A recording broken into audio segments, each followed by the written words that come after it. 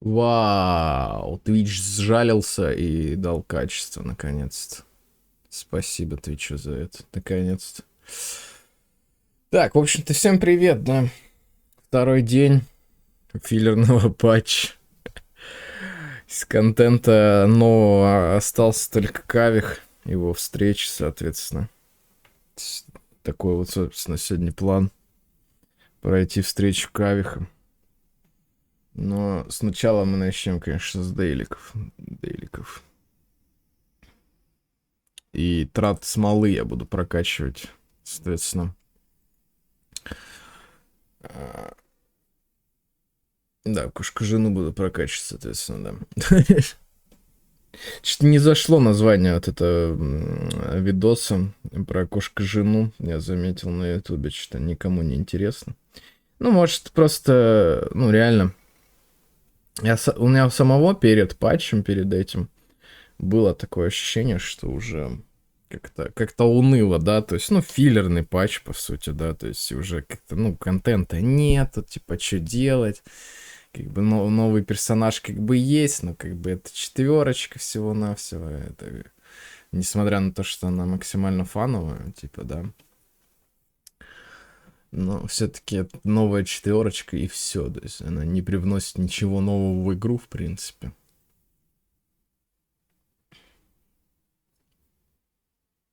То есть это такая мини-версия Бэжу, наверное, да, то есть без хила только.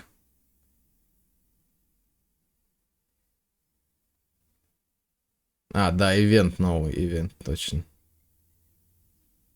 Вайман вовсю пищит мне в уши. На самом деле, у меня слишком все громко.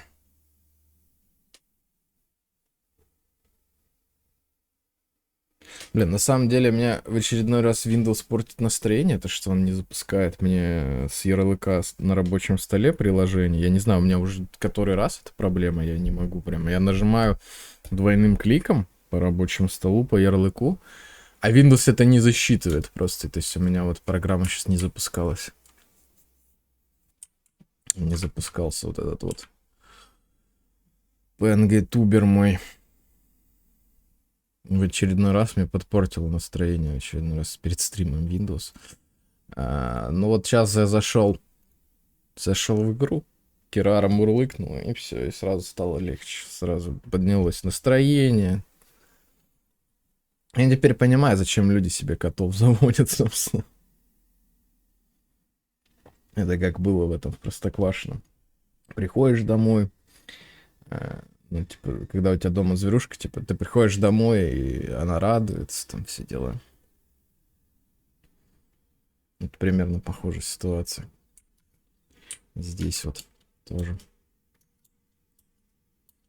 Завел в Геншине кошечку себе просто. Не, ну а чё? На самом деле, с моим образом жизни я не могу себе заводить домашних животных, как бы. То есть свои причины, но, блин. Было бы, конечно, наверное, прикольно, да.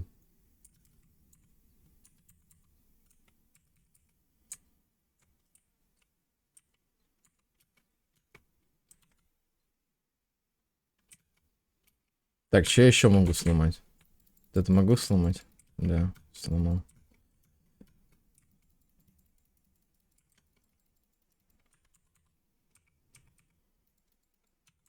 Я все могу практически сломать.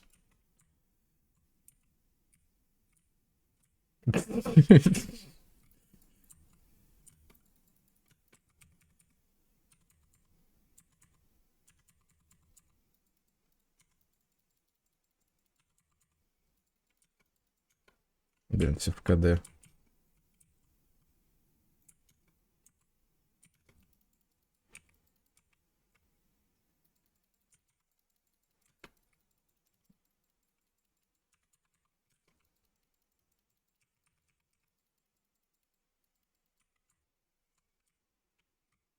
Блин, что мгновенно у нее щит пропал, просто жесть.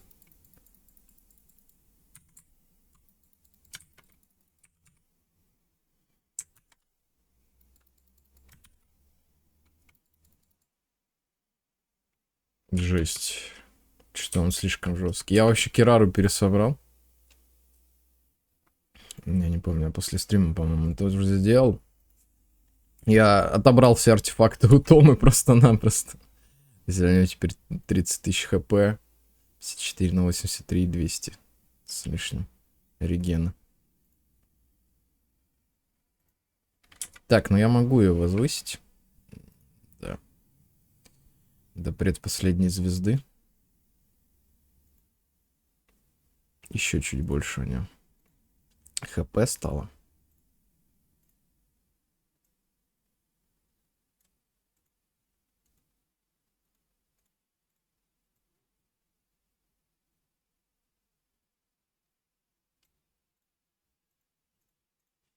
Так, сейчас. Надо найти момент, где...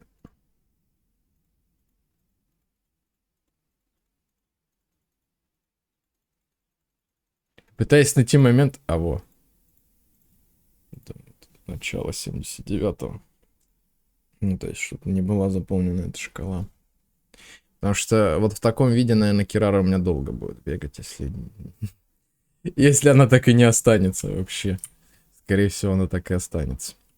Потому что вряд ли ее буду использовать слишком часто. Ну, посмотрим. Говорю, она чисто поиграть по фанчику, порофлить. Потому что, ну, как бы, вот вся суть Кирары. Как бы в этом. Потому что это смешно и забавно.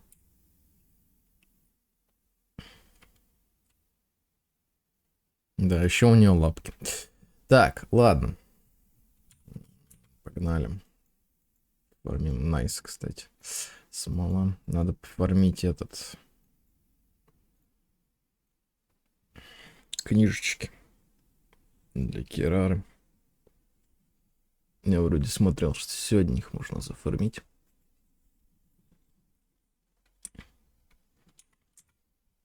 Таланты хочется и прокачать хотя бы до 6-го уровня. Соответственно, сегодня открыто. Нужно было так, кстати, сразу нажать. Чем по карте искать? Ну ладно, не важно. Не важно. Все равно сегодня не сильно длинный будет стрим в любом случае, я думаю. Делать особо нечего. Ну, можно пойти челленджи проходить карточные, соответственно, еще, да. Кроме всего прочего.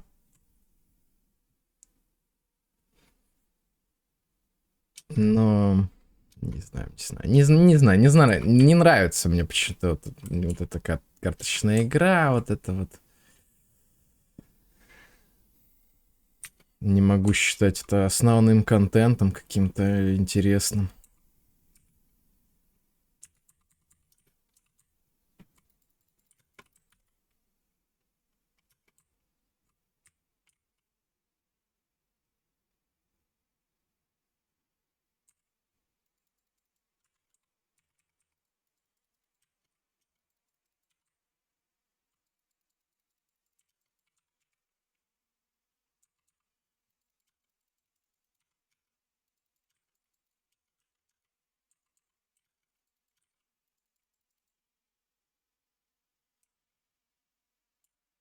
Мне так интересно, то, что у них вот эта механика, она какая-то нестабильная. То он...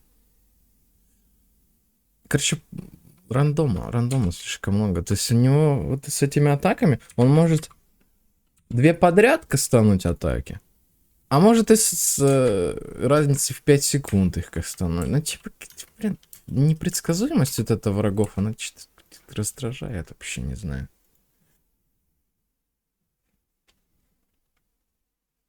Просто что хочу, то и вырачу. Типа, ну а что, нормально же.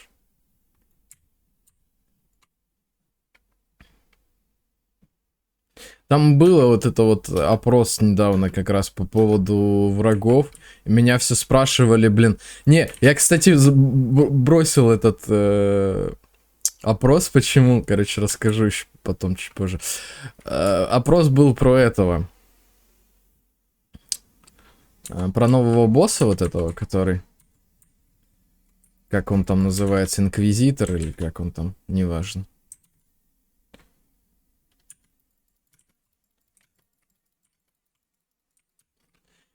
И, собственно, почему я бросил?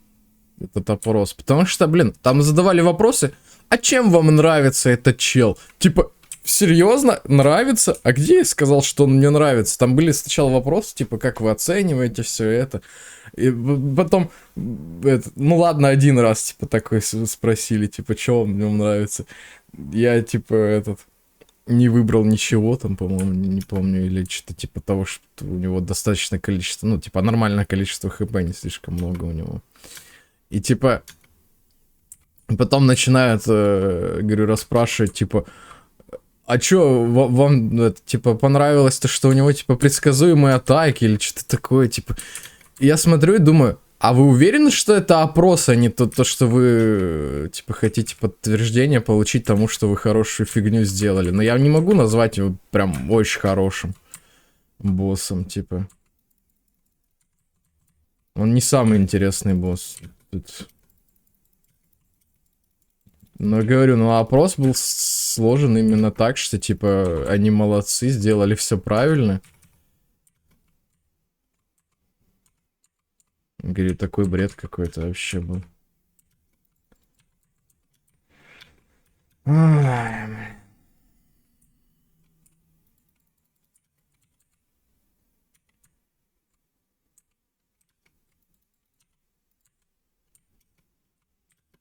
Не задолбался ездить туда-сюда по карте просто, серьезно.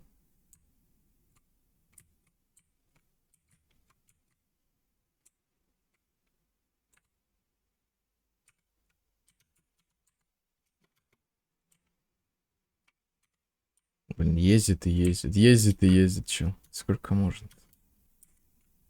Кстати, я могу же прокачать уже. Это раз. Это два. Хотя бы до 4 надо. Ультимейт еще бахнуть. Ну, а щит слабенький, потому что не прокачанный, опять же, да. Ну, уже получше. Что у него теперь? База 14% от хп. Ну, в принципе, как у Тома, 1 в 1. Вот эта вот история. Только с той разницей в том, что это не нормал атаки надо, а бегать вот в ее этом коробочном состоянии. Тогда, соответственно, щит усиливается. Когда ты сталкиваешься с врагами, да. Раз в 0,5 секунд. Пассивка, кстати, у нее. Я вчера не рассказал толком об этом ничего. Я вчера слишком сонный был какой-то, реально. Не скажу, что сейчас сильно лучше, но немножко получше. Явно. Вот это вот. Каждый раз, когда Кирара в состоянии срочной посылки, ну, соответственно, в коробочном состоянии, врезается во врага, она получит 1 уровень эффекта усиленная упаковка. Этот эффект может возникнуть 1 раз в 0,5 секунд для каждого врага и складываться до 3 раз. Ну, то есть, и это дает 20% дополнительного, как дополнительной крепкости щита, что ли, хп щита, да, так называемого. Сколько он может впитать. И получается, что если ты 3 врага за 1,5 секунды бахнул, ну, то есть столкнулся, ты получаешь 60% дополнительного. Вот это вот поглощение урона, да. Ну, то есть крепкости щита, по сути. Ну, а это, получается, ты его получаешь только когда заканчивается это состояние, то есть... Тоже есть нюанс такой. Если у Тома эти стаки сразу бахаются, когда он во время ультимейта выпускает вот эту огненную херню свою, то здесь это только по завершению скилла происходит.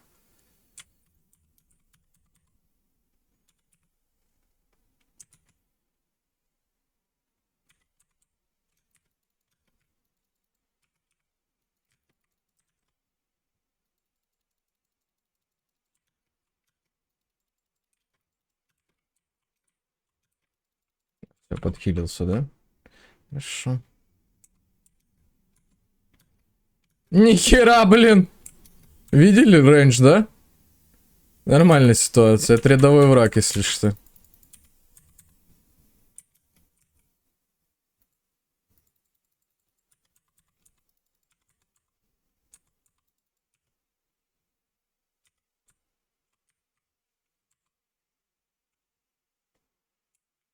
А что сейчас, кстати, не дали? Там же тоже, я говорю, вот очень похоже на... А, дали щит, его просто не видно, получается, во время боя. Слишком какой-то прозрачный даже. Говорю, похоже, почему механика на тому, потому что тебе вот в этом состоянии могут 20% щит дать, если тебе сбили базовый щит. То есть ты можешь тоже настакать себе 60% щита в итоге. Просто. Даже если тебе уже предыдущий сбили базовый, который.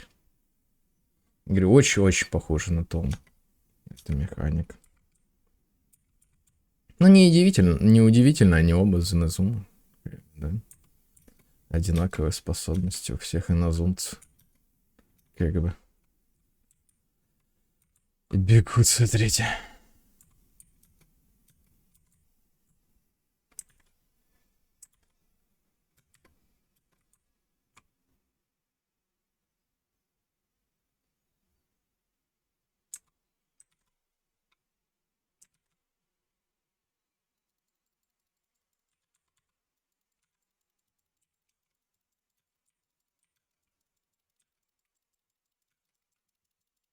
Ну! Че ты тупишь? Мать твою, блин. Сраный Windows, сука, тупорылый кусок кала. Серьезно, мать твою? У тебя новое устройство подключилось? А давай я тебе все приложения на паузу поставлю в этот момент. Просто гениально. Что за конченый дебил делал эту систему идиотскую просто? Реально сейчас фриз у меня в игре был очень жесткий из-за того, что у меня там телефон на зарядке стоит, подключенный к компу. Он зарядился, типа. Он включился. Windows такой: о, новое устройство. И он булькает до сих пор, кстати. Он сейчас булькает и булькает, булькает и булькает. Просто сраный Windows. Что с ним происходит? Просто, серьезно. Алло, Microsoft, я понимаю, что, блин, индусы дешевле, но, может, можно сделать нормальную игру? Точнее, не игру, а эту сраную, блин, систему. Ну, серьезно, что это за кал?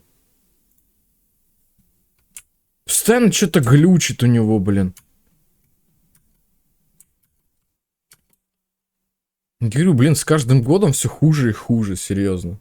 То есть вот этот баг, я помню, вот еще на десятке, когда у тебя два монитора, и с мейн-монитора, когда ты full screen открываешь приложение, у тебя не пропадает панель задач, да, то есть панель пуска. И в 11 тот же самый баг тоже всплывает, ну, он реже сейчас всплывает, да, но ну, точно так же он есть. Просто не убирается этот кал в полноэкранном режиме. Реально уже 30 лет не могут починить этот баг, блин. Это так сложно, наверное, я прям не знаю даже. Даже не представляю.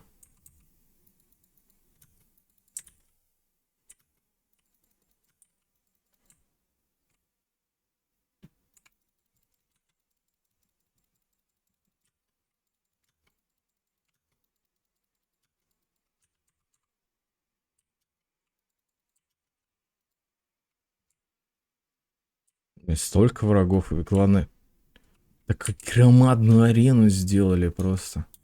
И они спавнятся в разных точках, блин. Бегай их, собирай все, блин. Этих челов. Потому что подходят они раз в полчаса к тебе по одному, блин. Вот, кстати, это как раз один из тех моментов, где полезен вент. Вот здесь в венте всех стягивает в одну точку просто, и все. И все работает хорошо у него.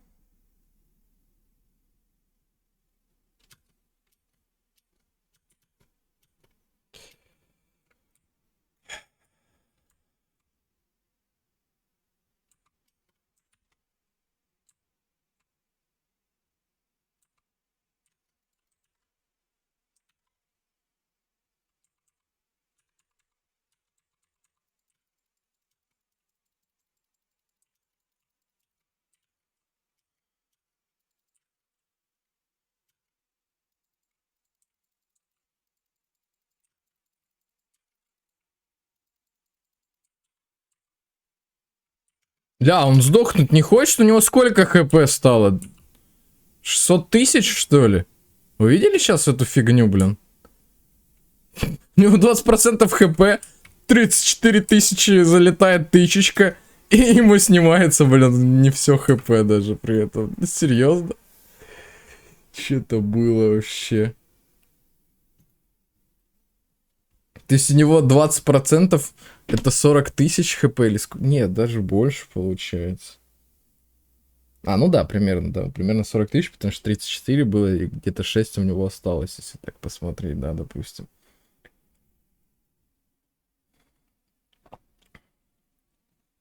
%20 это 40 тысяч хп. То есть у него full хп это сколько получается? Дайте я посчитаю. Это на 5 надо умножить. Это получается 200 тысяч у него, что ли, full хп. Забавно, как будто в бездну зашел.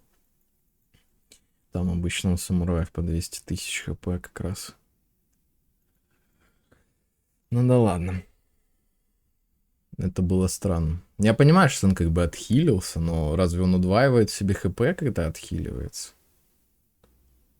Не совсем непонятно. Я думал, он просто отхиливается.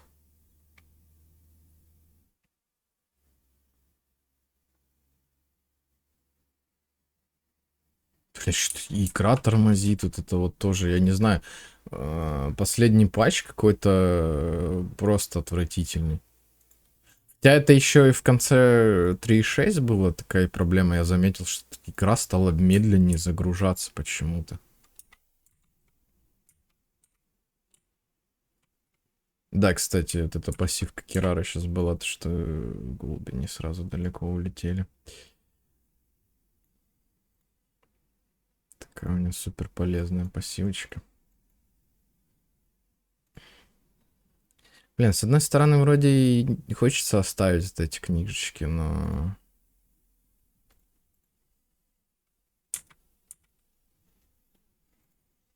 Ну, про запас, да, там новый персонаж какой-нибудь будет, чтобы его сразу прокачивать.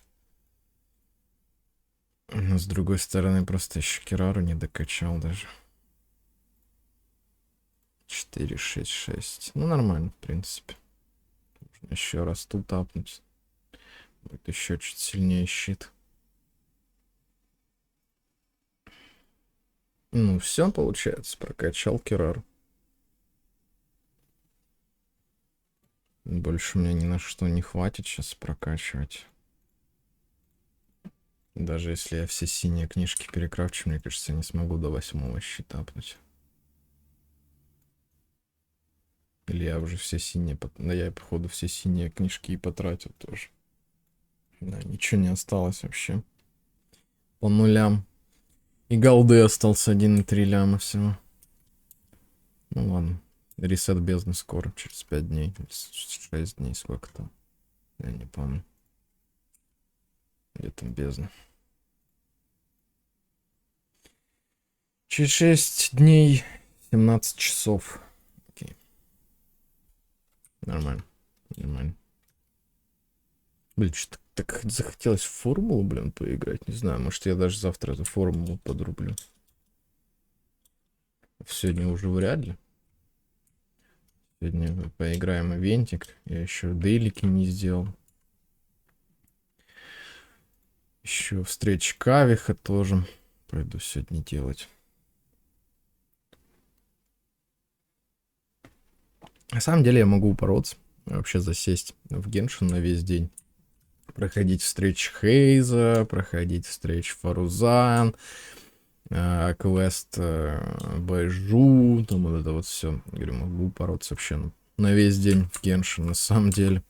Но настроения нету, и как бы заставлять себя, это всегда херовая идея. Так, от этого будет сложнее убить, мне кажется. С геощитом, если он вдруг...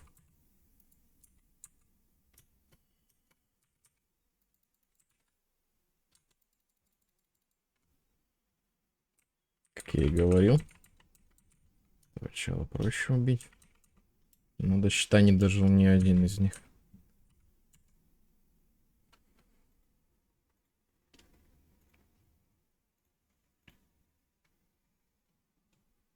Блин, я на самом деле там читаю эти сливы версии 3.8, и на самом деле какой же скучный патч, как по мне, не знаю. Ну там понятно, там опять ивент какой-то будет. 3.8, как и в прошлый раз. И вроде как там уже не тот самый архипелаг, а вот что-то другое вроде собираются добавлять. Но это не отменяет того, что типа это не особо интересно. Не знаю. Там долгожданные рераны Олы, как бы, которого все, естественно, ждут. В скобочках далеко не все, ну, как бы. Вот, честно скажу, я когда-то хотел крутить Олу. Но сейчас я смотрю на современный Геншин, и я понимаю, что, ну, в современном Геншине нет места вообще физ персонажам. А в плане дизайна и характера, ну, не настолько мне нравится Иола. Чтобы вот как Кирару, да, например, крутить. Только потому, что, ну, она прикольная, она смешная. Вот, кстати, да, реально, я могу сравнить в современном Геншине Иола, она как Кирара. Она как бы и полезная, но как бы, ну есть персонаж, который все делает лучше. Ну, как бы, да. Конечно, нет лучше именно физ ДПС. То есть есть мини-версия Ола, это Razer, типа. Но сам по себе физ Damage, к сожалению, вообще не работает толком. Ну, типа, ну где он полезен? То есть он в бездне будет полезен, когда там добавят, там вот на 11 этаже, как всегда, наверняка добавят это 75% дополнительного физ дэмэджа. Как там было дополнительный пира дэмэдж, да, когда Дэя вышла. Ну, это нелепость какая-то, честно сказать. Так что на 12 этаже уже, ну, будет другой бонус, которым смогут пользоваться и другие персонажи, соответственно, блин. Я не могу, блин, я не помню, где здесь еще одна эта срань, блин. Получите материалы. Где еще материалы? Я вообще не помню. Где-то вот тут сбоку вроде, не? Да, если вспомнить, я бегаю, и все мимо. Разве не здесь они были раньше? Я что ничего не понимаю, что, блин, происходит. Блин, может я тупой, я что-то не понимаю. Я не вижу вообще ни хрена. Или оно зависло просто нахер из-за чего-то. Ой, что не так с этой игрой? Окей. Окей. Она тоже сбоку, только вообще с другого бока. Да чё мне помнилось, что она где-то здесь вот. Ладно, не важно. Главное, что нашел. Я уже думал, забагалась.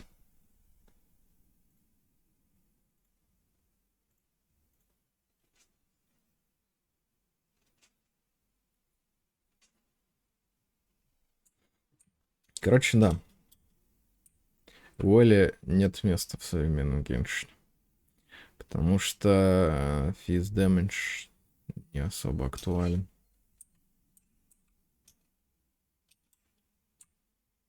После добавления дендра особенно. То есть, получается, ну, просто-напросто других опций, более эффективных, их очень много. Очень много получается. Тот же самый, да, пирос гидра, дендры реакции, блин, реакции. Короче, дендрос электро, дендрос гидра, дендрос гидра электро, блин. Сколько всяких реакций, которые, ну, топовые и отличнейше работают просто. И, соответственно, зачем нам физ вообще в Геншине? Ну, так и по итоге и получается, что Эола не нужна.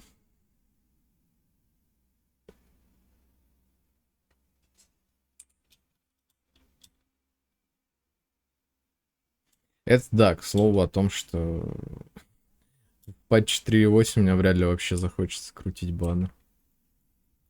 Блин, ну это я уже прошел, кстати, квест. Какой-то другой в Иназуме еще есть дейли, который у меня, на котором у меня нету этой ачивки.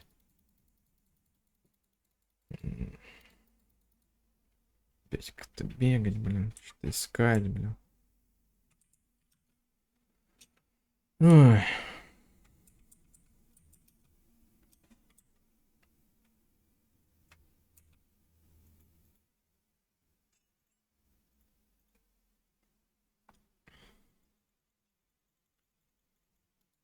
Просто рандомную книжку тыкну.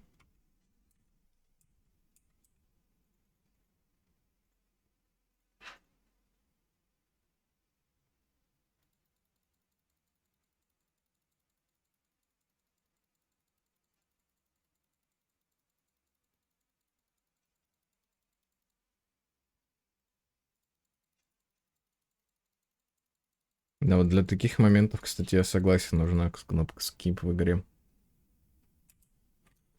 Многие просят кнопку скипа, чтобы скипать диалоги сюжетные. Но мне кажется, она нужна для того, чтобы скипать вот эти диалоги дейликов дебильные. Блин, ну вот реально, просто там стена текста, и этот квест с этой стеной текста выпадает тебе 30 раз просто, ну, серьезно. То есть первый раз еще окей, можно его почитать, там интересно какую-то историю рассказывает о том, что чел пытается сделать книжку, но идеи у него нет, поэтому он постоянно выдумывает сверхспособности для главного героя.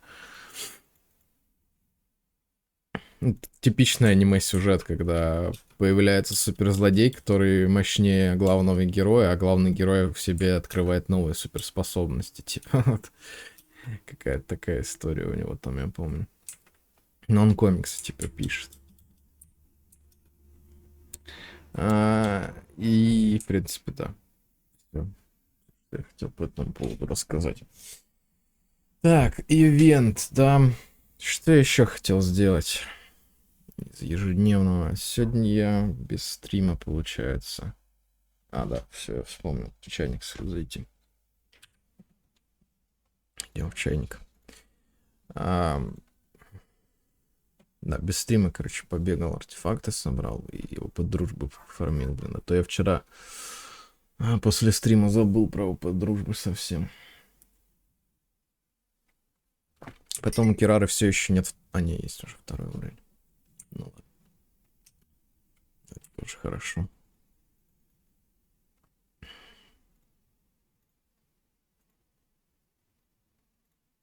Найс.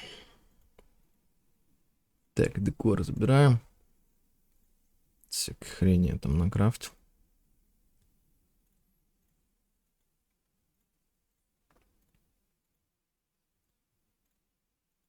О, кстати.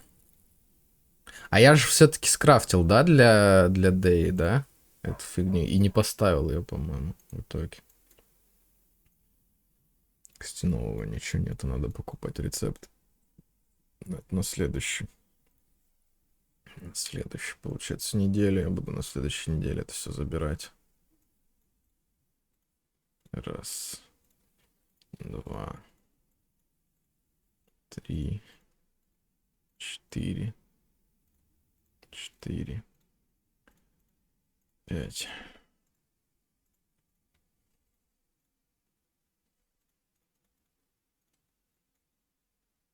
Жесть, конечно, что-то рецептов просто уже немерено.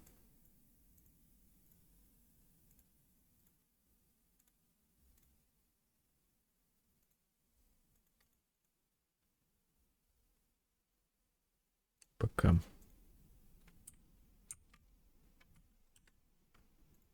Так, ну для чего я это все делал? Значит, босс. Все Что получается? Погодите, а что? А, вот это еще надо сделать. Точно, вот что я еще хотел. Вот эти артерии земли. Ну, артерии земли я, наверное, буду фармить голду и прочее. Книжки сейчас надо будет тоже фармить снова. Я качал Кирару, потому что так, но ничего она рассказать нам не может. Тогда делаем другое. Ставим сюда... Кажется, D там могла дать нам бонус. И сейчас я найду, где поставить все это с мебель. А вот тут, может, по идее, да? Так, а что-то не хватает, да? А, нет, просто не то. Не та вкладка. Что там? Вот это надо поставить. Идите, это что вообще такое? Шаурмичное, кстати. Сохраните.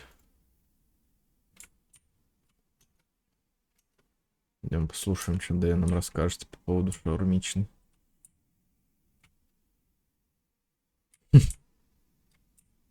Блин, красиво, кстати, выглядит. Шашлычок. Шаурма. На углях. Да. Красота.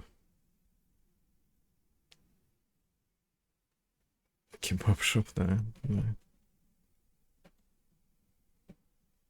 Да? Целая шаурмичная.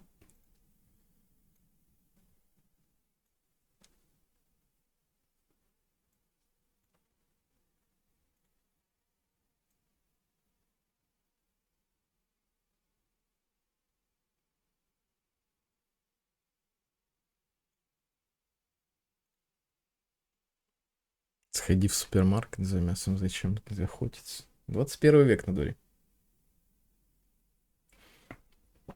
Так, это есть. Ну, получается, что все. Я все бонусы собрал, какие мог. То есть всех персонажей, которые у меня есть, я бонусы получил.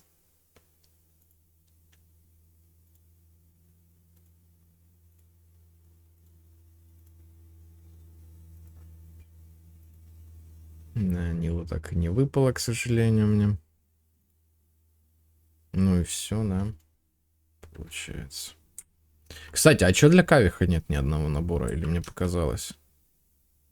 Может, они тоже все снаружи, как и у Кирары? Кирары 2 набора всего. И оба снаружи как бы были.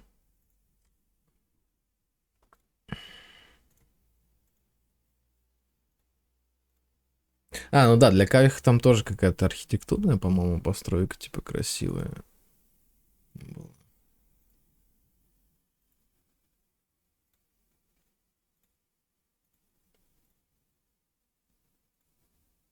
Забавно. Как раз. Парочка, которая сейчас в баннере. Юэмия и Юэмика.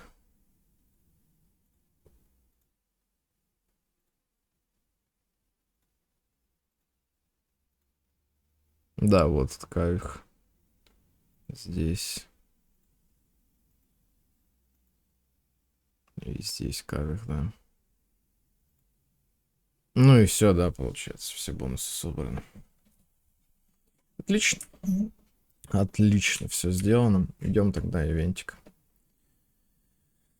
Дуэль к вершинам карточного мастерства. Начинается великолепное гран-при короля священного призыва, популярнейшей в Тайвате карточной игры «Священный призыв семерых». Пока за карточными столами идут ожесточенные сражения, за кулисами зреет и ждет своего часа поразительная весть. И Хутал так и стоит. Собственно, так тоже говорит это. Ну, пойдем. Пойдем. Нельзя начать в совместном режиме. Спасибо. Я, кстати, так и не понял, почему чайник это всегда совместный режим.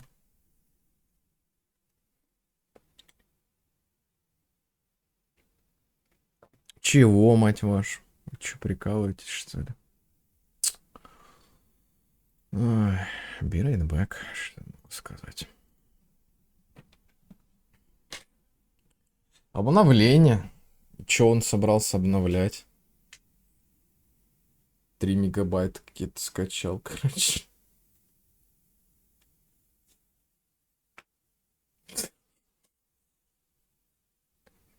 Че это было?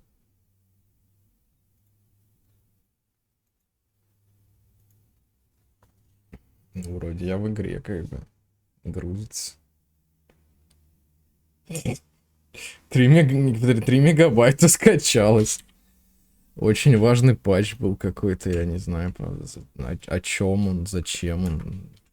Нам ничего не пишет, естественно, в объявлениях, но 3 мегабайта срочно нужно было скачать. Ладно, ладно, может где-то текст там пофиксили, еще что-нибудь такое. Не буду душнить тут, в принципе, может, что-то важное сделали. Но это было внезапно, просто играешь, такой, оп, вышло обновление, давай перезапусти.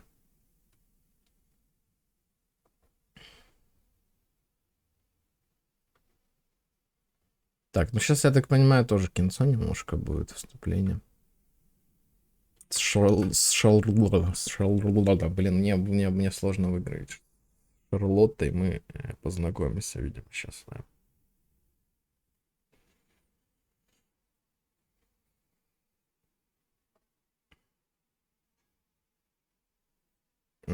Мгм.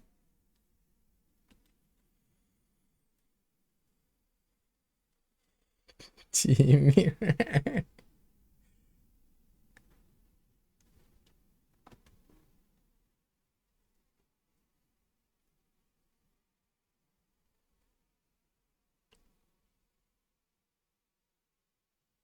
Началась злобная арка Тимми. Он уже выбивает людей из турнира.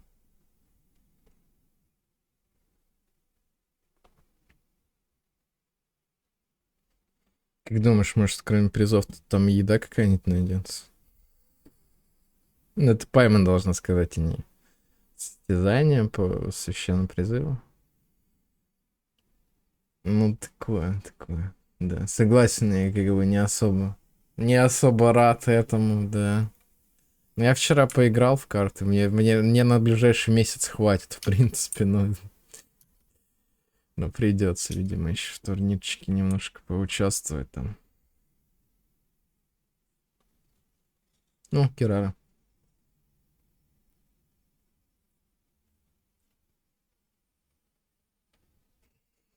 Завидует.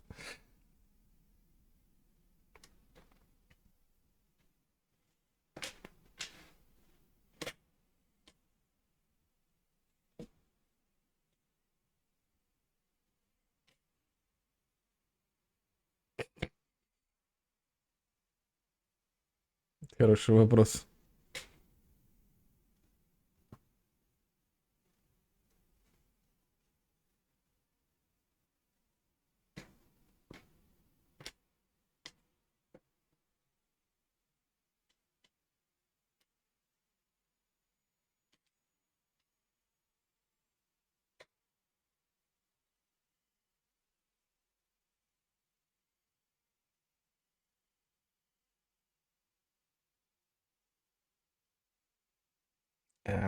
Она не якай.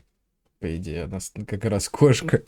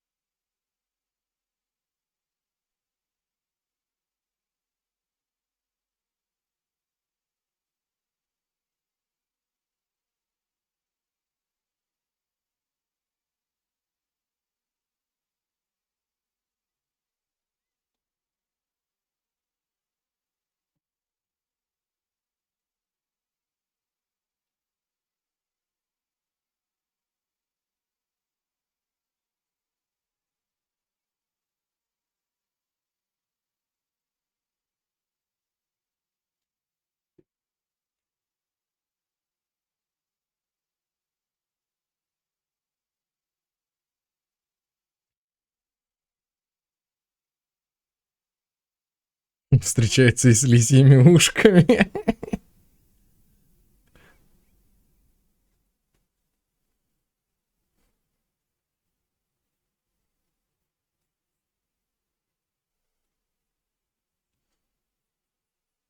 Подождите, а кто летает? Я что-то сейчас... Кто из Юкаев летает? Я забыл.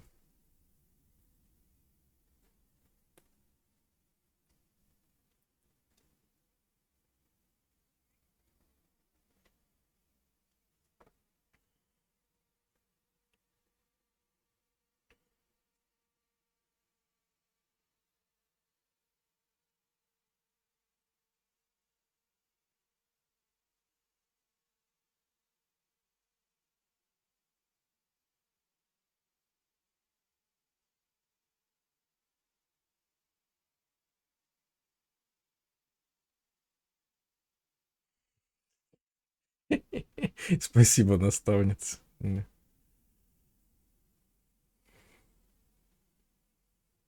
Мгм. Теперь Диона, значит, мяучит. Я понял, я вас понял. Раньше ни разу не слышал, чтобы она мяучила, она всегда что-то... У нее какая-то такая фишка еще была, я помню, с отрицанием того, что она кошка. И она как раз подчеркивала, что она... Как там? Kids Line, как она там сказала. Лицо напрягает. Привет, дай вот привет.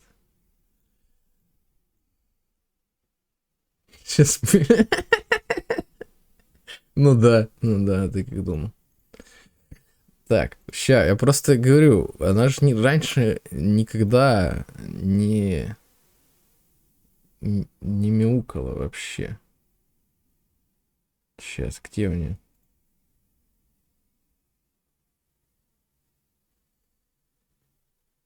Так, а вообще, где это?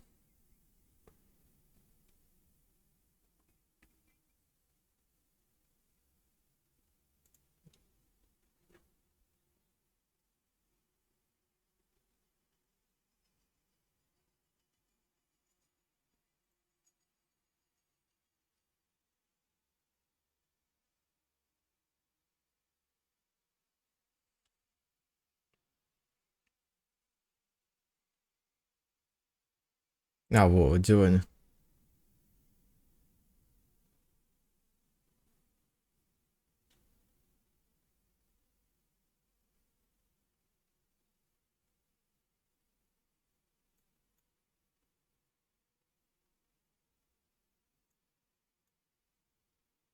Короче, да, какая-то такая херня была, я не помню, странно. Диона и не мяукала. Вот да, да, раньше она не мяукала ни разу. Я вот не помню, сколько... Я же и встречу Дионы проходил там. Или что там было? Что-то было же посвящено Дионе. По-моему, уже была встреча именно Диона. Да, да, была вот встреча Дионы 300 лет тому назад. Я говорю, я не помню, чтобы она хоть раз мяукала вообще там. Забавно, кстати, что тут есть какое-то ответвление, которое я не открыл. Хотя концовки все открыты.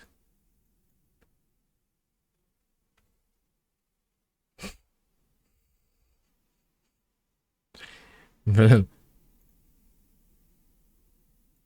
Блин, а как посмотреть картинку? А, приблизить можно просто. Когда твой батя алкаш просто. Картинка такая. Она орет на него, блин. А он держится за голову, потому что он с бодуна, короче. Какая-то такая там история была, по-моему. Так, ну ладно, продолжим, короче. Тут что-то про турнир рассказывали.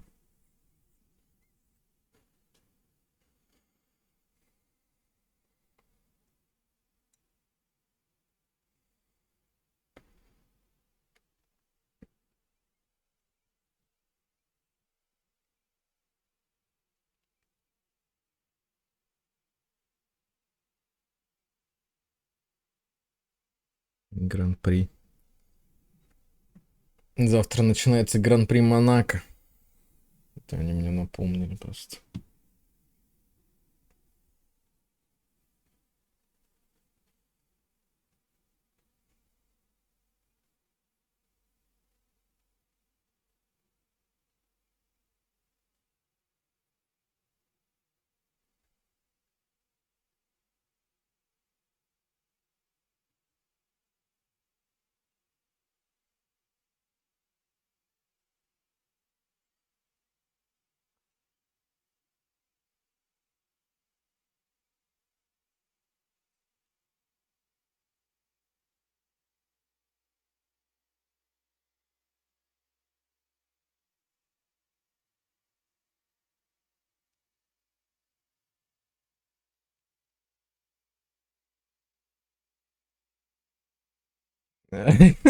Мне ни то, ни другое не хочется, мне пофиг на эту игру, блин. Я не хочу играть снова в карты, нет. Зачем? Хочется сыграть в карты. Не, ну в покер, кстати, я бы сыграл. Вот в покер бы я сыграл. Или Блэк Джек, вот, например. Я, кстати, могу сейчас закрыть Геншин и пойти играть в Блэк Джек в GTA просто. Но нет. Ладно, давайте, пускай будет карты. Но не в... Но не в эти карты.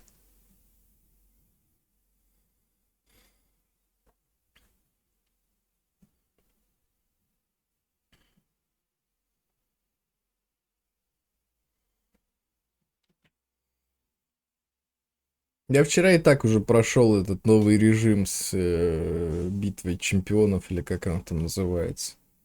ПВПшная эта часть.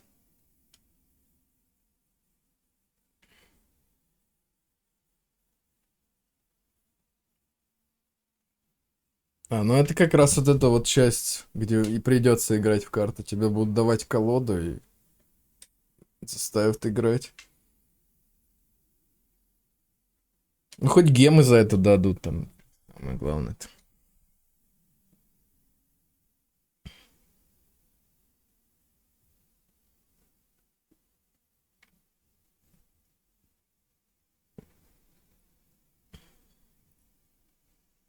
О, Шарлотта.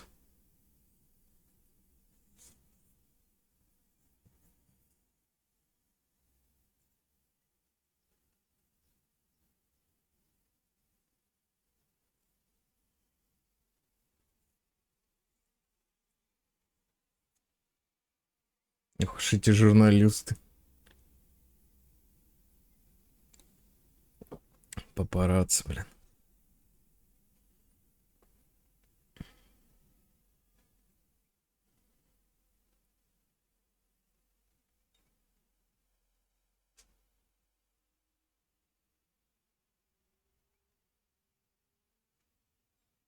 Звучит знакомо.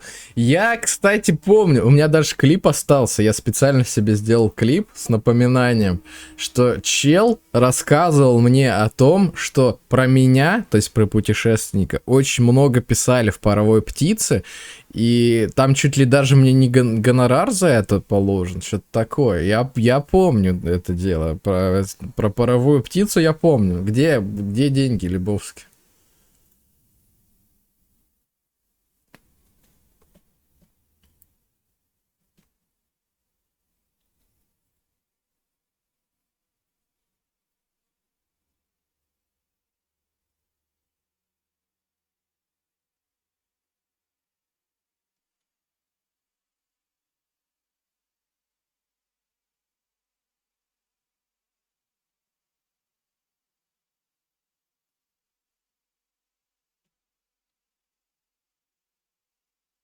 Блин, было бы прикольно, если бы Шарлотту добавили в следующем обновлении в качестве нового персонажа. Она четырехзвездочная, скорее всего, будет, судя по дизайну.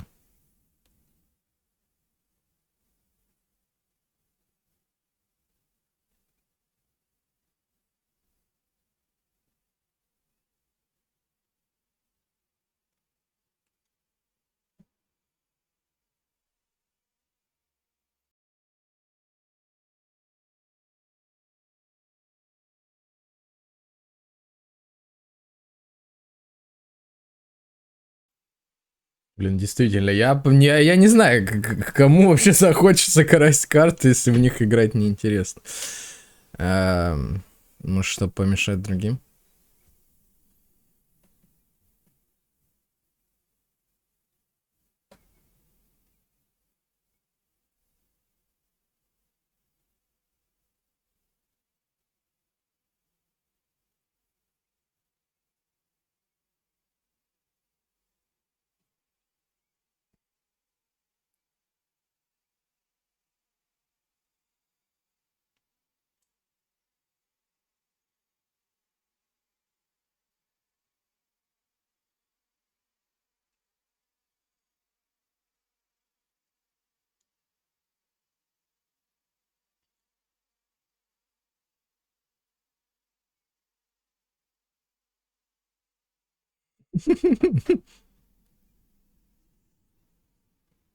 А чё, кстати, забавно, знаменитостью приехать в Фонтейн. Ну, то есть, где все тебя уже знают. Целое досье.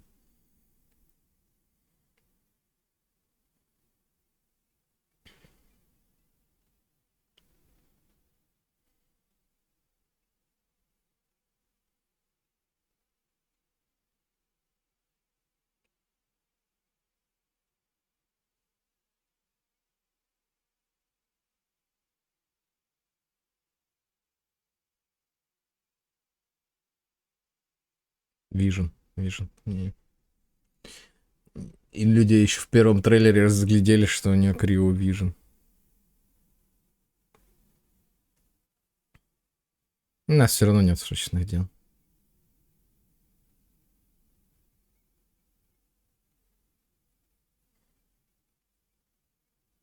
Блин, хочу посмотреть, какая оправа у фонтейновского вижена. Но не показывает. С того угла.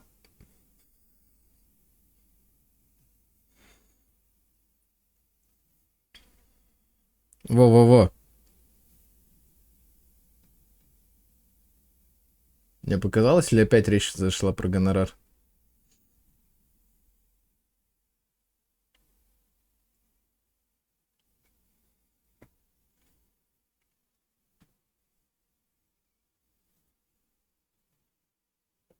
Моно. Это моно.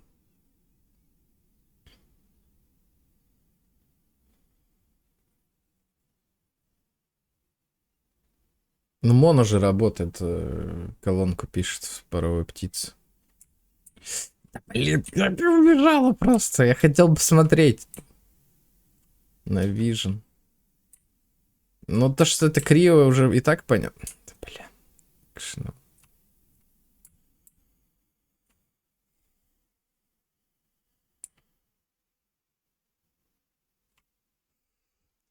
Да, богатый человек из Манштата, который пишет колонку.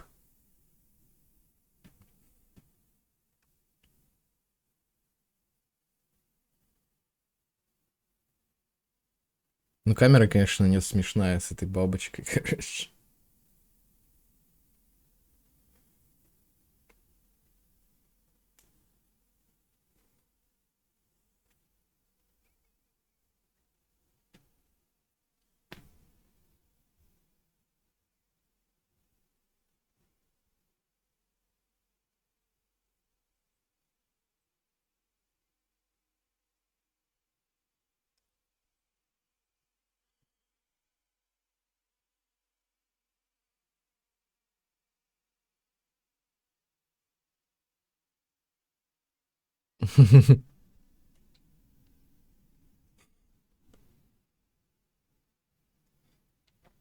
Астролог Мономегистус. Очень сложный, конечно. Или Мономегистус, как это на английском говорят. Очень сложное имя, конечно, ничего не скажешь.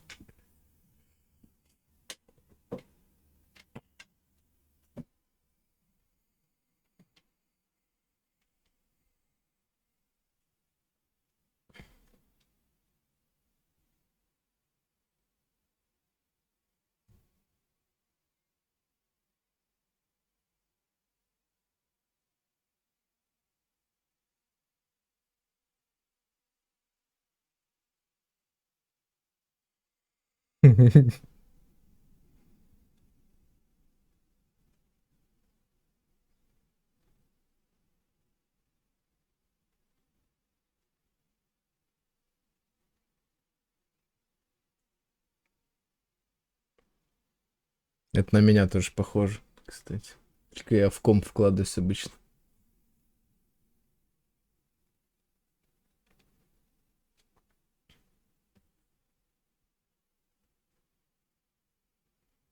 Кажется, на лице некоторые искажения фактов. Подожди, что она сказала? Я прослушал. Я о своем думал. Знаменитый астролог влачит голодное существование, если узнаст ответы на все вопросы. Хорошее название.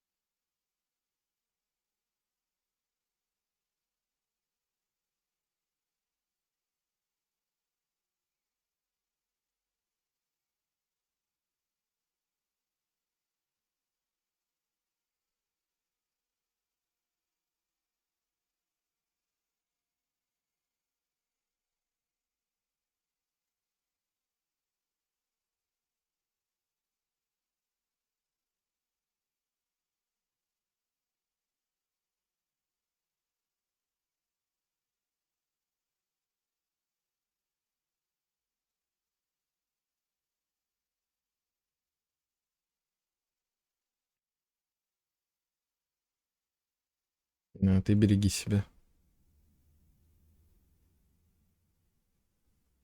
Какой уговор? Я не говорил про карты ничего, блин. Я не хочу играть в карты.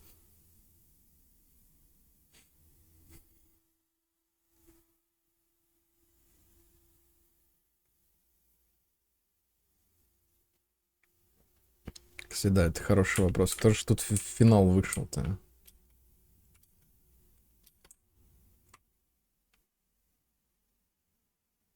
О.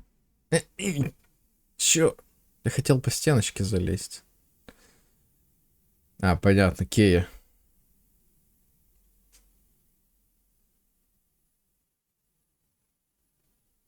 Подозрительные помидоры на прилавке, я понял. Шла расследовать.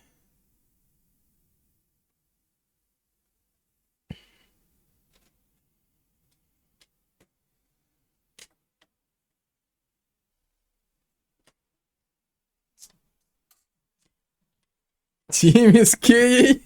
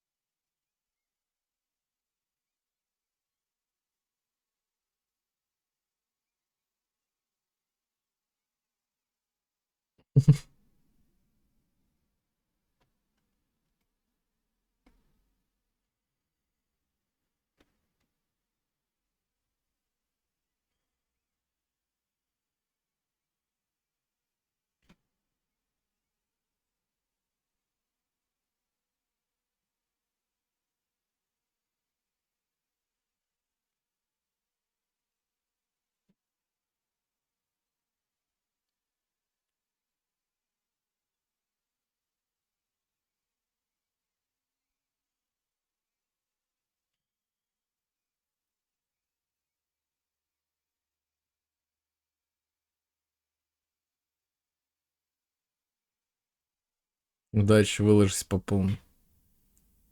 Я надеюсь, Кея выиграет в этой дуэли. Потому что я не люблю Тимми. Мне кажется, его никто не любит. Ну просто душнило со своими бесконечными голубями, блин, носится. Ты что происходит, я не понимаю вообще. Сейчас, секундочку. Какая-то херня происходит.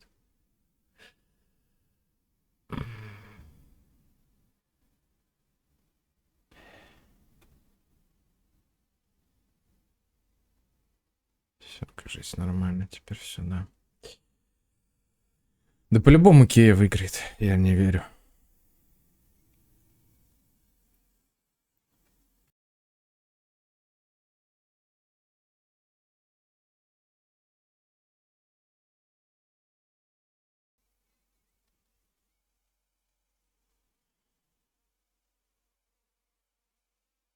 Да, она выполняет работу Пайман сейчас вместо своей. Пайман, соответственно, недовольный этим, естественно. Блин, там арты какие-то забавные.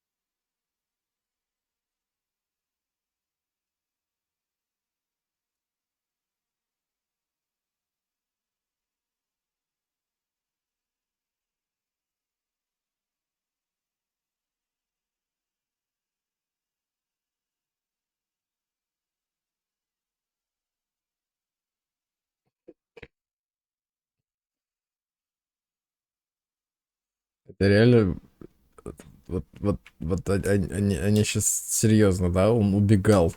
Или это они?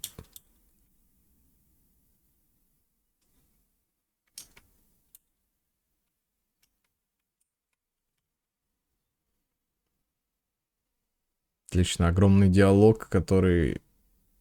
Ну ладно.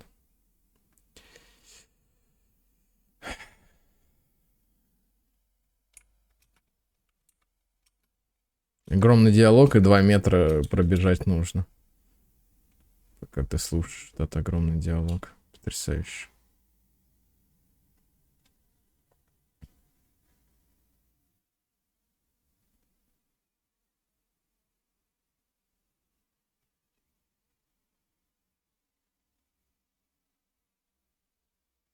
Не знаю, какое нам дело вообще до двух бомжей каких-то рандомных.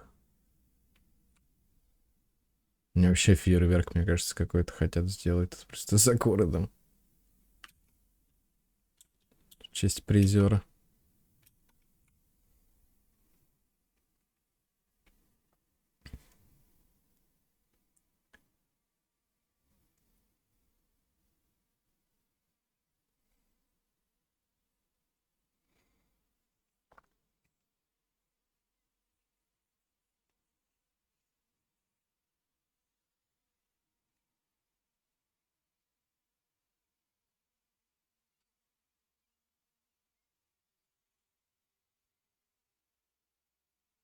Чел искал закладку, наткнулся на...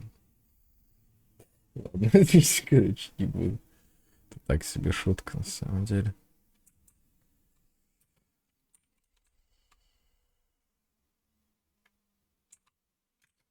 Да, куда смотрел Кея, мне интересно. Со своим ультрасекретным заданием.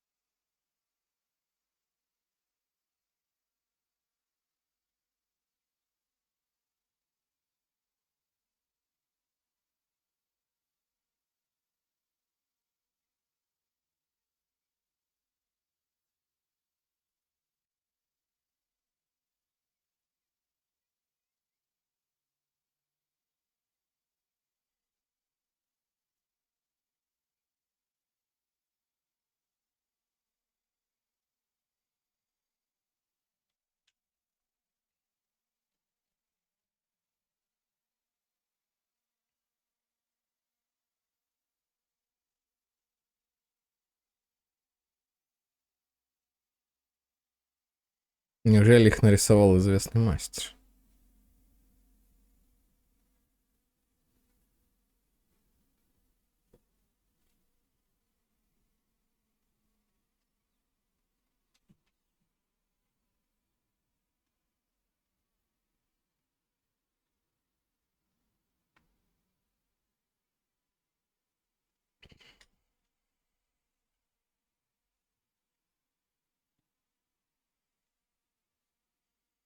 Кажется, что это Сайна, который просто скупает реально редкие рубашки и все.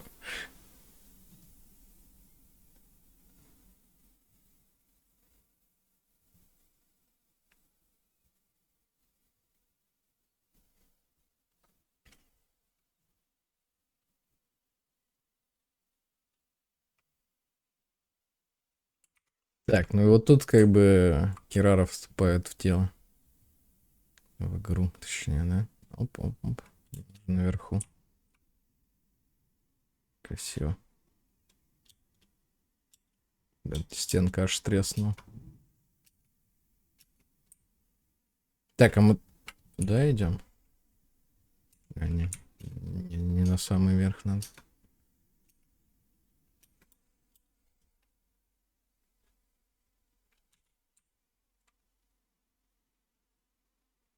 На, так явно быстрее бегать.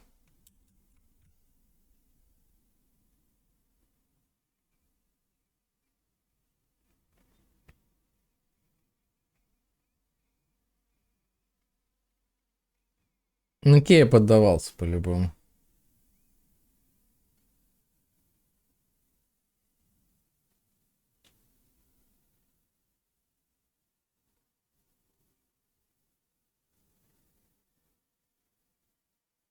В следующий раз получится.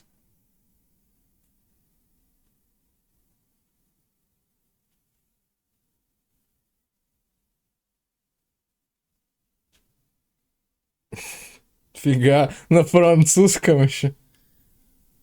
Да, да.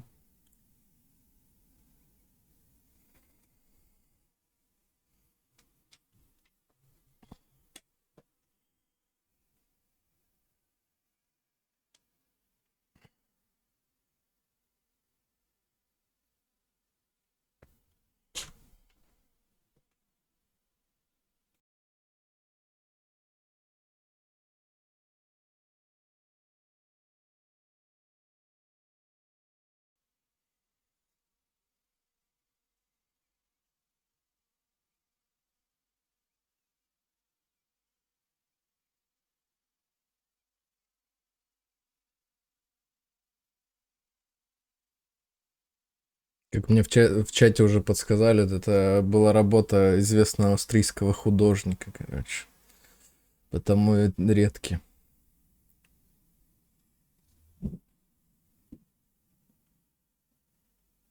Блин, а дождь сегодня будет? Гремит и гремит. Что-то, да, дождя нет.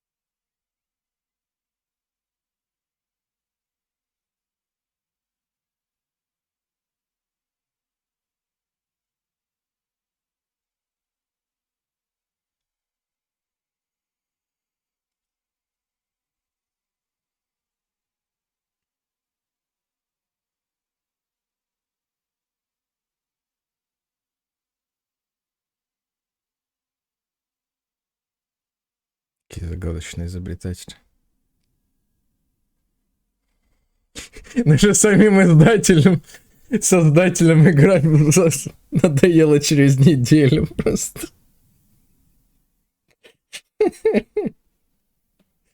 Блин. Это какая-то уже самоирония, реально. 10 я не растратился, удачи в прошлых приключениях.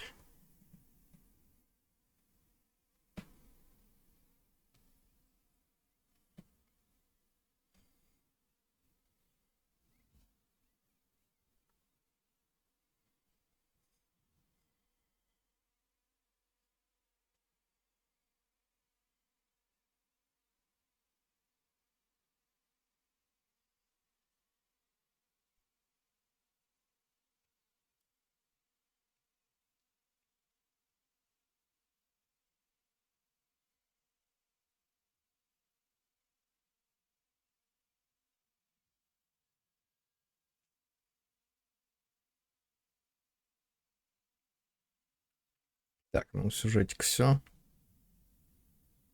Так, что мы можем сделать интересного еще сегодня? Сегодня только первый день. Очевидно, что надо подождать будет пару-тройку дней, чтобы потом продолжить. Чтобы больше было контента. Путешествия, карточные вечера, механизмы, стратегические дайсы. Так, это боевой ивент, это вечно движущаяся картина, а вот это карточная фигня. Давайте с нее начнем, с карточной фигни. Поговорите с Фаридой. Окей. А, вот и она, собственно, недалеко тут. Феликс Йог. Блин, по-моему, в этой тоже был в Ведьмаке какой-то чел с фамилией Йог. По-моему, что-то не очень хорошо у него все закончилось. Так, ладно. Задумался о колоде и не заметила тебя. Я искательница приключений, который Гитлер получил организовать Гран-при королевства призы. Я отвечаю за дуэльное состязание по особым правилам. Назвали их карточные вечера. А чем он отличается от обычной карточной игры? Нет, карточные вечера — это не официальный турнир со своими правилами. В нем ты не используешь собственные колоды. Вместо этого тебе предстоит выбрать 3 из 8 заранее созданных неполных колод, а затем сформировать полноценную колоду. Господи, я думал, мне полноценную дадут колоду и заставят играть. Я еще их формировать должен. Мне что, заняться больше нечем, блин. Серьезно, вы что? Ой. Кто это делает? Ну реально, ну неинтересно людям играть в ваши карты. Ну неинтересно. Все неделю поиграли и забыли про игру. Все. Неинтересно, скучно. Просто все зависит от рандома в этой игре. Ну, я не знаю просто. Мало того, что вот как в Хардстоуне, да, но там один рандом. Там рандом того, что тебе выпадет из твоей колоды. То есть ты там максимально эффективную типа колоду собираешь, чтобы она в любом случае работала, типа, да. Ну, тут 2 уровня рандома. То есть, мало того, что тебе нужно колоду собрать, которая максимально эффективна будет при рандомном выпадении карт. Плюс тебе еще нужно выбрать эти сраные дайсы, выбить, чтобы эта колода вообще могла работать. Ну, то есть, 2 уровня рандома. И зачем? Ну, то есть, вот почему всем надоела быстро эта игра. Потому что, блин, это удача, все. Нет здесь никакого скилла. Единственный скилл, да, это собрать колоду правильную. Но, опять же, ты собираешь правильную колоду, тебе не выпадает ни одного нужного дайса. Или у тебя в колоде есть карты, которые меняют эти дайсы, но тогда ты уже меньше урона наносишь. Ну, то есть, блин, я не знаю, короче, такая херня. Честно. Я не хочу даже читать это. Предлагаю собрать собственные колоды. Да, сейчас буду. Соберу все колоды просто сразу. Ой. Для карточных вечеров вы не используете собственные колоды. Вместо этого вам предстоит выбрать 3 из 8 неполных колод, чтобы собрать полноценную колоду и принять участие в дуэлях. На начало дуэли карточных вечеров вы можете посмотреть особые правила и выбрать сложность. Давай. Все равно надо это проходить, потому что гемы за это дают. На игры участвуют под никами, некоторые из них довольно трудно запомнить. Наш твоим соперником будет веселый факелоносец. Можешь начинать в любое удобное время. Факелоносец. Ну это, кстати, хорошая ирония, потому что Эмбер все используют только для того, чтобы факела зажигать. Блин, ну это хорошо, да. Вот это хорошая шутка. Это прям, да. Несмотря немного самоиронии добавили в этом ивенте. Так, в начале первой фазы ходов все карты персонажа обоих соперников получают по 2 единицы энергии. Во время фазы броска игрокам не нужно бросать дайсы. Они сразу получают по 8 универсальных дайсов.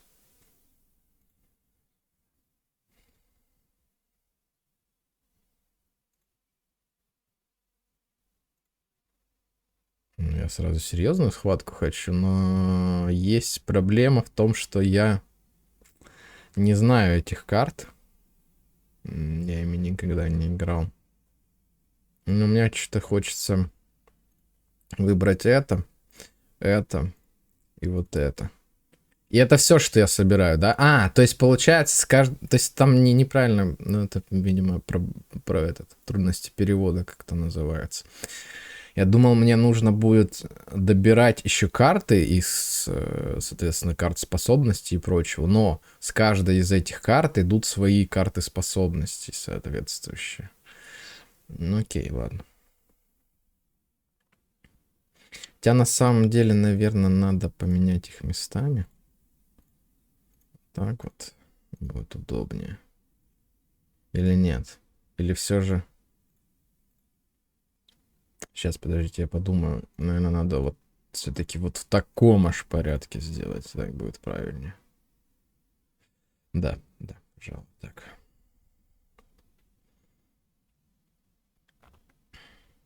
Так, Гидра, Анема, Пира.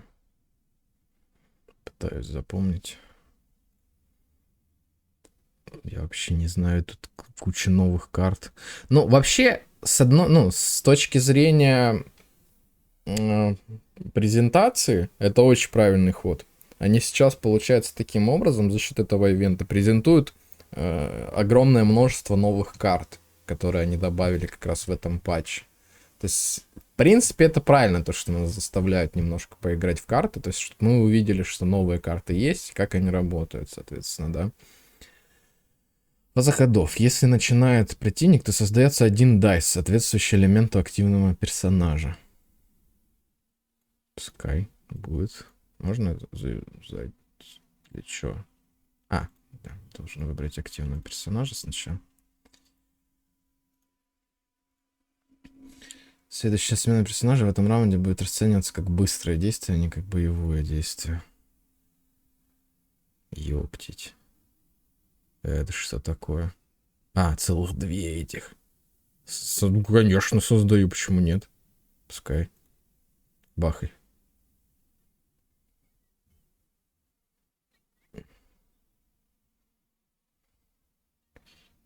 Хорошо, что я щит на себя кинул. Так, а теперь ультимейт. Бам.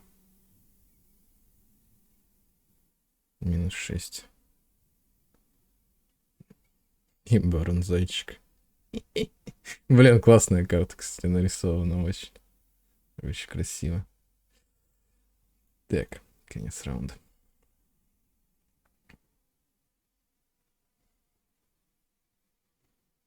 Ну, это реально серьезная схватка. Тут как бы... -0. А почему 0? У нее щит был какой-то, который я не заметил. Так, что там написано? Следующая смена персонажа в этом раунде. Блин.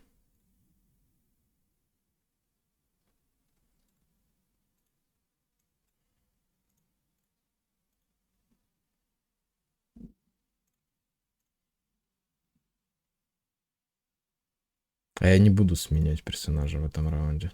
По идее. Тут надо вот это еще экипировать. И попробовать ультануть сейчас.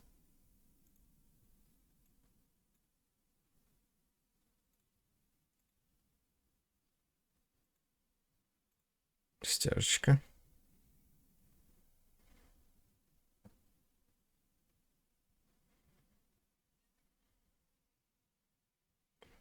Бля, она ультует и ультует, ультует и ультует. Это вообще законно? Так, ну как я и говорил, собственно. Конец раунда.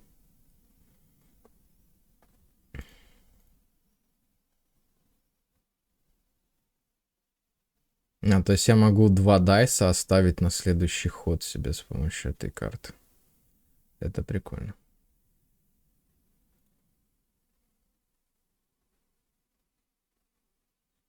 Ну, кстати, что классно, то что за счет вот этих энергий и прочего сильно ускорился бой, и то есть не так душно играть в это. Заряженная атака. Жесть, конечно, я еще... Вот реально, а хила нет вообще в этой игре, да? К сожалению.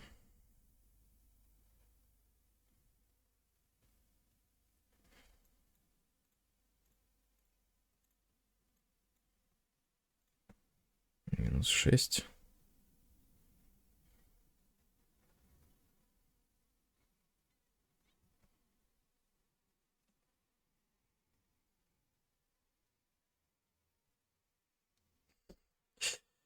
Пять. Так. Вы переключаетесь на выбранного персонажа, он сразу произведет обычную атаку. Следующая обычная атака вашего персонажа в этом раунде наносит на 1 единицу урона больше. А мне не хватит потом дайсов на это. К сожалению. Да, но он сейчас добьет делюка, я не могу... Не смогу ультануть. А, не, смогу. Нет, не смогу, нихера. Так, ладно, 1 дайс. Сохраню на следующий раунд.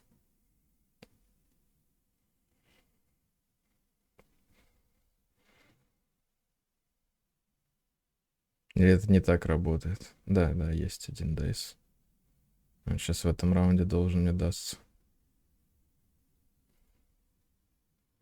Так, ну сейчас ультануть надо делюком, и в принципе игра закончена.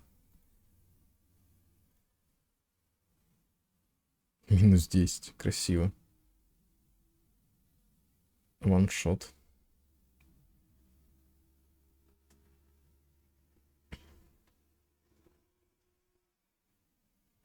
Да. Да, это конец.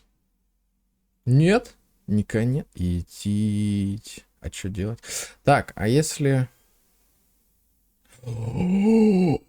Это же имба! Это же имба! Нет?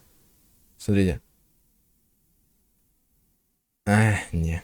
Все равно не хватило. Я просто знал, что будет... Я знал, что будет вейп, потому что, блин, это водная херня. Но это все равно не хватило урона, блин. Ай, блин. Ну как обидно, ну ё-моё. Ну ё-моё.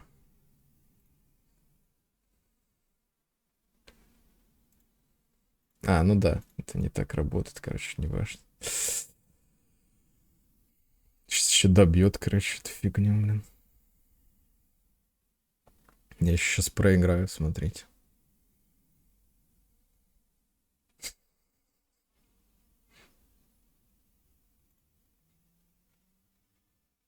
Но у него нет тоже, нечем ходить.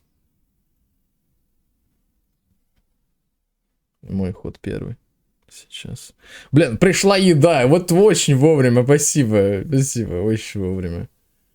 Обычно атака выбранного персонажа будет стоить на 1 неопределенный элемент меньше. Очень важный момент, конечно же. Когда персонаж любого из противников использует навык, если нанесен физический урон, проникающий урон или зона элементарной реакции, эта карта накапливает до новых мгновений светом комбин 3. Карта сбрасывается, вы берете 2 карты. Ладно, в любом случае это ГГ.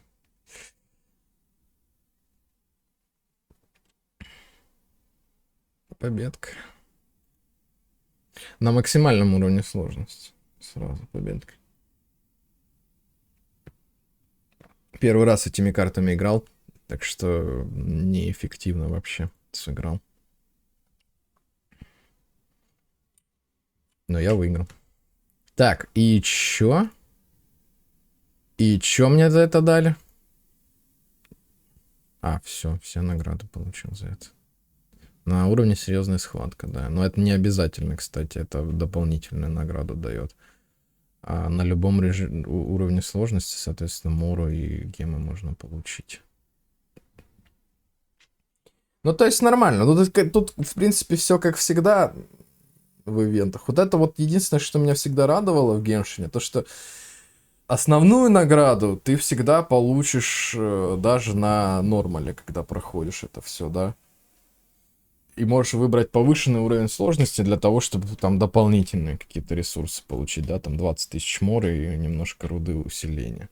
Не то чтобы это сильно важный момент, да, как бы, но приятно все равно какой-то бонус.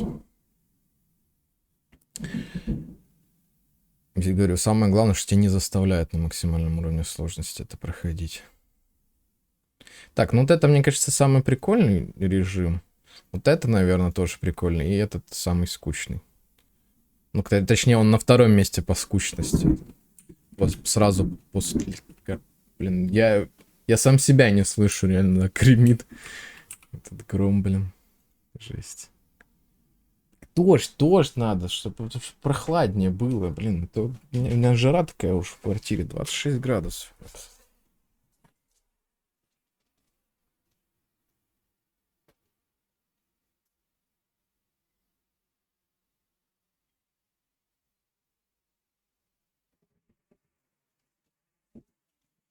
Еще и этот пух летает как раз, блин. То есть как раз бы, блин, дождь пошел, еще пух этот сбил бы, и вообще было бы идеально. Так, ладно, говори. Спасибо, тогда я сразу перейду к основным правилам этого события. В общем, гильдия искателей приключений разместила несколько смотровых площадок по всему Манштату. Все, что вам нужно сделать, найти эти площадки и поставить памятную печать в блокноте туриста. Задание будет считаться выполненным, когда вы поставите все печати на всех смотровых площадках. Кстати, так забавно на стриме, когда обсуждали этот ивент, типа... Я не помню, кто из актеров озвучки говорит, типа, ну это как когда ты путешествуешь по странам, и тебе ставят печать, что ты приезжал в эту страну, типа, в загранпаспорте, типа. Блин. Ну, то есть, факт того, что для них это привычное дело, и как живем мы, короче, да. Не, я сам-то тоже получал печатку в загранпаспорте, что я посещал страну другую, ну, блин, конечно, да. Ладно. Так, это событие вполне в стиле гильдии искателей. Мы хорошо продумали расположение смотровых площадок. Хотя некоторые из них находятся в отдалении и поблизости могут быть монстры. Я нисколько не сомневаюсь, что ваш навык позволит вам без труда справиться с ними. Позвольте сразу отдать вам блокнот туриста. Желаю повеселиться от души. Ну, это... Ну, хотя, блин, с одной стороны, вроде и скучно, да, типа, бегать. Но, с другой стороны, оно и не напряжно, по идее, да. То есть, просто побегать по карте. Вот и все. И за это дадут гемов насыпят. Пройдя испытание, собрав медали, можете получить награду. Начать испытание. Ну, это та же самая история, вот недавно была с компасом. Только тут не надо никаким девайсом пользоваться, ты просто идешь в точку и находишь там контрольный пункт, где ты отпечатку эту собираешь, и все, в принципе. Проблема. Блин.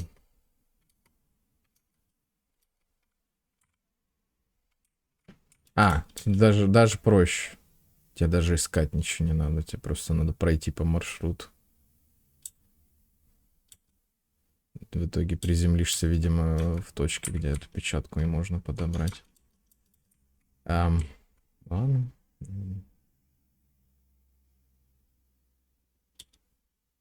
Блин, балдежная такая музыка.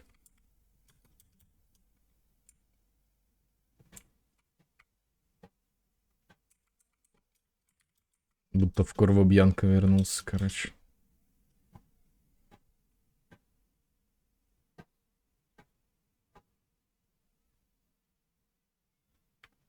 Ну это, собственно, то место, которое показывали в этом... в трансляции. Мне еще нравится, как в трансляции вот так вот медленно спускается персонаж. Там просто... Серьезно. Я не знаю, просто так смешно всегда смотреть на трансляции, как кто-то играет так медленно, так это все, блин, жесть. Так, ну все, я получил печать, правильно? Это все, что я должен был сделать, да? Ну да, это оказалось еще более быстро, чем я думал. Окей. Давайте головоломку теперь к заданию. Это должно быть забавно.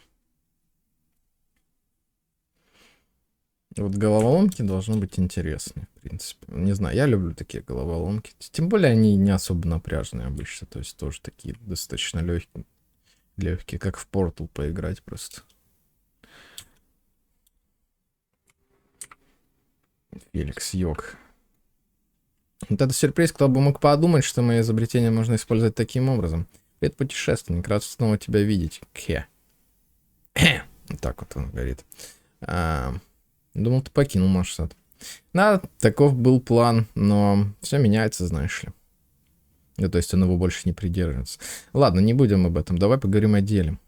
На этот раз Манштатская гильдия искателей приключений пригласила меня, чтобы я создал несколько механических картин. Они основаны на дизайне карт, и их можно будет разбирать и собирать снова. Карточная игра называется... Как же она называется? Точно. Священный призыв семерых. По словам гильдии, эти картины будут использовать как мини-игру в каком-то Гран-при короля священного призыва, чтобы немного разрядить атмосферу.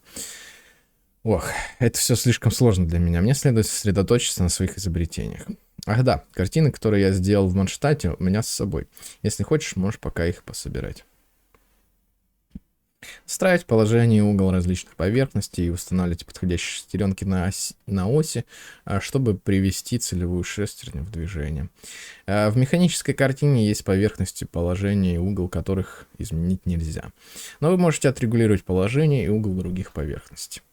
В механической картине есть поверхности, которые можно поменять местами или повернуть по часовой стрелке. Используйте такие поверхности и их особенности, чтобы привести механическую картину в ее исходный вид.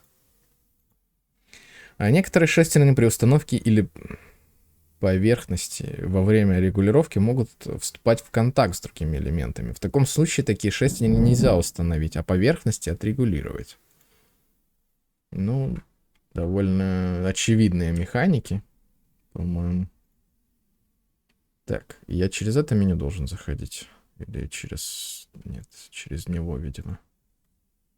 Через чела. Давай собирать картины. Механическая картина вон там, можно начинать, как будешь готов. Здесь. Понял. Так, начали, значит, да. Значит, привести в движение я должен что? Вот эти две штуки, да, я так понимаю. Поверхности можно менять местами. Таким образом. Эти две поменять нельзя, потому что они красным закреплены гвоздями, короче, прибиты к поверхности. Их поменять нельзя, очевидно. Значит, давайте на двушечку мы маленькую, наверное, да? Нет, не такую маленькую, чуть побольше. Закрепим. На четверочку мы можем большую прицепить. У нас одна задействована. И на единичку мы еще одну среднюю бахаем, и все у нас работает. Изи. Ага, эта картина, это банк. А, не, погодите, это библиотека World of Avonius, по-моему. Все-таки, а не банк. Да, это библиотека, по-моему. Так, вторая картинка. Манштадт тоже. Так, или это первая опять? Погодите, это опять первая же, нет? А, нет, все нормально. Так, тут мы вот эти две можем поменять местами. Надо попробовать посмотреть, что из этого выходит у нас. Так, ну мы на трешку можем большую закрепить сразу. На единичку среднюю. И еще одну большую на двушку, да? И у нас все работает. Изи. Вообще. Это винокурня, соответственно. Да. Все. Красиво. Правильно же, наверное? Да, винокурня рассвета называется. И все. Я думал, будет посложнее. Ну ладно. Вот за секунду решаются просто эти загадки. Да, и главное, что их сразу, эти картинки, можно выставить в чайнике. Для красоты. Так, ну и стратегические дайсы. Это боевой ивент. Тоже должно быть весело. В чем смысл такого количества вариаций одной и той же настольной игры? Путешественник, ты до смерти меня напугал. Ты тоже хочешь принять участие в Гран-при Короля Священного Призыва?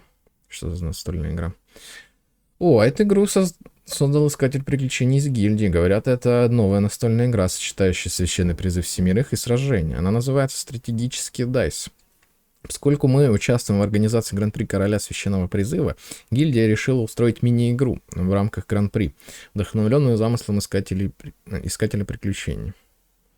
Весьма неожиданное сочетание. Ха-ха-ха! По правде говоря, я и сам не очень понимаю. Но здесь есть свод правил. Только посмотри, какой он толстый. Если я не ошибаюсь, основным игровым механизмом стратегических дайсов будет стратегическое использование дайсов. В общем, если интересно, можешь сыграть. В испытаниях стратегических дайсов, побеждая соперников, вы будете случайным образом получать дайсы призыва. Они включают дайсы 7 элементов и универсальный дайс. Персонажи определенного элемента в отряде повышают вероятность получения соответствующих дайсов. Но по мере увеличения количества персонажей одного элемента, этот эффект постепенно уменьшается. А во время испытания вы можете откладывать до 4 дайсов. Если какие-нибудь из отложенных дайсов не соответствуют элементам персонажей вашего отряда, то при следующем получении дайсов они сменяются на дайсы, которые соответствуют элементам персонажей вашего отряда. Во время испытания каждые 20 секунд вы можете использовать подавляющий бросок. При этом расходуются все ваши дайсы призыва и выпускается ударная волна, которая наносит противникам поблизости урон по площади. Тип элемента ударной волны определяется элементом активного персонажа. Чем больше дайсов призыва того же типа элемента, что и ваш активный персонаж расходует подавляющий бросок, тем больше урона нанесет ударная волна, и тем легче будет получить усиление. Элементальный тип универсальных дайсов, полученных из дайсов призыва, считается элементальным типом активного персонажа. Вообще ноль! Я ноль понял информации из этого. Они настолько закрутили эту херню просто. Я не знаю, что они от меня хотят, серьезно. Я просто не понимаю вообще. Я ни слова не понял, как это работает. Ну ладно, я говорю, это уже далеко не первый раз такое, когда правила слишком замудреные, а на деле потом, когда ты начинаешь это испытание, то там все понятно становится с первого клика.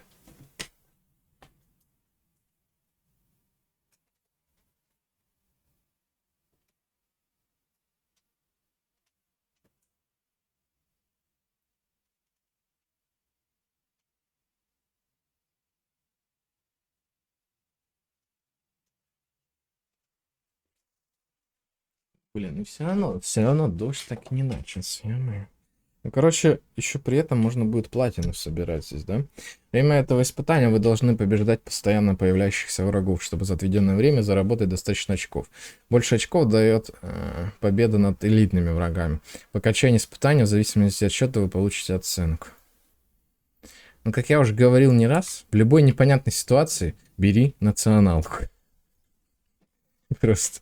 Ничего страшного, не обязательно читать его от корки до корки, чтобы играть. Всегда можно учиться в процессе. Так, типы монстров. Тут, опять же, множитель очков, естественно, на максимум. Сразу же. Все 90 уровня стали.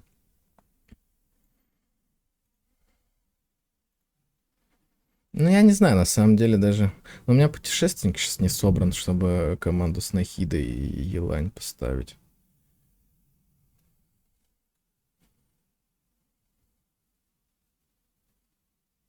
Ну, я вот думаю. Или реально просто националку взять и не париться. Не, можно, конечно, взять и вот эту вот, ну, такую классику. Чисто. Ну, посмотрим, короче, как это будет работать, я пока не понимаю совершенно. Просто взял одну из своих старейших команд.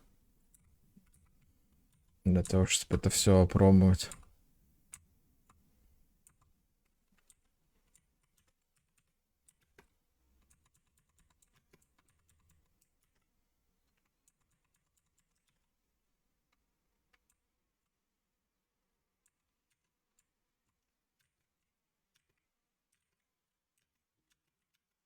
Почему она резко веселая?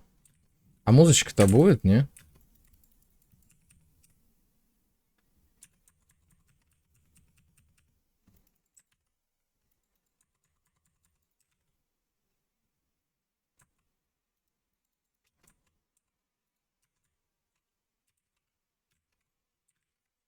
Так, а сколько очков там? 1020, наверное, надо, да, на платину?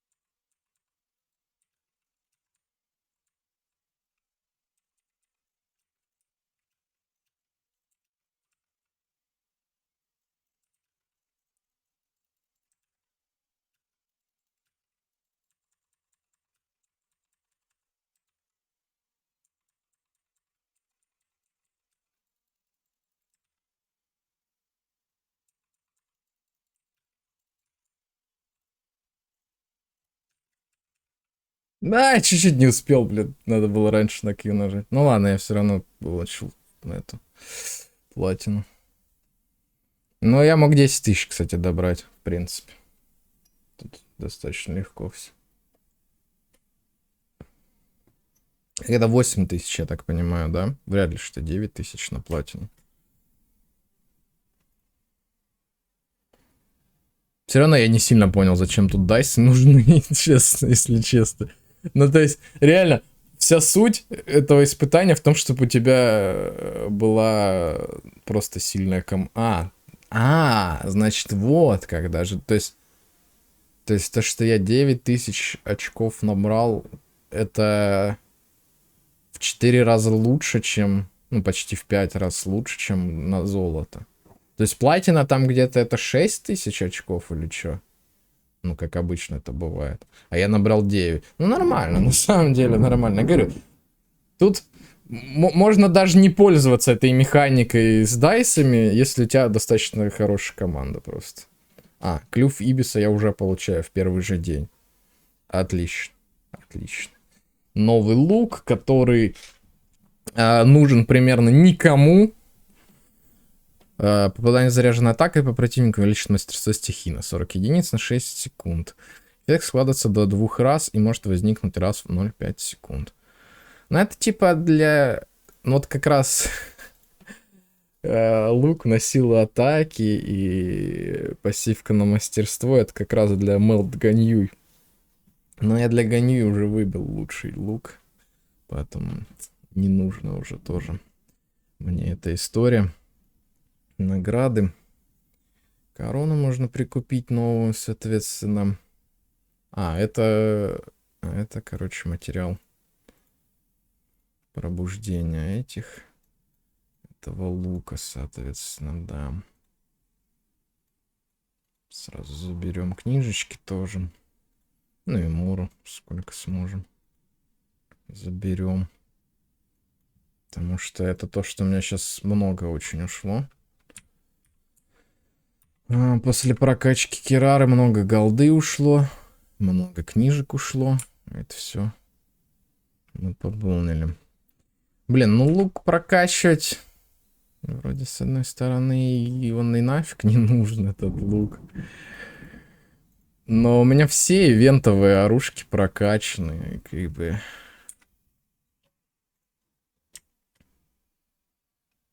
Я не могу просто взять и бросить ивентовую оружку не прокачанной.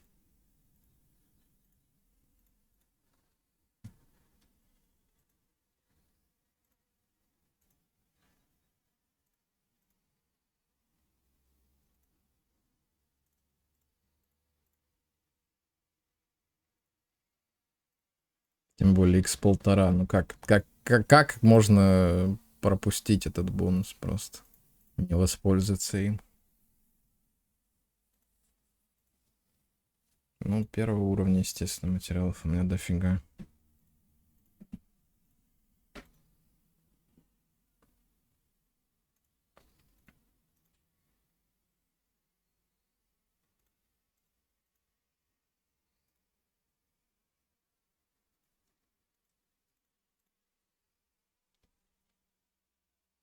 У него база, кстати, средняя, да, по-моему, как раз. То есть там будет что-то нормально, короче, там будет.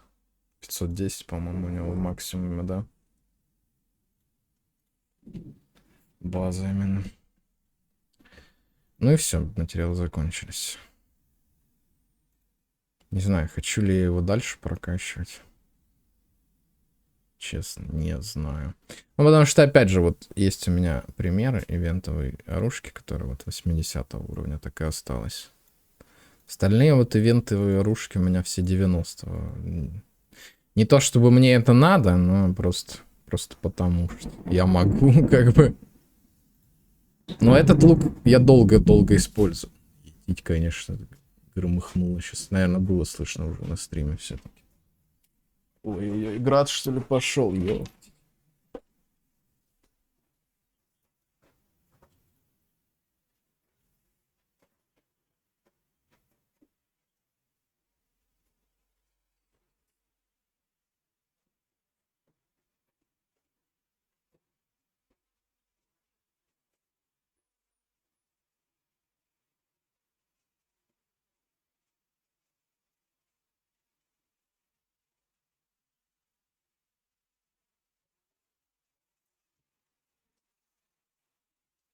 Ну, по крайней мере, дождь пошел.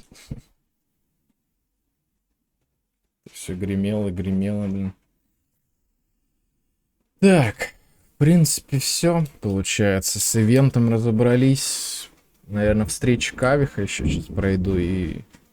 Блин, я не знаю, я сам себя не слышу реально с этого грома. Очень шумно. Ладно, сейчас перерыв сделаю пока, 5 минут. Может закончится как раз и дождь, и гром, и все. Может уже закончится даже через 5 минут. Пока пауза.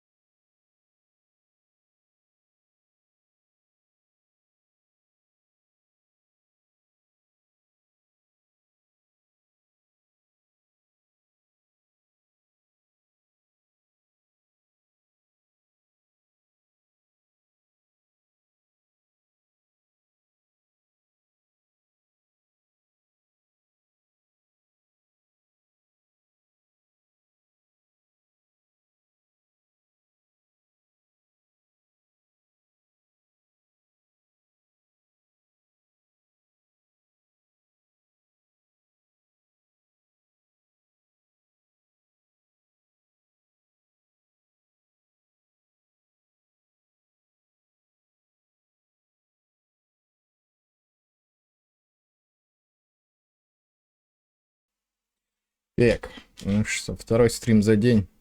Впервые с таким сталкиваюсь, кстати, чтобы свет вырубался во время грозы. И то буквально на полсекундочки. Да ты, сука, издеваешься! Блять, я специально сидел, ждал, пока это дерьмо закончится. То есть я сижу, ну, уже минут 20 не было, ничего не гремело. Запустил, тут же начал опять греметь. Да, блять, сколько можно-то, ёбаный рот.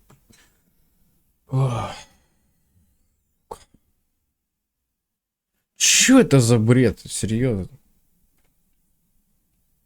Специально сидел, ждал, пока это дерьмо закончится, потому что, ну, если еще раз мигнет свет, я боюсь, что в следующий раз Windows не выдержит этого отключения, как бы, и мне придется все переустанавливать. Я охерею просто от этого в очередной раз.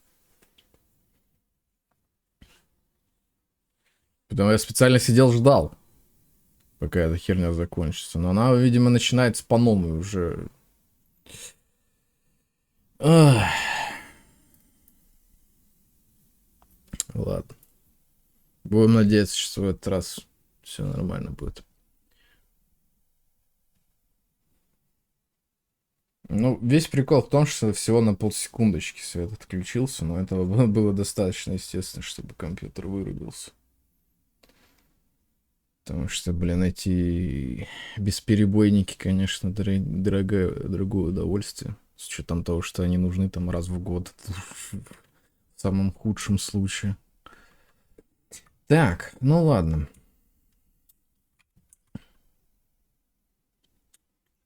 Попробуем пройти встречу Кавеха. Я ее вроде как вчера открыл, если я правильно помню.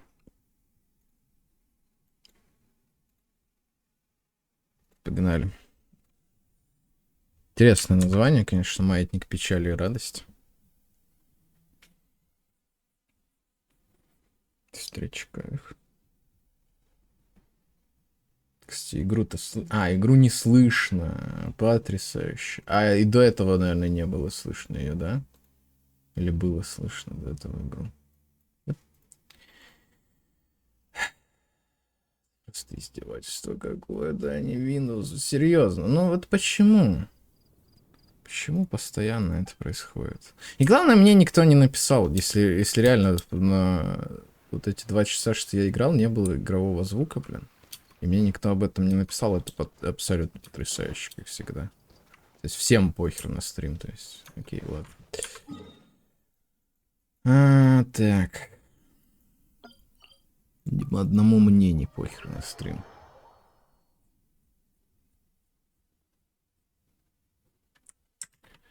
Блин, ну я, конечно, офигею, если реально до этого звука не было. Это просто такой тильт.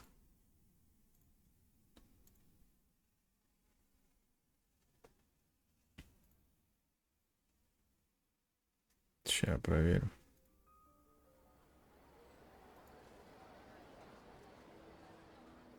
Блин, да какого хрена? Ты тупорылый Twitch, нахер ты запускаешь, блин, видео, о котором тебя никто не просил, чтобы его запускали.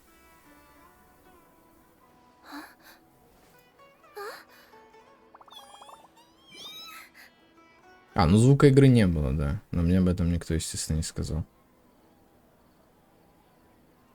Ну да, нормально. Нормальная ситуация, всем похер. Нормально. Ой, в чатике, конечно, прикалываться, так это да. Это мы прикалываемся. Вот как сказать стримеру, что звука нет.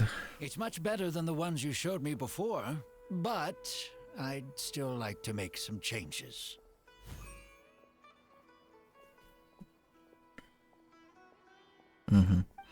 Come on, not again. Isn't this the 6th proposal I've shown you? What's your issue this time? Опять эта херня.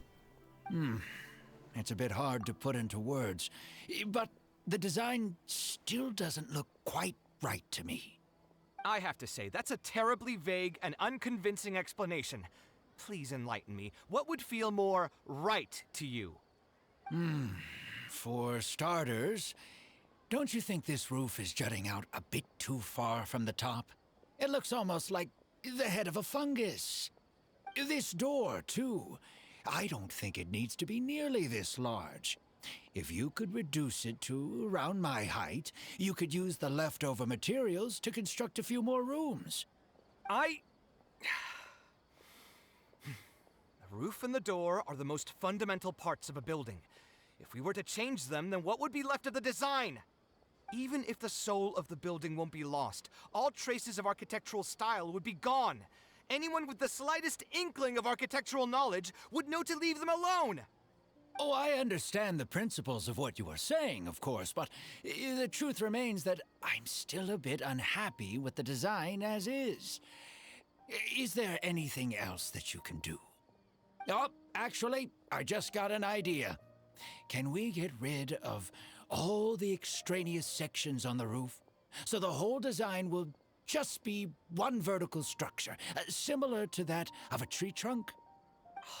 What? Don't architects often say that symmetry makes everything more balanced and pleasing to the eye?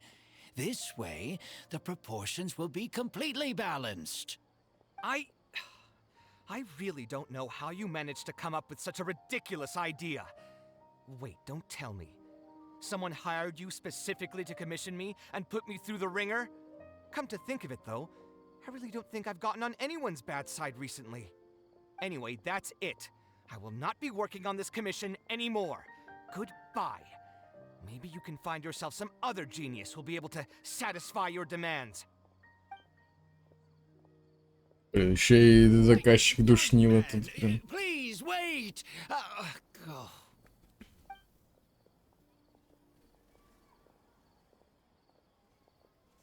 Уже настроение у Кавеха хуже некуда. Надо пойти за ним. Прям как у меня.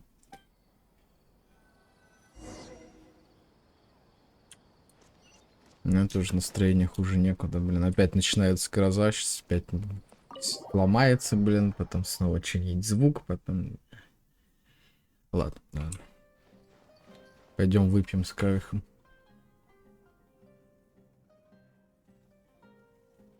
Taking this commission was truly the worst decision ever. С тобой все в порядке? Oh, hey, I wasn't expecting to run into you here.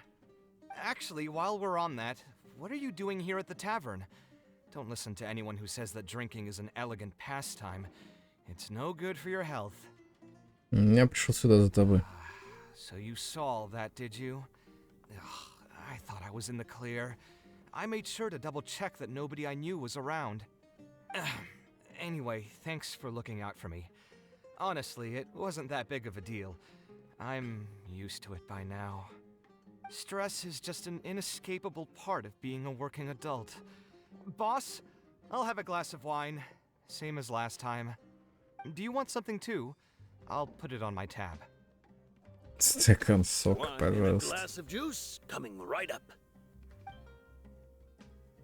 Блин, как будто ему 15 лет себя ведет, знаете, такой примерный школьник, этот главный герой, я не знаю просто. I really appreciate it.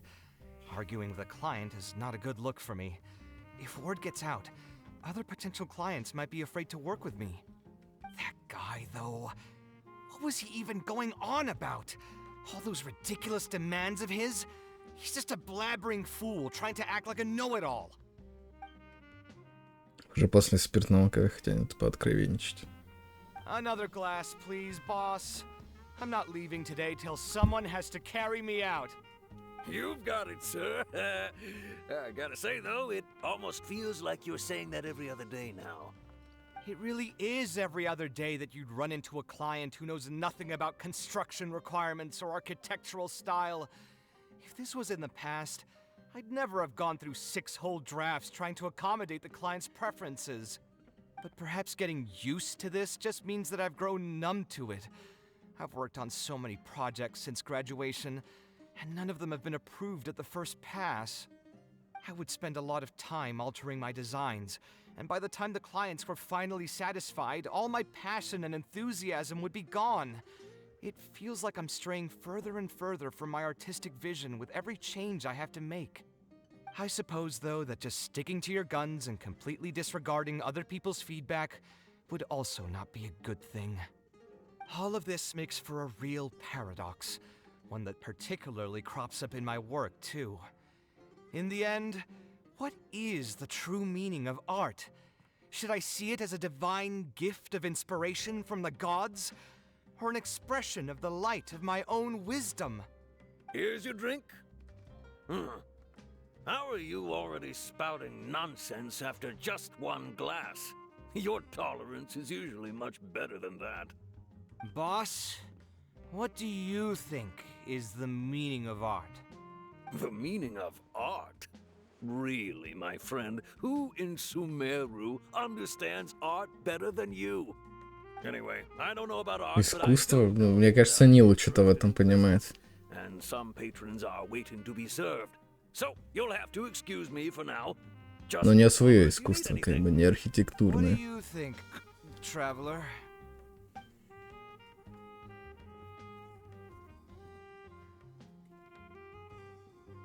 Это что-то воплотившее в себе замысел в стороне своего творца? Exactly.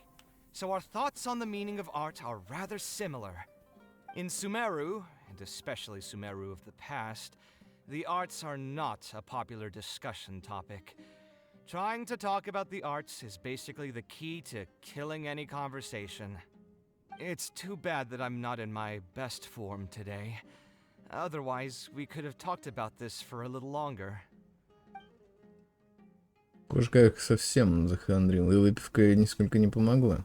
Да блин, хватит скипать, блин, грёбаная игра! Нужно что-то ему посоветовать, только осторожнее. Блин, как это раздражает? Я не понимаю вообще, почему оно скипает в 10 раз быстрее. Никто бы не успел проговорить это. Вообще, почему оно скипает так быстро каждую фразу? Там, блин, стена текста, он такой, ой, на полсекундочки включу тебе стену текста, ты же успеешь прочитать, правильно же? Да никто не успеет прочитать за это время, блин. Даже чемпион по скорочтению, блин. Просто жесть, это так раздражает, реально. То есть, когда ты диалоги слушаешь, то есть они там размеренно говорят, все, а потом такой текст, бом-бом-бом, все, проскипалось. Чего, блин? Так, вместе, может, стоит отвлечься на что-нибудь другое. Great to me. I don't even want to think about this project anymore. But what should we do? It's probably not a good idea to just drink until I pass out here. А почему ты вообще стал архитектором? Where did that Архитектором, come блин. from? Язык заплетается весь день. Not like it's some kind of secret. You probably already know some bits and pieces of my past. My mother is also an architect. I've always adored her drawings, and when I was young, I used to sit next to her and watch her bring all kinds of buildings to life on paper. You could say my interest in architecture just naturally grew with time. Что сказала бы твоя мама? Она поняла бы твои чувства? Perhaps. In fact, I have also seen my mother argue with her clients, but she would always quickly find the motivation to return to her work. Unfortunately, I've barely had any contact with her since she remarried and moved abroad. Even if I wanted to ask her about her ability to stay positive after an argument, it would seem rude to barge into her life again over something as trivial as that. I did remember something else, though. When my mother left, she only carried some small personal luggage with her. She left most of the belongings in the house to me. At the time, she even told me that it would be great if I could learn a few lessons from her life experiences, so my life and career could go a little more smoothly. I hadn't quite come to grips with my emotions, and didn't really have it in me to go through any sentimental items. So I just packed anything with memories away in a box and haven't reopened it since. It's been a really long time. Now that so many years have passed, maybe I have finally developed the maturity I need to face those memories without losing my mind. Yeah, I should dig it out and take a look. Блин, я вот, кстати, не понимаю вот этот момент. И уже который раз я слышу эту фигню, типа вот эту историю. Не хочу беспокоить по пустякам. Блин, а зачем вам иначе нужны друзья, родные, типа... Ну, серьезно. Тогда вообще, ну, если ты не хочешь никого беспокоить по пустякам, тогда вообще зачем с кем-то общаться? Типа, просто берешь и не общаешься ни с кем. Типа, если ты не хочешь никого беспокоить по пустякам. Это что вся наша жизнь из этих пустяков, блин, состоит на самом деле, блин. Странные люди. Так. Могу я пойти с тобой? Sorry, I've had too much to drink and wasn't Один бокал. really. Один бокал. You're right. Слишком много. I Это should do these kinds of things with the support of бокал там трехлитровый, что ли? Че? Speaking of that, I can call you a friend now, right? Either way, thanks for reminding me that I can invite you to come along. Had I just gone back by myself, it would have looked like I'm deliberately trying to keep things from you. Ugh, thinking too hard about the words is giving me a headache, so I'll just give it to you straight. Thanks to your advice, I have decided to put my current projects on pause for now, and spend some time trying to rekindle the passion for my craft. If you want to stick around and see how this will turn out, you'll be sure to encounter some bits and pieces of my past. Do you think you'd find that too boring? Да почему? Я, в принципе, потому и спросил, All потому что right, интересно. then let's head back together. I mean, you already know where I live. Who knew that the day would come when I too would have some friends over? Let me see. I should have tidied up the place before I left the house this morning. Hatham shouldn't be home now either. He's usually in the records room at this time of the day. Anyway, there's no more time for drinks. I'll go take care of the bill.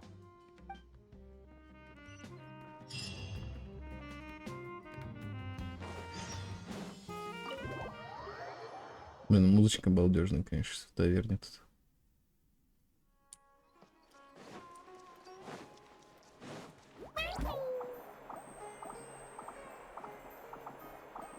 Не, Кирара все равно поднимает настроение, да. Звуками своими, блин.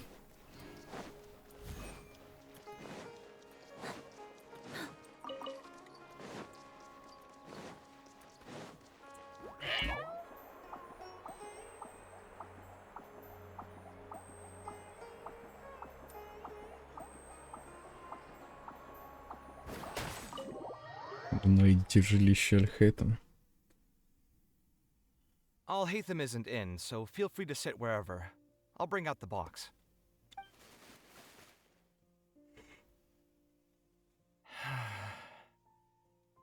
Что с тобой? Oh, nothing.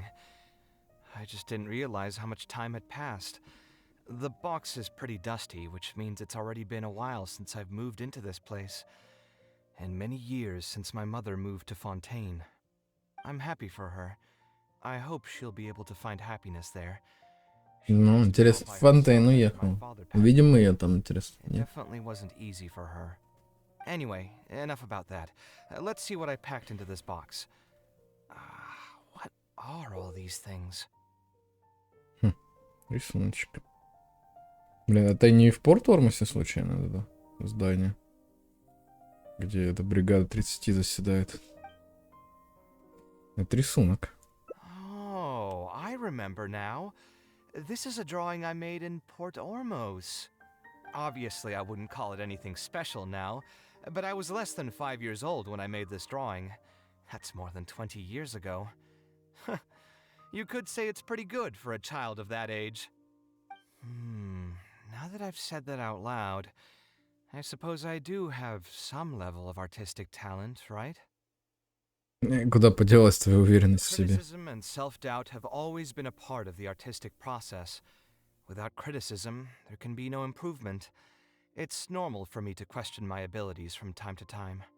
I admit that I may have spent a little too long questioning myself this time around, but as you know, the heart tends to dwell on whatever it pleases. Anyway, never mind. The more I talk about it, the less confident I feel. Let's see what else we have in the box. My building blocks! It's been years since I've last seen these. When I was a kid, I used to stack them super high, and could even stabilize the tower to keep it from tumbling over. Oh, and this blueprint. I made it by copying my mother's sketch, and the aspect ratio was horrendous. It's still technically the first blueprint I made myself, though. I was super proud of myself when I finished it, and put it in the same pile as my mother's sketches, hoping she'd notice and compliment me for my good work. Unfortunately, my mother didn't realize that I had put it there. When she had a meeting with a client the next day, she handed my blueprint to him by mistake. The client was completely confused by this new blueprint, but apparently he felt too tongue-tied to question such a famous architect. It was only a few days later that he finally gathered up the courage to pay my mother a visit. He asked, "The door in this blueprint is even taller than the roof. Is this supposed to be part of the design?" А потом что случилось? My mother took me with her to personally apologize to the client several times. She didn't scold me about it in private, though. Instead, she went over all the steps required to draw a good blueprint and was very patient throughout the whole process. I still remember it like it was yesterday. Let's see. Is there anything else left in this box? Huh. What was Блокнот this с here? кодовым замком. Ah, this is my mother's notebook. She used to write and sketch in it all the time. When I was a child, I used to be super fascinated by this notebook and always pestered my mother to let me read it. After asking her a few times, she told me that I could read it as long as I could guess the password. Huh. Wonder why she didn't take this notebook with her. Did she leave it to me on purpose? Можешь открыть и заглянуть что-то. If only I could. I never managed to guess the password. За все эти годы так и не смог его отгадать. Hey, it's not a matter of time, it's a matter of inspiration. That's what we need to guess the password. Who knows? Maybe this time something will click in my head, and the answer will just present itself. Let me think. Твой день рождения? I could tell what you were thinking. Don't worry, I tried all the easy guesses a long time ago. I've tried my name, my father's name, my mother's name, my grandparents' names on both sides, and all of our birthdays.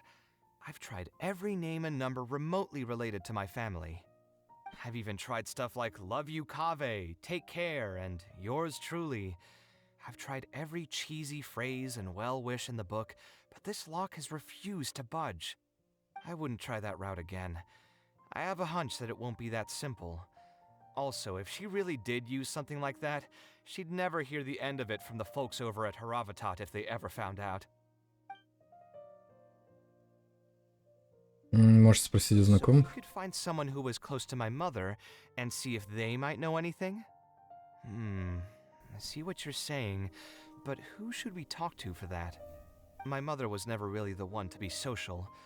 My father was the one with more friends, but all those connections were severed when he died. Let me think.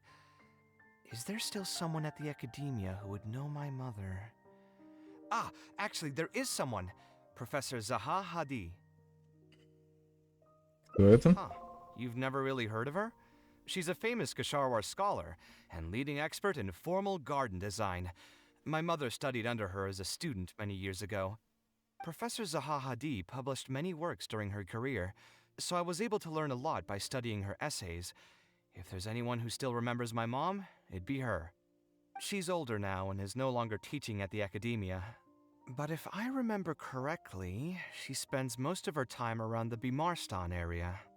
Let's go take a look. We might run into her if we're lucky. Это не та бабуля, которая девочку там привела в больничку и рассказывает ей, что уколы это неплохо. Вчера или когда я там этот дейлик делал? А, не, это не дейлик был, это этот же. Когда с Ейми мы искали другую девочку.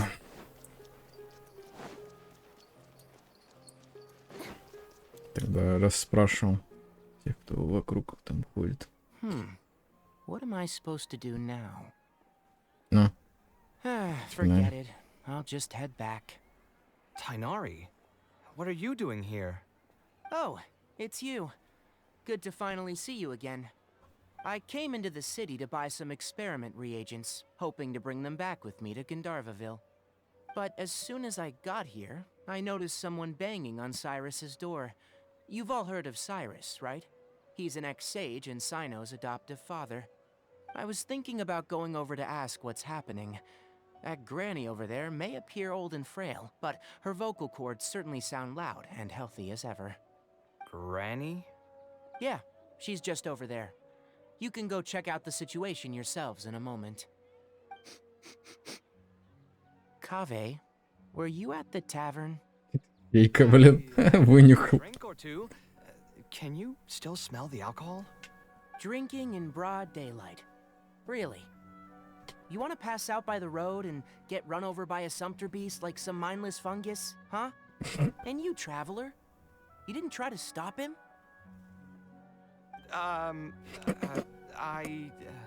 Ну, авторы очень сильно против Look like a алкоголя, wreck, конечно. Kaveh. What happened? Are you feeling down again? You know what? I'm hosting a meal at Pardistii tomorrow evening. Do you want to come? Huh? Это хорошая идея, кстати. Let me think for a moment. I'll come if I can find some time. All right. Then I'll plan on reserving 2 seats for you. I'll be heading back to Gandharvaville for now. I have a feeling that argument over there is going to continue for quite some time. It might be best if we don't get involved. A granny who lives nearby. Let's go take a look. Блин, Геншин, вот серьезно, ну вот когда я прохожу вот эти вещи, можно никого мне не закидывать, блин, чтобы... Запретить. Я не понимаю, просто постоянно эта фигня происходит. Никогда я там херней какой-то занимаюсь, бегаю по карте, артефакты собираю. А именно в момент, когда я прохожу квест. То есть, если я приму это приглашение, квест закончится тут же. Я просто не понимаю, что происходит. Постоянно во время квестов только вот эти запросы. Ну, бредятина, конечно. Так, ну, собственно, это та самая бабуля, которую мы и искали. So, plan on keeping yourself locked in there, huh? Fine by me. If you're not going to come out, then I'm not going to leave. My tomato was growing so well. It had all the potential to become the best tomato this year. And you cut it straight from the vine. I already told you I had nothing to do with it. Why would I take a tomato that's still weeks from ripening? You'd have to be awfully green as an investigator to think it was me. You see, the word green here can refer to both the color of the tomato and the fact that your skills could use some. Enough nonsense. Just come out and face me, you coward. You're out of your mind. If I've actually done something wrong, then get a mantra and pull me out by force, why don't ya? Oh, why you? Неужели это? Professor Zahahadi? And who are you? Oh, Kaveh. Fancy seeing you here. How Как сразу голос-то изменился, а? Come on, get over here and let the professor take a good look at you. Not bad, not bad. You've grown taller again. Professor, what's going on here? It's no big deal, really. A few of us old scholars got bored in our retirement and decided to put together a vegetable growing competition. At the end, whoever loses will have to go up on stage and do a performance for the winners. Which brings us to our current predicament. My tomato was sure to win until a certain someone decided they couldn't bear to lose. Hey, don't try to defame me in front of the kids. If we're airing out each other's dirty laundry now, then why don't we talk about you sneaking into Janat's garden the other night? Ahem! Lucky for you, seeing these youngsters come to pay their respects today has put me in a better mood. I'll let you off the hook, for now. Come on, let's go. We'll take our conversation elsewhere. He doesn't need to be a part of it. Yes, of course.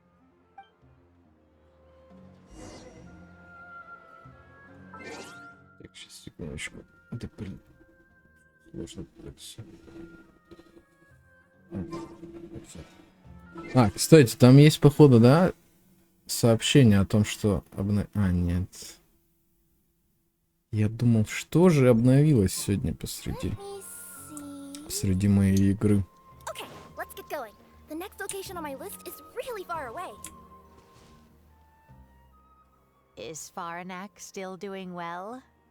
Yes, as far as I know. She left for Fontaine some time ago and started a new life for herself. She's still doing work related to architecture, though. Ah, yes. I did hear about that. Did that upset you at all? No, not at all. She's already sacrificed a lot raising me as a single mother. That's good to hear. Your mother did struggle quite a bit those few years. It's probably a good thing that she found a new place to call home. Sometimes I wonder if things were harder for her because she was so beautiful. People were always drawn to her beauty first, only to realize she had a sensitive and vulnerable heart underneath. She was still quite young when she first joined my class as a student. Beautiful and radiant with her golden hair, yet quiet and single-minded. She seemed like a lass from some aristocratic house who was seeing the outside world for the first time. She had to make a lot of drastic changes in her life to raise you on her own. Even during her time in the academia, she was a thorough perfectionist. If she was unsatisfied with something she had made, she'd insist on redoing it, even if I was perfectly happy with it. She had many admirers, and they'd always fill up the first few rows of seats, hoping they could get closer to her sitting in the first row. If it were any of my other classes, you'd have found nobody sitting in the front. But every time I saw her, she was always in that same rigid pose. She'd have one hand on her forehead with the other clutching her pencil. Her eyebrows would be knitted in a frown as she concentrated on the blueprint in front of her. I'm sure she had many difficult moments in her life. How did she cope with the stress? I'm not too sure. She never talked about such things with me.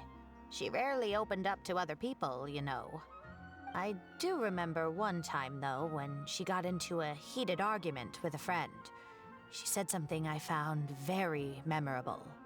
She said, "True art cannot be understood, but as an artist, I wish some people could understand its meaning and value." If you ask me, that's probably the greatest source of pain for geniuses of their craft. It's extremely hard for them to find someone who can truly understand their ideas. So that's how it is. I wonder if the password could be... Признай. I tried both just now. Seems those aren't it either. What are you trying to do? My mother left her notebook to me, but it has a password and I haven't figured out what it is yet. I'm trying to learn more about her so I'd have a better chance at cracking the code. Thank you for all that you told us. It's the least I can do. Talking to youngsters like yourself makes me feel younger too.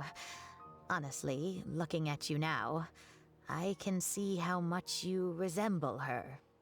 It's almost as if she's standing right in front of me again. Your personalities are quite alike, too. You're both stubborn and both a little awkward. Of course, I'm sure the similarities are mostly superficial. But so long as you continue to harbor those traits, you'll find a lot of difficulties in your work. I've taught a lot of students over my career, and in my experience, very few genius architects of Ksharawar ever found happiness for themselves. They would know exactly what they want to express and fight for it tooth and nail, which inevitably led to arguments with their clients. Some clients would choose to respect the architect's vision or just let the argument go because of the architect's reputation, but those are the rare ones. When Farnak first graduated, she was getting into arguments with her clients nearly every single day. I think it only got a little better when she met your father. I see. But could he understand the designs my mother made? No, I think they were probably beyond him, too. But despite that, he still stayed next to her, listening to her joys and sharing in her sorrows. Farnak had many admirers, but she ended up choosing your father. His support probably played a part in that decision. So instead of understanding, perhaps all we need is just companionship. Ну, это она и хотела тебе сказать. It worked!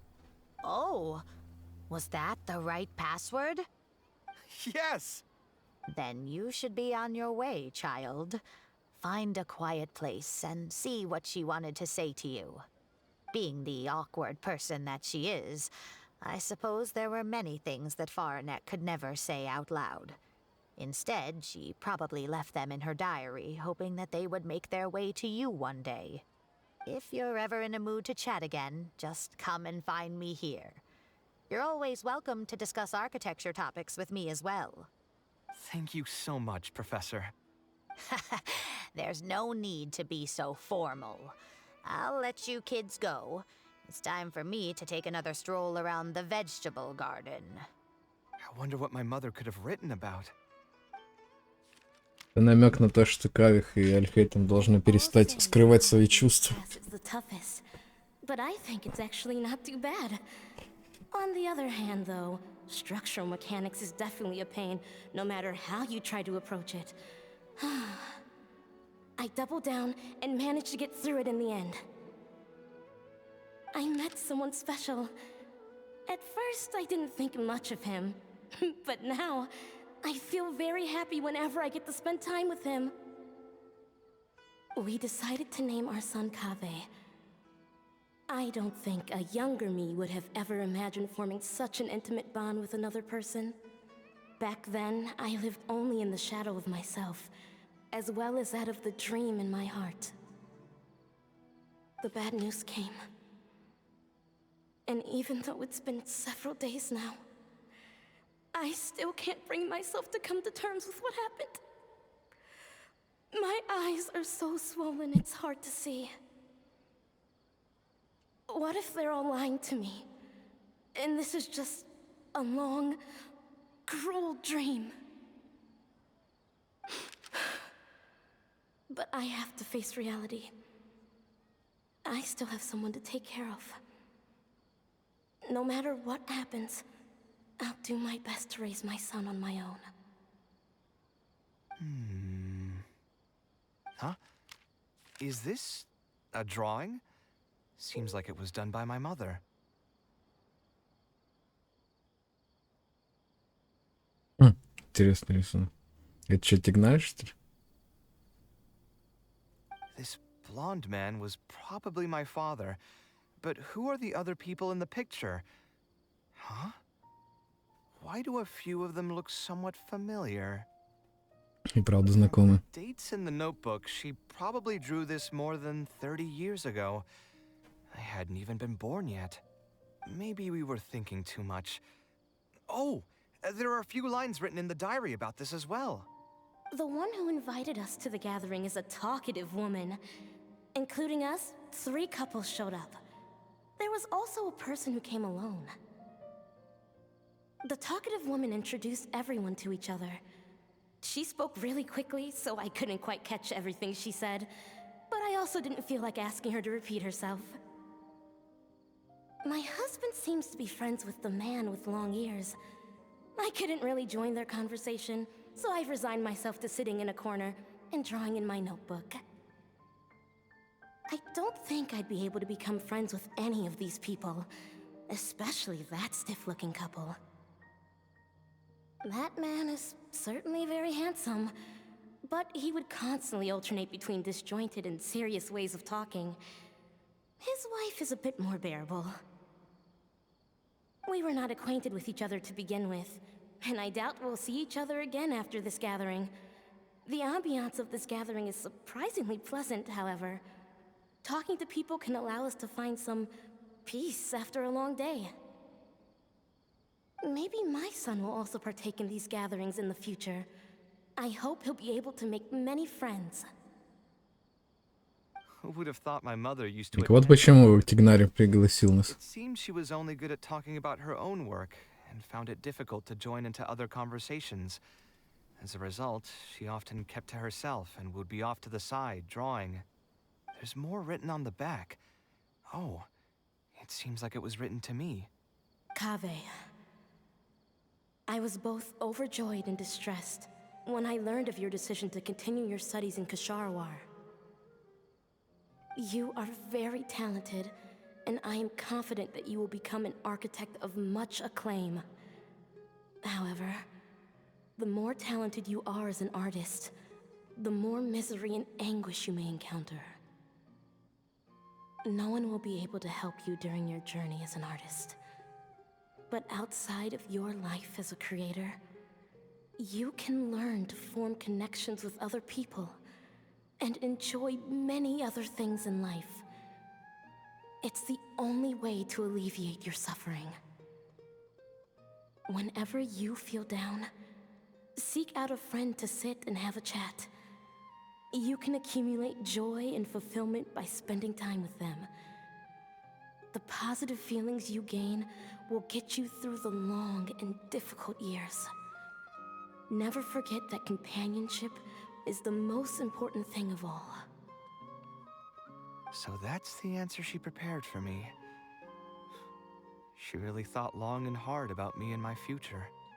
Well, now that I've read her words, do you think I should accept Tainari's invite and attend that dinner at Pardistii? Ты серьезно хотел отказаться от этого? The thought definitely crossed my mind. Although it'd be nice to get together with friends and chat the night away, I don't want to bring down other people's moods because I'm sad. Besides, don't most people hate the feeling of seeing their friends troubled and being unable to help? And what's worse, nearly all of my problems can't be easily resolved with some encouraging words or gesture.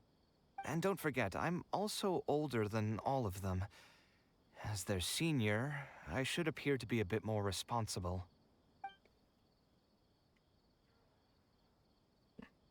Фигня, тебя сразу раскусил. You're right. I really didn't expect to run into him here. I swear, his nose must be just as sensitive as his ears. Well then, I guess it's best that we go and join him for dinner. That means I'll owe him yet another meal now. You know what? I'm not going to overthink it. I'll see you tomorrow at Pardistii. Дождитесь. Класс. Всегда любил эту фичу. Что я сам должен мотать время. Ой, ладно.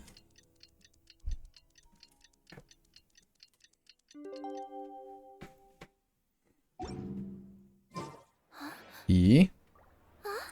А это что, был не следующий день, что ли? Ё-моё. Все сложно и запутано. Зачем? Почему нельзя просто взять и автоматически это перемотать? Типа, как будто у меня резко возникнут другие дела, и я, короче, не успею допройти это или что? В чем дело?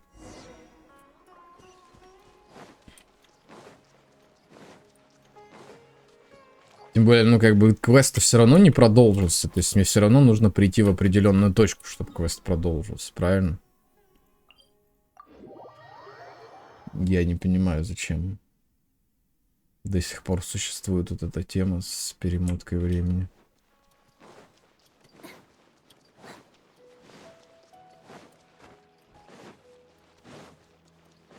Если, например, когда ты путешествуешь там по миру, да, время используется для того, чтобы там в рыбалке, например, там ночная рыба и дневная рыба, то вот в квестах это вообще ни на что не влияет.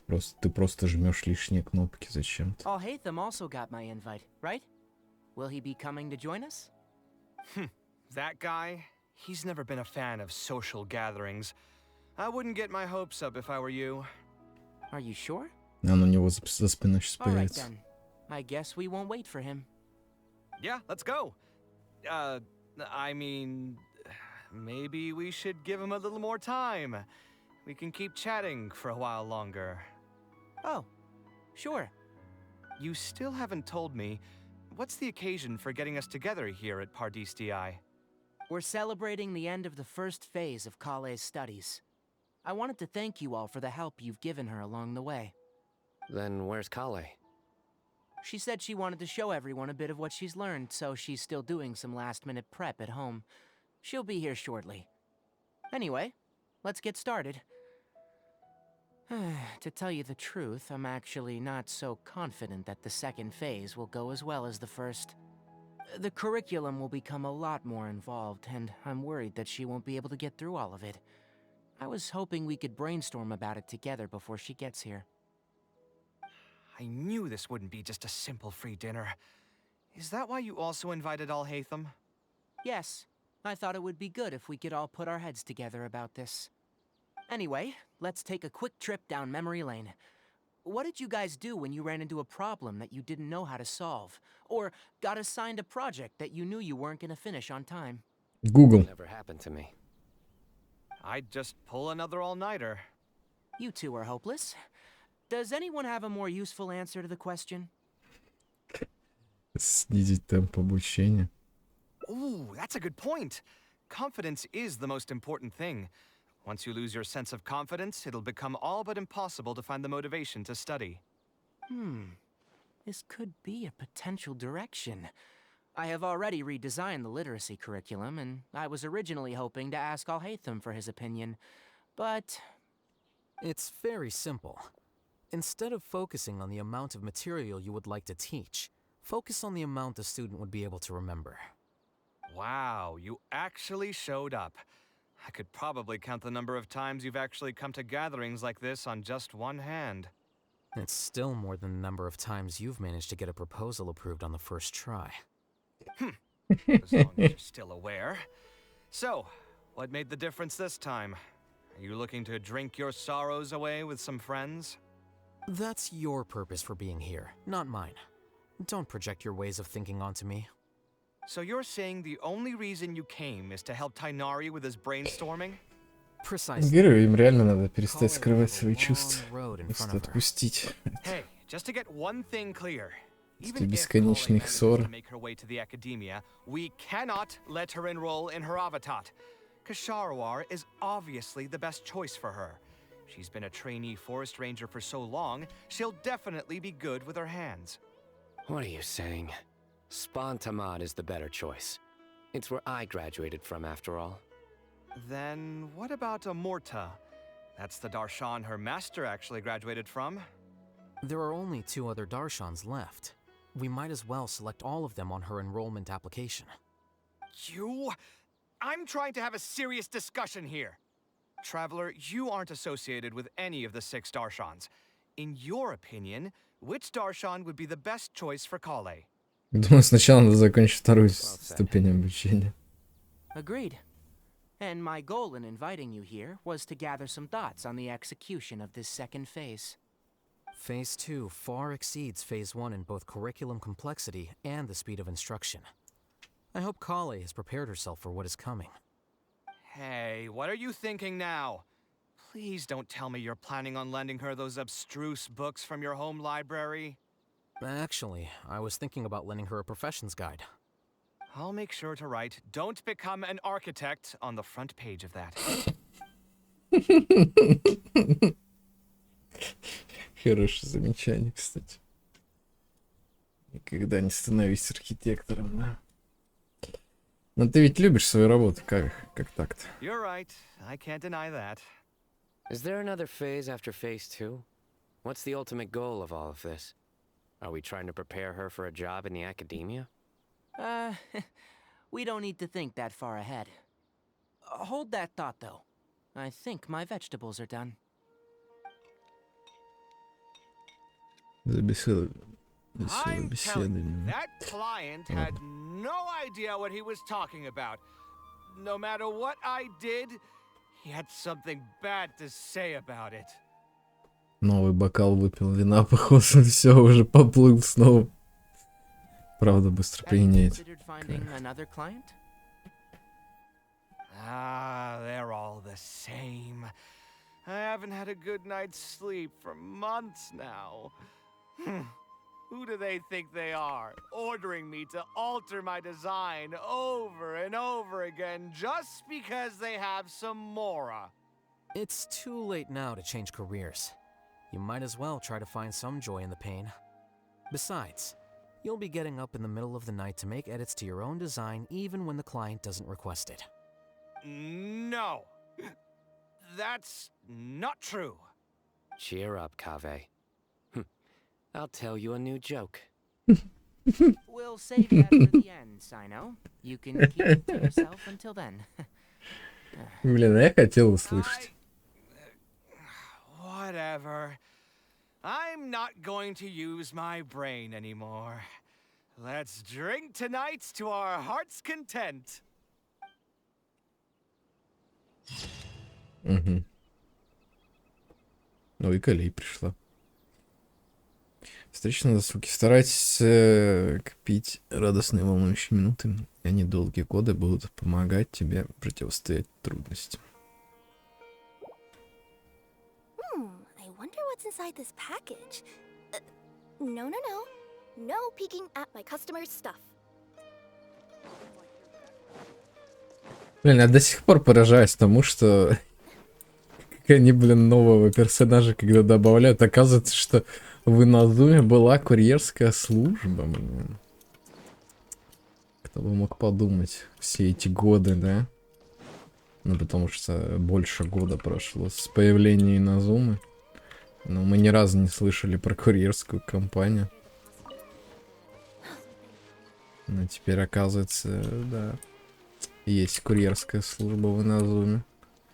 И у них есть такой замечательный курьер.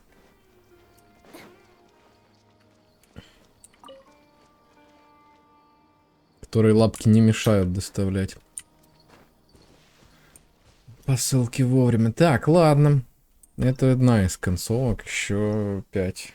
Я так понимаю, как обычно. Давайте смотреть, где здесь развилки. Так, вот здесь, я так понимаю, мы можем забить на то, чтобы искать пароль от дневника. Не, ну мне понравилась эта концовочка, прикольная вполне.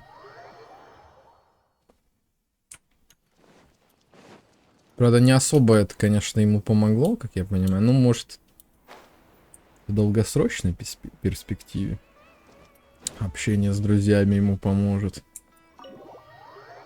Так, пока непонятно. Alhaitham isn't in, so feel free to sit wherever. I'll bring up.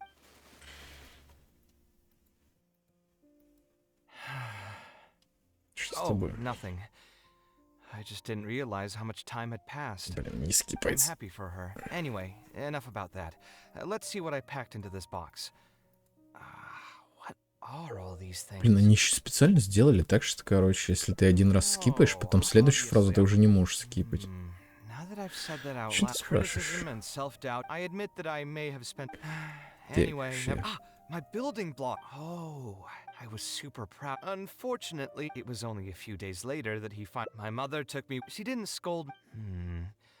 Let's see. Is there anything else left in this box? Huh. Дневник, да, блокнот. This is my when I was a child. Huh. Wonder why she. If only. Давай просто забьем на него, давай. Сейчас Maybe сразу. this time something will click in my. I could tell what you were thinking. I've Блин, tried конечно, mining. долго I've even tried. скипать I wouldn't try that route. до этого момента. Может, пока его отложить? Yeah, you're right. Although I was hoping to find some words of wisdom from my mother, if I stop and think about it, her words may not be the advice that I need to hear right at this moment. Everyone's life journey is different. Traveler, you've visited many lands and met many people, so I'm sure you've run into situations where some advice wasn't exactly suitable for the situation at hand. Ah, I just got an idea though.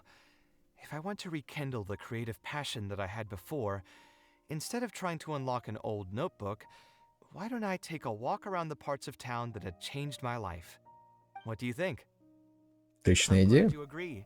Then let's start by taking a quick stroll around the academia. Ну, кстати, прогулки на самом деле часто помогают разгрузить голову. Не зря же говорят проветриться, да?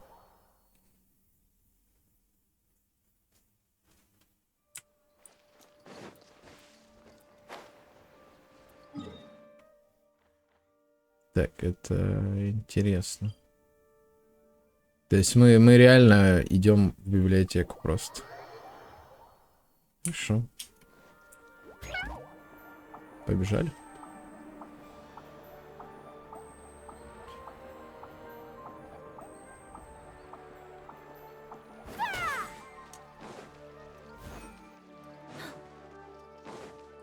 Кстати, а работает эта тема? Всё. Хлопать будет? Нет.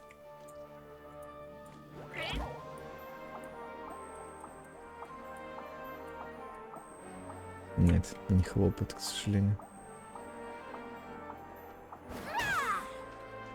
Часто, когда юзаешь ешечку какую-нибудь, тебе хлопают, что ты типа хороший маг.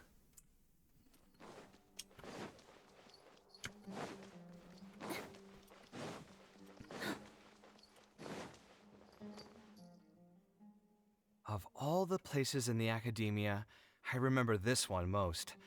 When Или my это studies только got с Моной busy, работает? I used to pull all-nighters here trying to finish my blueprints.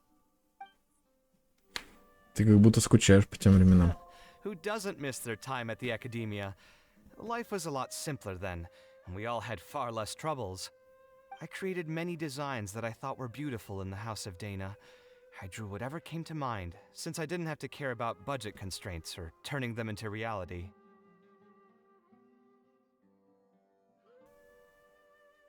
А почему тебе так нравилось работать в доме Дайан? If I had to give a reason, it'd probably be because I like the ambiance here. The academia also had a rule that allowed scholars to annotate any physical books they came across. As a result, the books here are chock full of scholars' wisdom across many generations.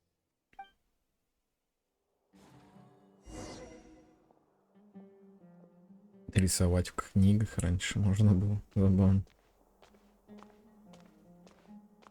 Вот это RTX, блин, просто отражение. Я что-то раньше не обращал на это внимания.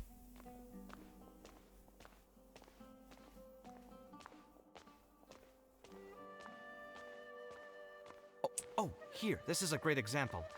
This book, History of Ancient Sumeru Architecture, contains some analysis that I did many years ago. Huh? Why is Alhatham's handwriting also in here? When did he ever read this book? I guess it's probably from when we worked on that research project together. Anyway, he probably never cared to tell you this, but the House of Dana is where Alhatham and I first met. I came here to do my homework. Забавно, что он это помнит. Next to that row of bookshelves. A group of Haravatat scholars were chatting near him, but he looked as if he was too lazy to join them. There was a pretty stark difference between him and all the rest of them. It was my fault for feeling bad for him. I thought he must have gotten into some kind of trouble and went over to ask if he needed anything, not realizing that... Not realizing that you were in fact the one in a whole heap of trouble? Alhatham? Блин, в каждой концовке будет интересно. The House of Dana is a public space. Смешно. Anyone can come here, no? But shouldn't you be at the records room at this hour? You're not here to watch me make a fool of myself, are you? You think I would derive amusement from watching you fall into depression over your life's various troubles? If that's the case, then I suppose I must have been entertaining myself for years. I came here to pick up a few files. If your voice hadn't managed to get through my soundproof earpieces, I probably wouldn't have noticed you. All right. I admit I was probably overreacting just now. Не хочешь сказать свою историю? Probably not when he's right here with us. As his senior, I shouldn't try to tarnish his reputation. There was nothing embarrassing or shameful about it. When I was still a student at the academia, I once collaborated with Kaveh on a research project. A collaboration is usually beneficial for all parties, but due to issues with our personalities, we ended up going our separate ways before completing the project. We had a number of differences, and they remain unresolved even today. But there's no point going into that right now. The more important question is, why are you at the House of Dana? Пришли развеяться, как бы. Да. As a senior scholar, isn't it my responsibility to offer my friend a quick tour and explanation of the academia's architecture? I see. Then let me guess. Your next stop will be the pavilions around Razan Garden? Our famed architect sure loves showing off that corner to all his friends. Oh, and Kaveh, a lot of the books you annotated have been moved to the innermost section of that bookshelf over there. You'll have to dig them out yourself if you need to find them. Huh? But why would you know that? Don't tell me you finally had an epiphany and realized that there's great virtue in respecting your elder's work. Sure, if that will give you some self-confidence. Leave any words of thanks you may have to the ex-Grand Conservator. The last time he was here, he was complaining that he had received reports from current students. The main grievance being that the annotations are too long and difficult to read. As a result, the books you annotated have been moved to the back shelves. What? But all of my annotations were extremely important. Instead of reporting me, they should have been thanking me for my service. The notes that I took, they couldn't have asked for a better analysis of those books. Okay, just you wait. I'm going to fix this right now. I'll dig all the books out and return them to the proper shelves. Oh, we'll wait. Ну, ничего больше не остается. You were about to say he's feeling a bit down? Его изводит один непростой Put through заказчик. the ringer. What an interesting phrase. I assume he used those exact words himself. Но это недалеко от правды. Probably did suffer quite a bit, that's true. He always spends a lot of time editing his proposals, with the goal of satisfying as many of the client's preferences as possible. But the satisfaction of one client will not translate to general satisfaction with his work. Many problems in life can only be solved by a fundamental change of attitude. As the leading genius of Ksharawar, Kaveh should have both the right and the confidence to reject any unreasonable demands. There are plenty of architects in Sumeru who are inferior to him in skill, yet far more irascible in temperament. What's more, there are plenty of people who look up to such individuals as paragons of staying true to one's principles. Что не так с Кавеха? Ну, очевидно, что он всем угодить пытается. Clearly, his predicament is Слишком много. inevitable, since he holds other people's feelings as more important than his own. Of course, each person is different, and we should respect the paths that they have chosen for themselves. Admonitions will serve no purpose. People tend to succumb to familiar pitfalls, and this is especially true for those who believe it's their duty to carry more burdens on their shoulders.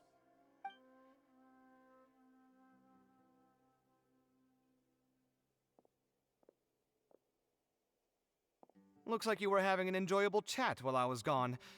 Were you talking about me by any chance? What do you think?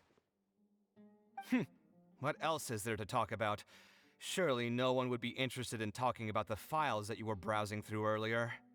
Anyway, you should take a look at this. Look at this comment on page 82. Dear Kaveh, thank you so much for annotating this book in such detail. It was a great help to me. See that? Now that's how a student should treat their seniors. And it looks like you're already in a much better mood now. It really doesn't take much to make you happy, huh? Me happy? I'm mocking that retired blockhead for being so full of himself. He understands nothing about the true beauty of architecture. When I can find some time, I'll have a serious talk with him about making sure these books are put where they belong. Why don't you just move all the books yourself? It's not like he hasn't cursed you out before. What was that nickname he gave you while you were in the academia? The Urchin of Ksharawar?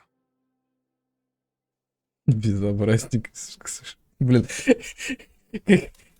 Я отвлекся на минутку, блин. А тут такой... Это откуда вообще взялось? Погодите.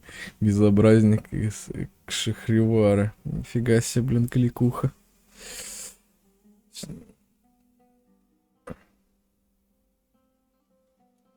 Ну, почему так Kaveh had было? a habit of scribbling and writing in all kinds of books. Hey! You didn't need to bring that up. At least not when I'm still standing here. Oh, actually, I also found a really old sketch in one of the books over there. See? Doesn't it remind you of something? Арычный мост? Huh? Don't tell me even you don't get it. Don't ask me. This is the time you specifically put aside to brag about yourself. Feel free to hoard all the spotlight you want. You... In that case, allow me to explain. Although this sketch is a little abstract, you can plainly see from the road plans that this was an original concept for the expansion of Port Ormos. We can also plainly see that the designer was a huge fan of this project. It's the project he loves to talk about the most, second to the Palace of Alcazarzaray. If I don't keep bringing up the neat projects that I've done, how would anyone know that I was the one who did them in the first place? There shouldn't be any complaints about Port Ormos. If I remember correctly, the construction process was very smooth, everything was made ready ahead of time, and there were very few safety concerns. There are indeed no records of any complaints about this project. A most impressive achievement. See? What did I tell you? Come on, let's take a stroll through Port Ormos next. I'll tell you all about the designs I made for the place. Пойдешь с нами? No need. It's almost time to clock out for the day, and I don't intend on bringing any unfinished work home. Suit yourself. It's not like you know how to appreciate artistry anyway. Let's go, traveler. I'll take you to Port Ormos.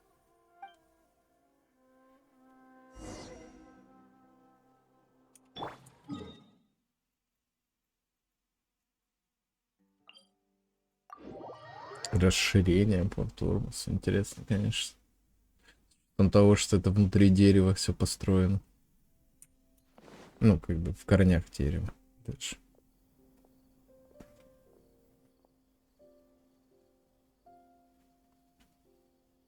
Port Ormos. Какие здания в Порт Ормосе построены по твоему проекту? I didn't design any one specific building. Most of my work here concerned structural renovation. Port Ormos had already existed since I was still a young child. It wasn't as large as it is now, though. It only came to its current size after a sizable expansion. Да-да, он I was рисовал, part of кстати. that project. The arch bridge over there, for example. That was one of my designs. Все напоминает... Я в Майнкрафте когда-то что-то похожее строил. Пытался, по крайней мере. Тебе в голову пришла такая When I идея? was first tasked with the project, I decided to reference the growth patterns of nearby trees to split Port Ormos into 2 levels. My goal was to improve the overall utilization of space. We ran into a lot of issues during construction, but thankfully, we were still able to achieve the original vision. Residents can now behold all the ships entering and leaving the harbor from the vantage point of the bridge, while visitors can recognize the site of Port Ormos from a long ways away. I was still young and new to the trade back then. I could hardly believe that an idea in my head could become reality and remain in the world for many years to come. The true cornerstone of the creative process. The point about the design that will be ultimately used to judge its true worth. It was the first time that it became crystal clear in my mind. Once built, a building will continue to stand. Countless people will see it, and countless more will step inside it. Its final worth, whether it's good or bad, will be assessed by the countless generations of people that interact with the building during their lives. Уверен, местные жители в You восторге. think so? I'm glad to hear that. But even with this project, I still had one small regret. My budget was tight, and I was unable to use the higher quality timber I had originally intended for the design. I knew that some concessions on aesthetics would be needed as soon as I agreed to a proposal that prioritized the practical functions of the project. Us creative types know better than anyone that most projects cannot be completed without a few regrets. Even the Palace of Alcazarzaray was not perfect. Но отсутствие сожаления означало бы, что у тебя не осталось надежд на будущее. Yeah, you're right. I should learn to look toward future opportunities and believe that any regrets I have can be overcome in time. We've spent long enough here. There's still one last place I want to go, but it's a little far. Would you be interested in a quick trip to the desert? В пустыне, не возражаю. Great. Most of my projects over the last few years have had something to do with the desert, partially because there's a special place there that I often visit. This is a rare opportunity, so why don't you come along and see it for yourself? If you ever feel down, maybe you'll be able to go there and feel better too. Интересно. И что там в пустыне такого интересного может быть вообще?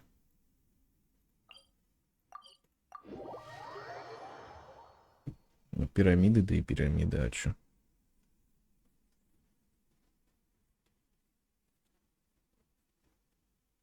Еще при царе было все построено. Что-то такого особенного интересного. Primal constructs could have congregated here while I was gone. We won't be able to sit and talk peacefully with these guys around. Let's clear the area. О, демка Кавеха. Ей. Come at me. Gotcha.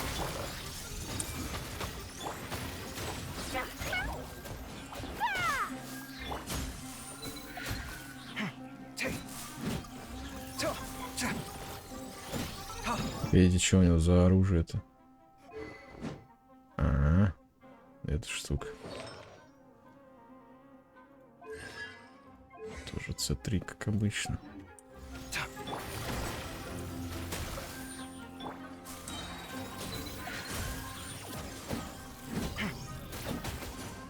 Feast your eyes.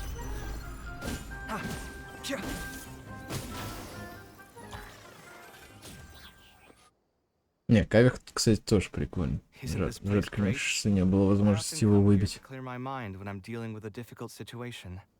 You know what I mean. Everyone finds themselves in frustrating situations once in a while. Just take me as an example. My family life got shaken up quite a bit when I was young. I struggled in school, and I got into a huge pile of debt building the Palace of Alcazarzaray.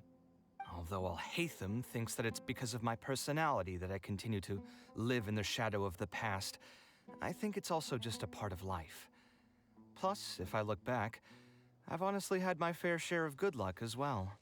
You could probably say I followed in the path of my mother.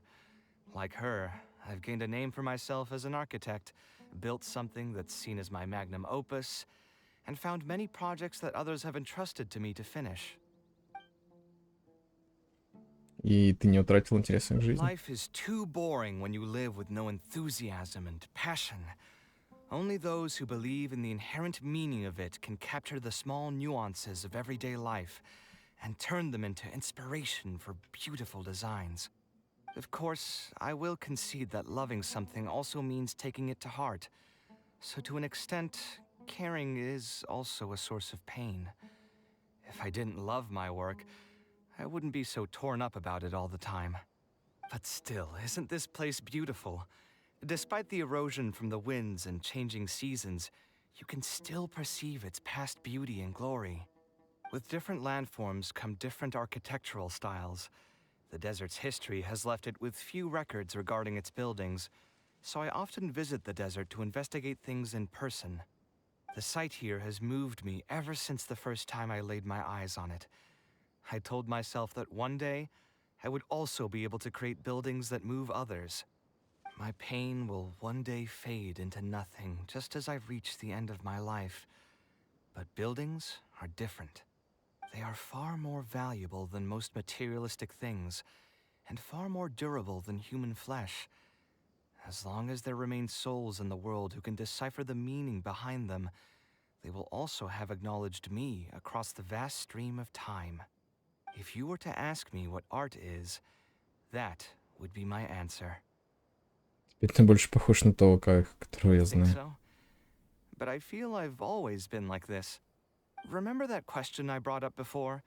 The one about whether I should see art as a divine gift of inspiration from the gods, or as a product of my own existential struggle?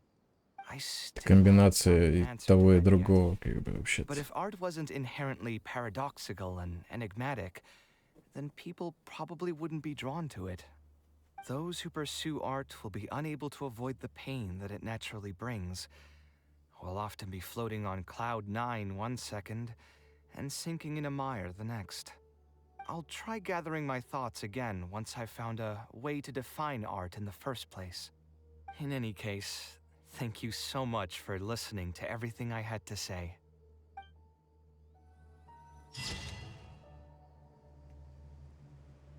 Романтическая архитектура. По-моему, называлось достижение, да? Забавно. Забавно то, что в этом достижении не фигурирует Альхейтом, в общем, должен сказать. Так, ладно. Это есть две концовочки. Душевный разговор в таверне. Тут 2 разветвления. А я даже с трудом представляю, как это.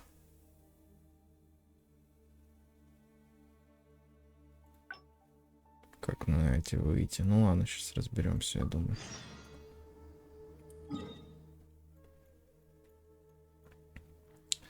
По-хорошему, надо бы посмотреть еще ачивки, какие там есть.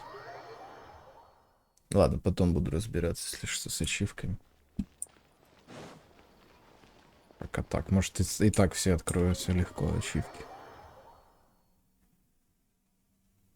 Что одна уже есть.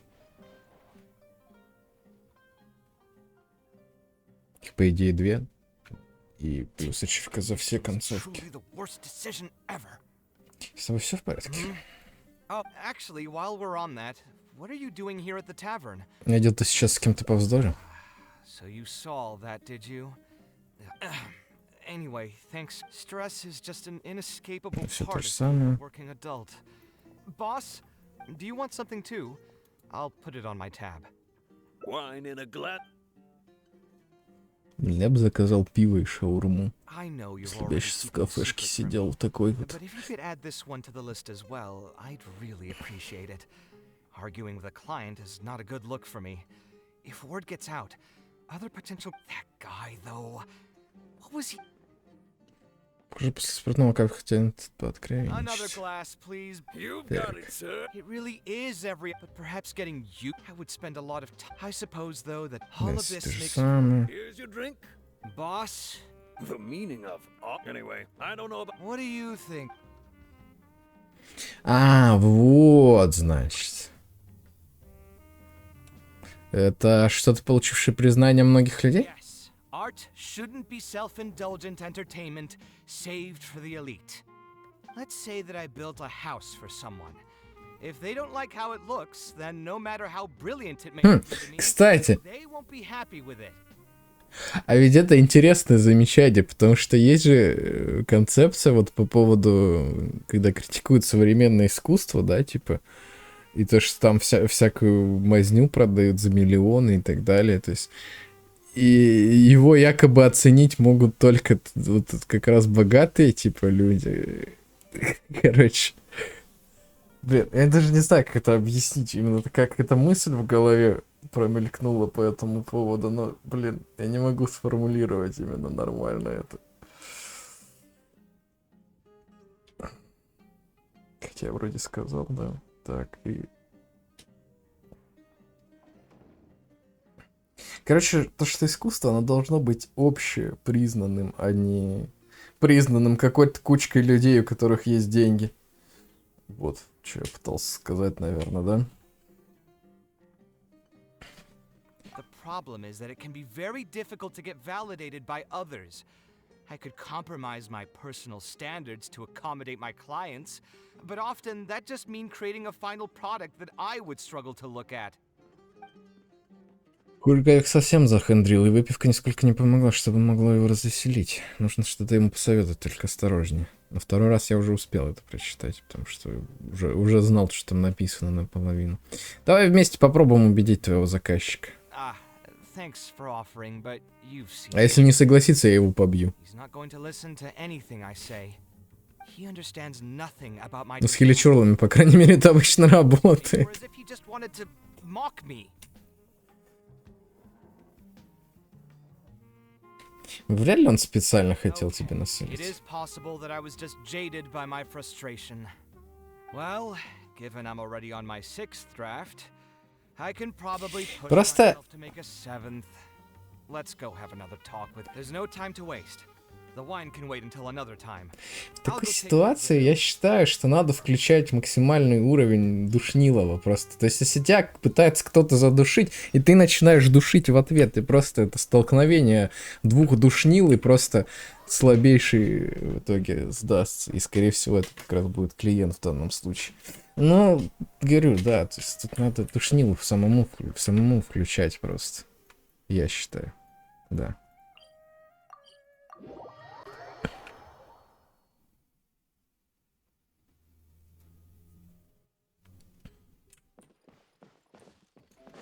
О, ходит тут, бродит. Kaveh, what are you doing here?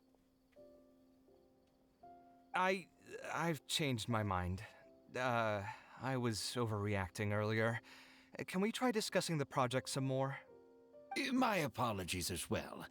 Now that I think about it, some of my requests were indeed a bit unreasonable. If I choose you to create the design for my project, I should have a bit more faith Просто in your вот в данной ситуации, как я это вижу, да? Thank you for understanding. Сейчас Mutual расскажу. trust is the basis for good communication. Now that we've got that out of the way, I think we can have a more productive conversation. Собственно, как я это вижу, да? Он рассказывает, что там двери неправильные, там надо двери поменьше сделать и так далее. А ты начинаешь ему рассказывать, ну нет, ну так не делается, это должно делаться вот так, именно потому что вот здесь нужно сделать это, а здесь нужно сделать то. И ты начинаешь его душнить как бы в ответ таким образом. Вот как бы вот так это должно работать. Вот я, да. Как я считаю, да. Но, да, забавно, To короче. be perfectly honest, your commission request has been the most peculiar one I've ever received. Even now, I still know nothing about the building's intended purpose. All I know is that you want to build something in the desert for public use.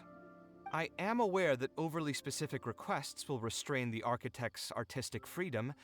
However, knowing nothing about the intended purpose of the building also means I have no idea if I'm on the right track. I've produced several draft proposals for you to choose from, and you've rejected every single one. If we don't get on the same page, it could be a decade before we can finally break ground on this project. Yes, I've given this some thought already. I think we can go with the general direction of the latest proposal that you just showed me. It's just... Just what? Putting the building design aside, can we get some less expensive materials for the floor tiles? Yeah, I know someone in the business, and the red bricks he sells can go for pretty cheap. The timber here as well. We should be able to find some substitutes. Please give me a moment. My head's starting to hurt again. Just please hold on for a second. So, let me get this straight. You want to reduce the cost of the project, right? But if we implement your suggestions, then I'm afraid we have to scrap the entire design. Architectural design cannot be neatly split into discrete parts. Any change to one part of the design will affect the quality of the whole thing. I decided to utilize high-end timber for this section because the weight-bearing structure requires the supporting materials to be durable and strong. Same with the tiles. Это именно то, о чем я говорил.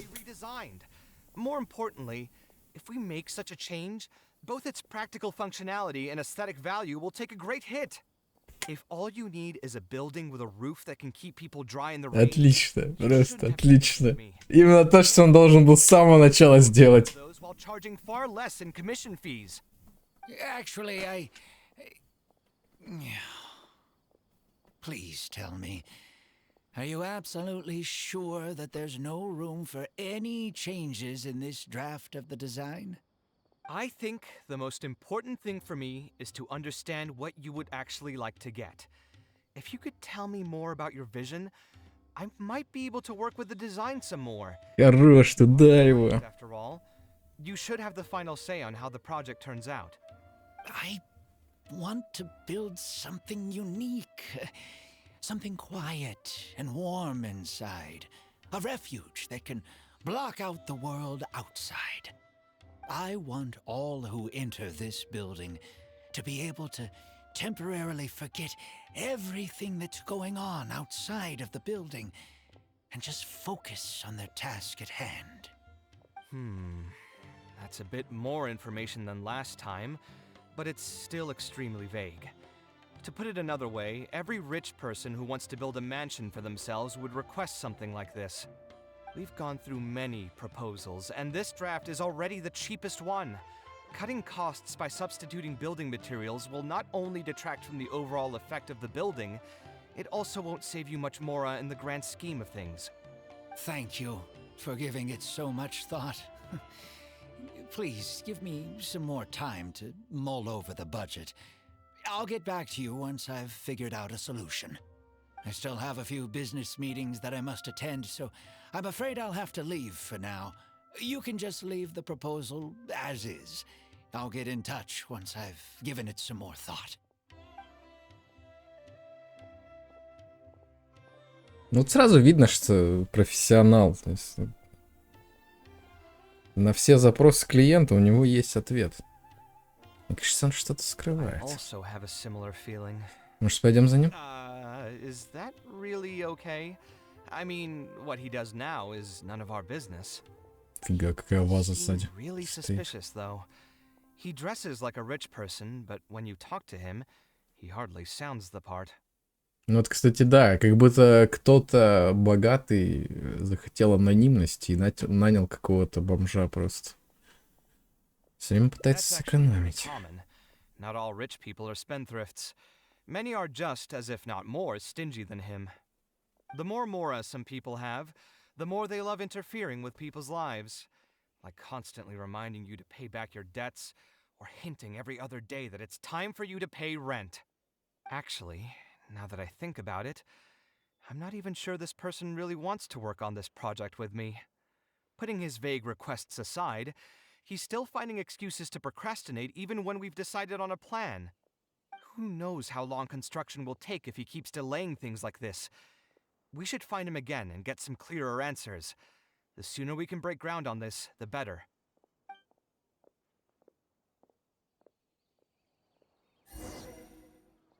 Блин, реально, что-то за ваза гигантская просто. Жесть.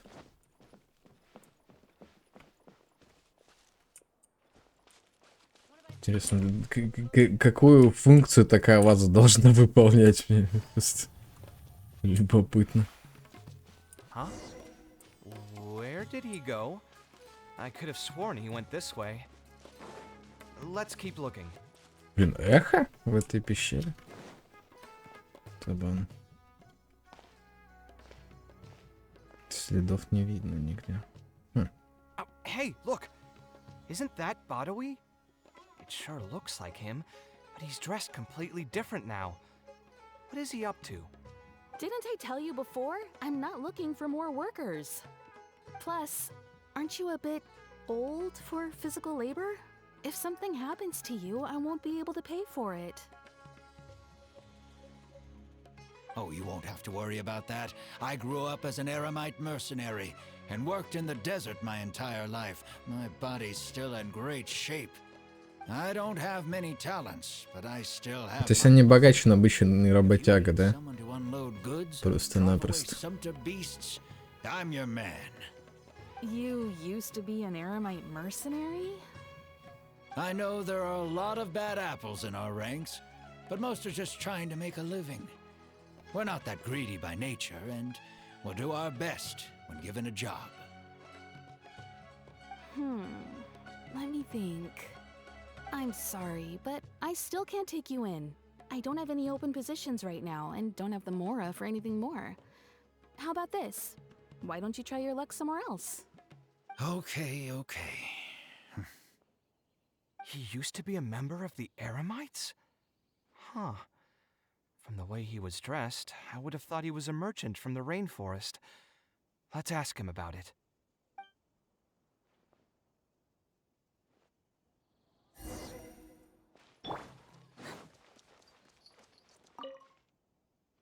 We meet again. Huh? Why are you guys here? That's what we wanted to ask you. Who are you? Why did you dress up like a merchant to talk to me about our project? There's no need for us to continue this project if you still want to keep hiding things from us. I don't work with individuals I can't trust. Believe me, I didn't have any bad intentions. It's just... All right, there's no point hiding anything anymore. The building I'm trying to commission you for is not really a personal residence for me, but rather a library for children living in the desert. A library? Сразу об этом было не сказать. Shouldn't this be the responsibility of the academia? I've heard that the academia will be looking to prioritize the desert with the allocation of educational resources and materials. It sent over a large shipment of regular goods just last month. You're right, and I was aware of these happenings as well. I just figured what I want to do is a separate effort from what's already being done by the academia. The desert is too vast. Even if the academia spends a lot of effort trying to disseminate knowledge in those parts, it might still take decades, if not centuries, to reduce the educational gap that already exists between the two regions. And what's more, I don't know if the academia would ever reverse its stance in the future. All I know is that as a desert dweller, we should not wait passively for good things to happen to us. If we only did that, we'd never be able to stand up and hold our heads high. I don't have much longer left on this world, so I just want to use whatever time I have to contribute something to my homeland.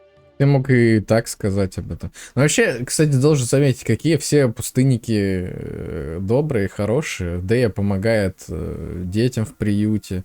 Этот хочет библиотеку для детей построить. Какие все молодцы пустынники. Оказывается, они не такие уж плохие ребята, как нам рассказывали, правильно? Мог бы так сказать. I've lived in the desert my entire life, and there wasn't anyone here that I could trust.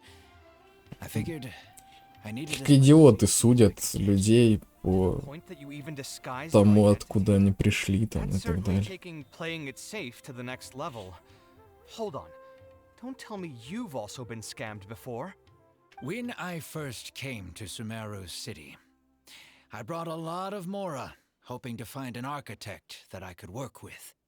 Someone agreed to take on the project, and even took a sum of Mora from me, but then disappeared without a trace. After that, I heard that there are a lot of untrustworthy people in this business.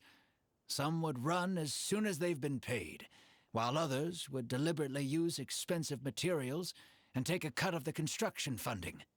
I spent a while collecting information in the city, and eventually learned that you're the most famous architect in all of Sumeru. I figured that you wouldn't need to make Mora by scamming people, so I decided to reach out to you. By the way, how did you know I was scammed? I don't think I've ever mentioned that to anybody. Just a hunch. A while ago, I accepted an offer to work on a project in the desert, and was also scammed out of a large sum of Mora. I ran into someone who was living in a pretty run-down house. I noticed a load-bearing wall on the verge of collapse, and suggested that I build a new house for him. He said that he had no way to pay for it, so I loaned him some of my own Mora, and told him to get some stone and timber from the local vendors. Soon after that, I found out that he had gone gambling with all the money, and lost everything, down to the last coin. And after that, he even borrowed Mora from me twice more. И не говорите мне, что он в картишке вот эти играл. I didn't even suspect him of any wrongdoing until he hired a group of mercenaries and tried to ambush me in his own house. According to him, I looked like an easy target because I was an academia scholar who didn't have any family or friends in the desert. What kind of person would just look at someone else and think, this guy looks like an easy target? Those kinds of things do happen every once in a while, yes. Folks like him are the exact reason why us desert dwellers' reputation have gone down the drain. I must apologize to you on their behalf. It's all right. You were also scammed by someone from Kasharwar after all. I should apologize to you on their behalf. Ultimately, neither of our experiences had anything to do with the desert or the rainforest. People who are new to an area are always easy targets for criminals. Ну вот да, вывод, что плохие люди есть везде, как бы. Это не зависит ни от нации, ни от цвета кожи, ни от чего, как бы. Да. Yeah, you'll find both good and bad people everywhere. I can't understand the logic of those who like to take advantage of others, but I have to accept their existence as a fact of life. Anyway, I digress. Let's return to the topic at hand. Did you keep rejecting my designs because you thought I was deliberately using expensive materials to take a cut as a middleman? That's what I was afraid of initially, yes. I eventually understood that you weren't out to cheat me. But unfortunately, I still don't have nearly enough Mora to pay for the design you proposed. I've done the math, and know that we should be able to make it if we cut some corners. However, after our conversations, I can see that you're passionate about your design, and I'm quite fond of the proposal as well. So, I decided to try and see if I can afford your proposal as is. I've been looking for work every day, and in another month, I should be able to cobble together enough mora to meet the budget. By cobble together, you mean you're going to spend your entire life savings on this project? But then, what will you do if something unexpected comes up, and you find yourself stuck with no emergency fund? To be honest, I haven't really thought about that. I mean, when you've lived to be my age and something happens, you can't really call it unexpected anymore. All I want is to build this library before I leave this world, so that the children of the future would have some books to read, and the desert dwellers would be able to learn their letters and pick up some practical knowledge. Ты очень предан этой A идее. while ago, I heard that the academia had decided to recruit a number of exceptional children from the desert. Of course, this is welcomed news. But as someone who's spent their entire life in the desert, I still have a few concerns. I know the desert life and can predict what the problems will be. Many children from the desert have had neither the interest nor the proper environment to learn. So even if the academia would take them in, once they enter the halls, they might find themselves surrounded by other children who look and act very differently from them. And as a result, they might become socially isolated. Yes, I can imagine that. My father passed away at an early age. Even though I had a good number of friends during my years at the academia, for some time I still sensed many critical looks in my direction. I'm sure a child coming all the way from the desert will have an even harder time. But let's bring this back to the building itself. I think you said that you want this building to be quiet and warm, with its doors serving as a solid barrier to block out the sound and fury outside, and allow one to focus on the book in their hands. Building it according to the current plan will be quite costly. Even if I don't charge you any commission fees, I don't think we'd be able to keep it under your budget. Any ideas on what we can do?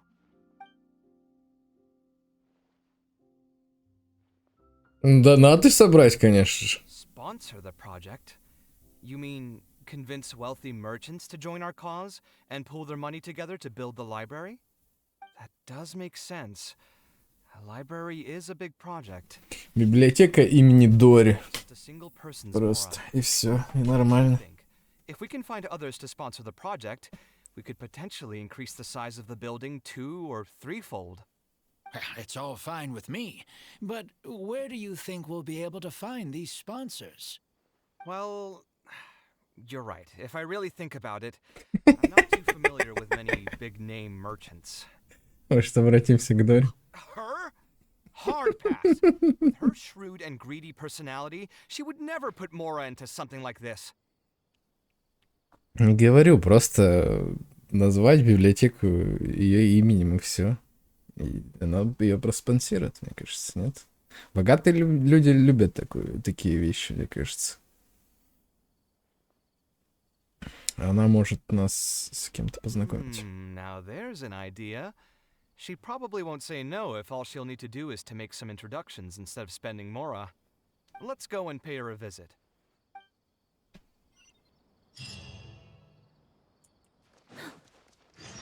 2000. Чего?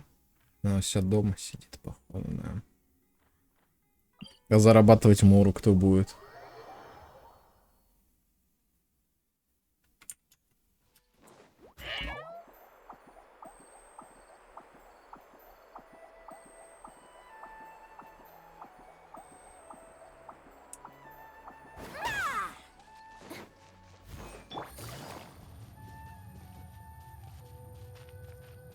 Да, и Лайн, конечно, никто, мне кажется, уже не переплюнет в плане путешествия. Разве что кто-то летать будет хорошо, но не так, как этот. Sadly for me, I must wait a few more days before I can collect my shiny Mora. Hey, can't you think of something else for a change? You are literally living in an objet d'art, and yet your mind is still fixated on nothing but Mora? What is the point of wealth, anyway? Is your happiness entirely dependent on your hoard of cold, emotionless Mora? That's exactly right. Mora is extremely valuable, you see. If you don't keep your mind on it, your Mora may just find its way to somebody else's pockets. If you ask me, this place is still way too empty. Just give me some time and I'll fill it to the brim with lots and lots of Mora. You're hopeless.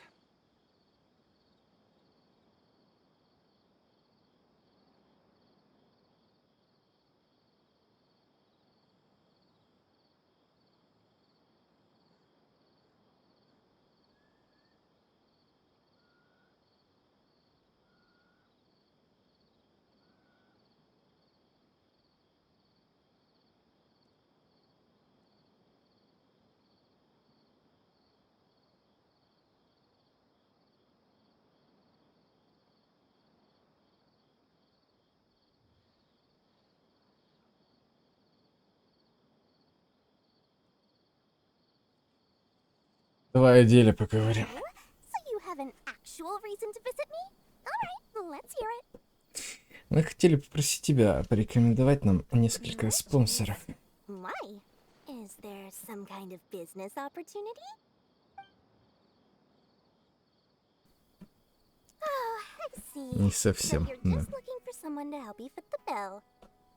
I knew you wouldn't be interested in something like this. Still, you wouldn't refuse just making some introductions for us, would you? Sure, I can connect you with some folks, but with every service comes a fee, you know. A fee? You mean just for introductions? Of course! Making introductions means using my connections and putting my reputation on the line. Why wouldn't I charge a fee for something so important? And since we've known each other for so long, though, I'll give you a huge returning customer discount. How about 500,000 Mora? 500,000? I guess that's okay. But why are you charging a fee before we've even secured any funding? That just doesn't seem right. Besides, by helping us out, you'd be doing a great service to the public. Can't you take your mind off your Mora even for just 1 second and focus on something far more important?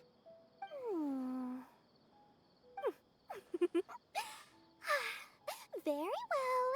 Since you're so passionate about this project, I'll help you out and waive the introduction fees.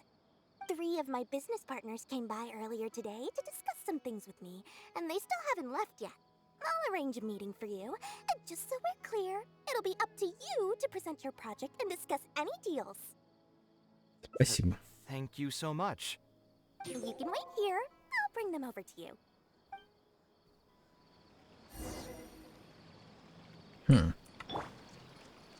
Рубаб Касым Типу. Это имена, конечно. Dory gave us a brief introduction about the two of you. You are Kaveh, the renowned architect, and you are the traveler. Practically all of Teyvat has heard of you by now.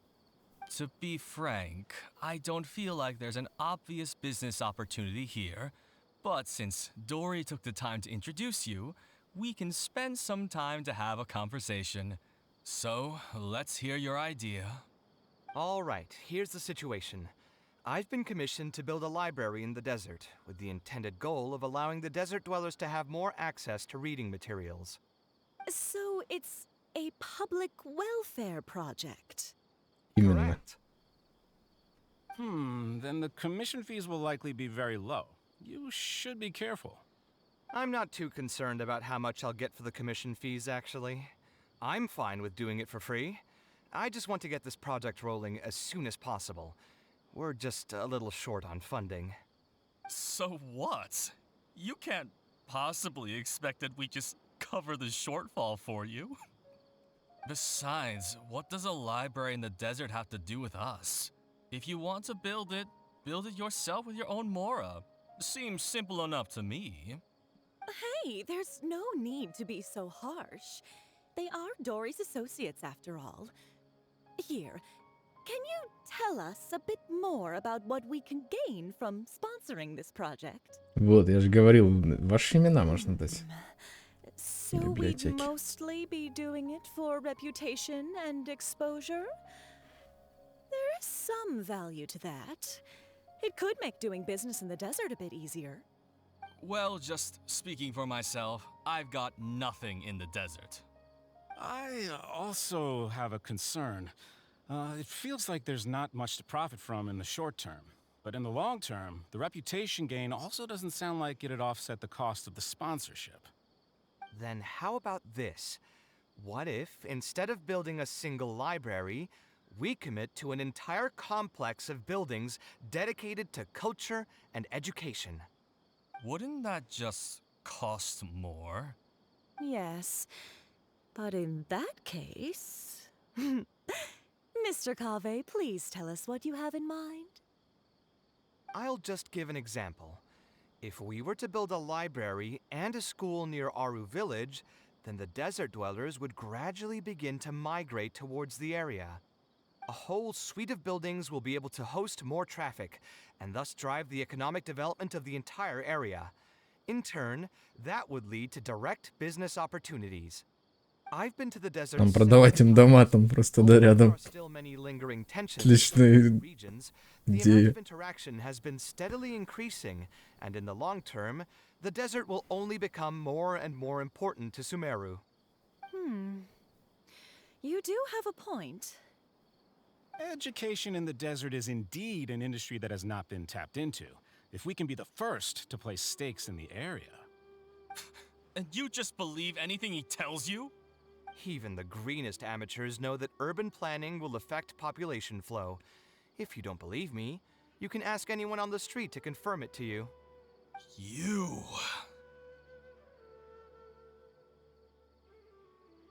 Что ты никогда не думаешь, прежде чем задавать вопрос? Hey, why are you starting to sound like I'll hate them? Wait, something just occurred to me. If we're going to build a library in the desert, Aru village would obviously be the best place for it. But it seems... Эй, куда звук пропадает? Игра! Чё с игрой? Звук просто пропал и все. I heard a rumor a while back saying a lot of land and buildings in Aru village have already been secretly purchased by a big name merchant. What? What? In other words, if we try to join the fray now, there won't be much left for us.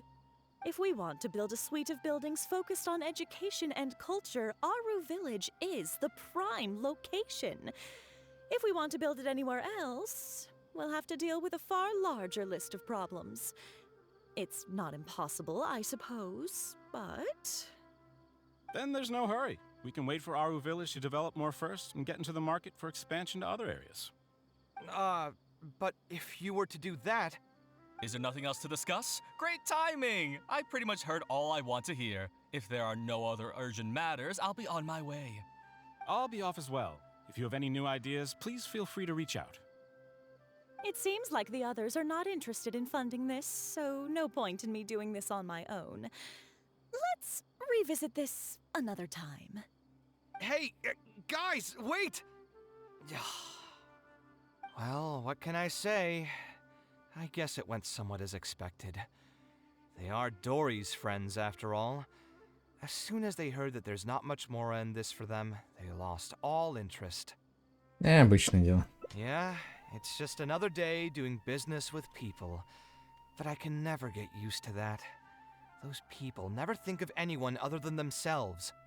Looks like we'll have to figure out some other way to get the funding. Let's go. Блин, а кто же всю землю в пустыне скупил? Ну, ладно, хорошо, я понял, игра, намек. Кто скупил там всю землю? Я так и подумал сразу. I take it you weren't able to find a sponsor for your project? Please don't tell me that you're here to mock us. What kind of person do you take me for? Would the kind and generous Lord Sakama Bay really do such a thing? I will say, though, I more or less expected this outcome even before I introduced them to you. You can try to talk up the project all you want, but the facts will remain the same. This project is high investment with slow returns. No sane person would put their money into this. But this isn't just a business project, right? Also, if you already knew no one would want to partner with us, why did you still try to charge me 500,000 mora? You scammer! You might want to remember who your creditor is before you start talking like that, Kaveh. I'll pay back every last coin that I still owe you, but that's a completely different matter. Alright, since you're so devastated about this, I'll set you up for dinner with another big-name merchant. In fact, I'll be inviting the most famous merchant in all of Sumeru, so I'll be counting on your performance. What? Really? I would like to sincerely apologize for my attitude just now. So, where would we be meeting this merchant? Follow me.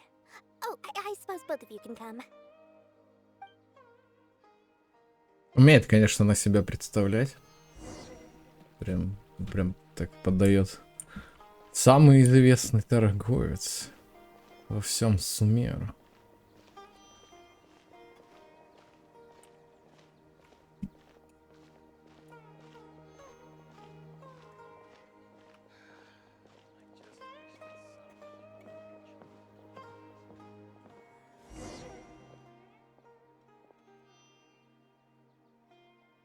This is the place. You said you're going to introduce us to the most famous merchant in Sumeru. Well, where are they? You still don't get it, huh? The most famous merchant in Sumeru? Госпожа Сангемабай. Huh? So you meant yourself all along? Then why did you bring... Разве это не было очевидно, нет? I've given it some thought, and the complex of education and culture buildings that you mentioned does hold some promise. It'll be a pretty big Mora sink, and I'll have to fund it all on my own, but that's not really a problem for me. Seriously?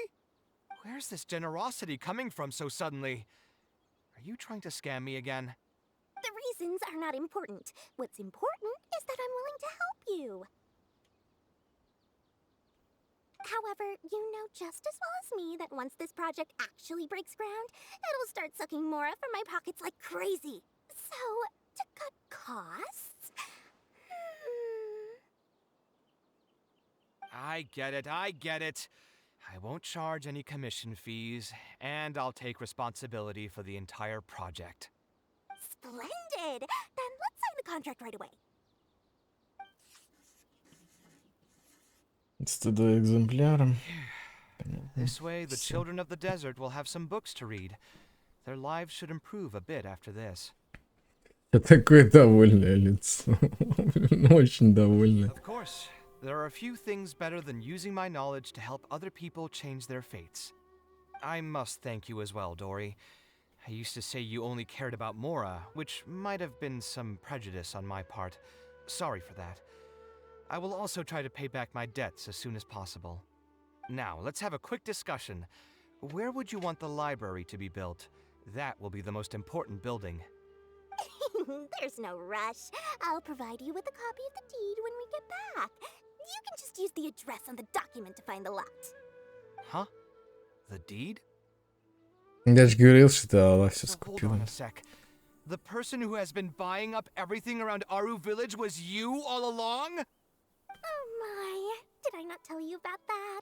Yep, yours truly has been buying up all the land. I must thank you for bringing your idea. Да она нам должна была платить, блин, за эту идею. So, from my perspective, this has been a great turn of events. I didn't put much in and easily got a lot in return. But what about my commission fees? Huh? Didn't you waive those yourself?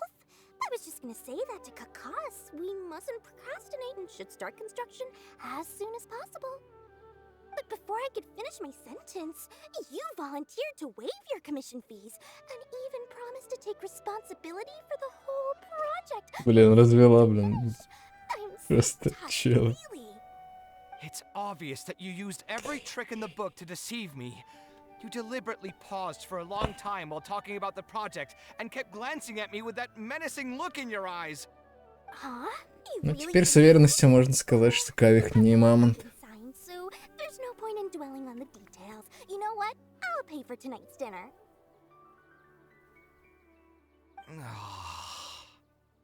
Fine, I'll drop the argument on the commission fees. But since you said you're paying for dinner, Все теперь будет работать до конца жизни за еду. this place has to offer, and lots of it. Tonight, we're feasting until I've recouped my full commission fees.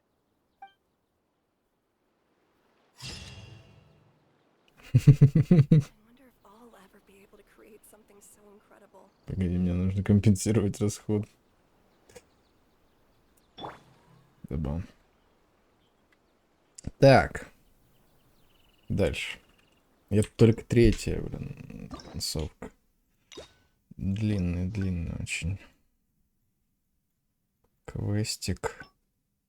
Скрытые обстоятельства.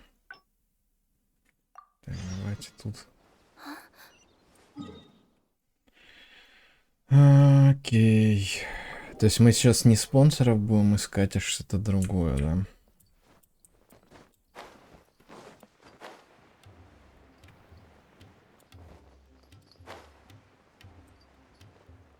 Ну, как я изначально и сказал, в плане библиотека имени Дори. Собственно, мой изначальный план осуществился. Или идея, наверное, не план, скорее. A library? I've heard that the... You're right. The desert is too vast. And what's all I know is I don't have much longer left on this world. I didn't want you to the point that when someone agreed after that, I spent a while the way. Ой, сколько текста, конечно. Прежде чем ты выйдешь на развилку. Those kinds of... It's ultimately neither of our experience. Yeah, anyway, That's what I've done the math, so... To be honest, all I want is to build this library. A while ago, I know the desert, so even if the... My father passed away, and I'm sure a child coming old. But let's bring this back. Building it according to... Разработать проект в другом стиле. Slightly different style. Give me a minute. Most architects would probably prioritize cutting costs and removing extra features in this situation. Indeed, converting the building into a simple bungalow would solve most of our problems. However, I do not think this would be the best solution. While it's true Да, что в Союзе так делали, нормально было. viewed as an afterthought, neglecting it has some long-term negative consequences. It is especially undesirable in this situation, as the library will serve a high number of children, many of whom would have never been exposed to structures that may be considered elegant or beautiful. To completely give up on the more aesthetic design would mean stripping the children of an opportunity to appreciate the beauty of architecture. I share Badawi's sentiments in wanting to preserve a more complex design. However, if we can reduce the ornate aspects of the design while maintaining its fundamental elegance, which is to say we won't touch the arches and stone pillars but make changes elsewhere, this is definitely a first. To make up for the loss of regular details, we would need to put a lot of extra effort into the layout, lines, and color. I see. Would that really be okay? It just increases the difficulty of the design. You should feel lucky that out of all the architects in the city, you chose to approach me. Most of the others would have given up on this project by now. As for inspiration, I think I might have something in mind. But I'd need to visit the site to make sure. Where do you want this place to be built? Tell me the exact location. Aru Village. Although it wasn't my childhood home, I think it'll be the best site for such a building. Okay, then we can pay a visit to Aru Village. Is there something I can do for you? I've already caused you a lot of trouble before, and now you're revising the design again because of me. Which draft are we even on now? It's making me feel terribly guilty. Let me think. you said you used to be an Eremite mercenary, right? In that case, you could help us clear out some monsters that are blocking the way to Aru village. We want to keep the roads clear, and reduce the loss of materials during transport to a minimum. If everything goes well, that'll help us save Samora. All right, just leave it to me. If there's anything I'm good at, it's clearing out monsters. What are you waiting for then? Let's pack up and get ready to go.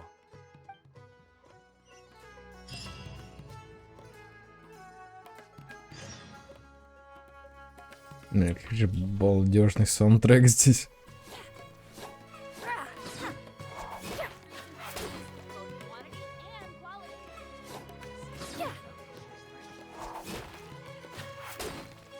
Блин, забавно так.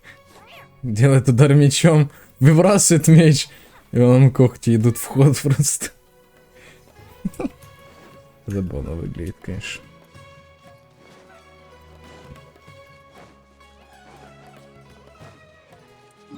Так, ну ладно, в деревню, значит, да.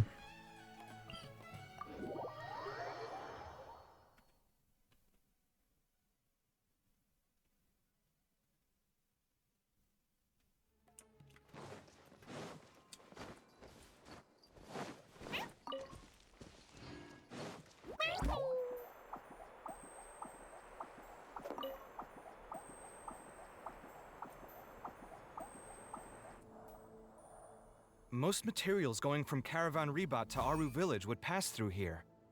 There are a lot of monsters out here today. If you find it hard to keep up, just let us know. Oh, don't worry about me. This is nothing. I'll be careful, though, and you should do the same.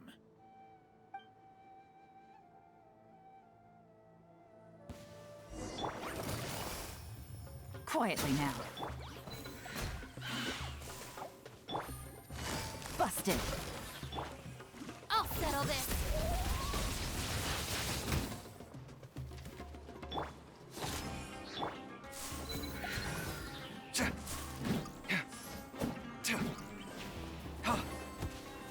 Так, ну чел, кстати, наносит урон вообще хоть какой-то, мне интересно.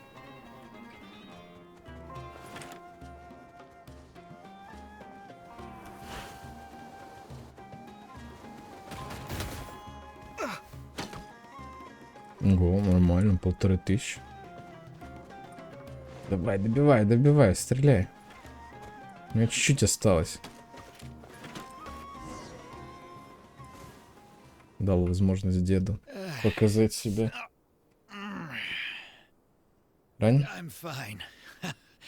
I've spent my entire life fighting these kinds of monsters in the desert after all. They won't get the best of me. But it's one thing to fight against monsters, and another to fight against an old injury. It's something I picked up when I was young. There were many fights between mercenary brigades back then, and one day someone stabbed me in the back. I don't think much of it back then, but with age, it's caught up to me. Few mercenaries get to enjoy their later years. Failing health tends to take the joy out of reputation and wealth, and many mercenaries never even made much of the latter to begin with. Is there someone you know who can help to look after you? Unfortunately, no. My wife passed away at an early age, and I don't have any children. Sometimes I'd close my eyes and realize most of my life story has already been written. I have many regrets about my past, but at the same time, I also know that there were never many options for me in the first place. I joined the Eremites when I was young, and won many battles with them. My survival was more a matter of luck than actual ability.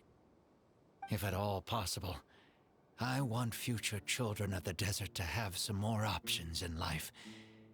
I don't want them to turn out like me. My apologies. The older we get, the more we tend to ramble. Seems like we've already cleared out most of the monsters. Let's hurry over to Aru village.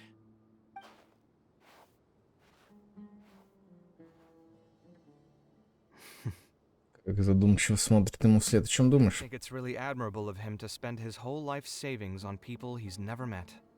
Maybe he's doing this out of natural kindness. A kindness that hasn't been eroded away by the struggles of his life. Ну ты ведь такой же. Perhaps. To clarify, though, I don't think I'm quite the same. Some people call me an idealist. I do have some sentiments of that general persuasion, such as wanting everyone to be able to lead a happy life. But my situation is more complex than that.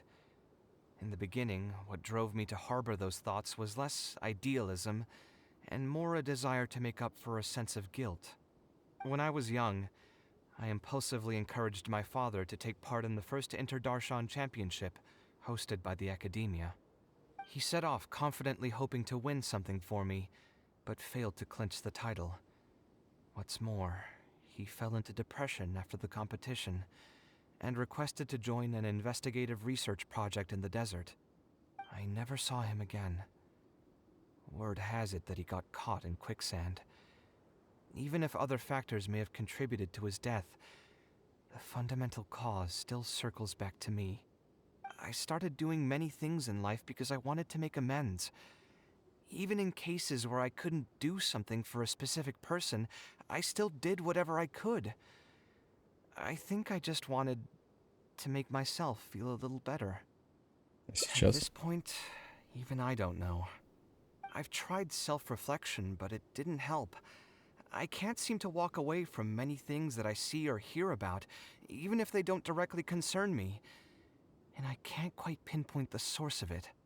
Maybe it's just like what those Vahumana scholars often say. It's hard for people to truly understand themselves.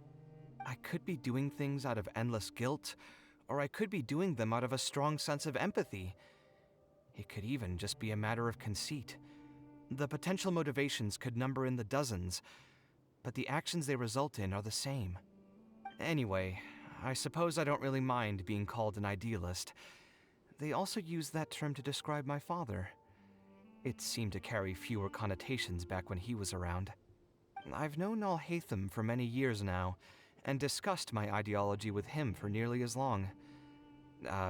Maybe argued is a better word for it. He told me a long time ago that no matter how strong of a swimmer you may be, you'll still get dragged under by the others who are drowning once you run out of stamina.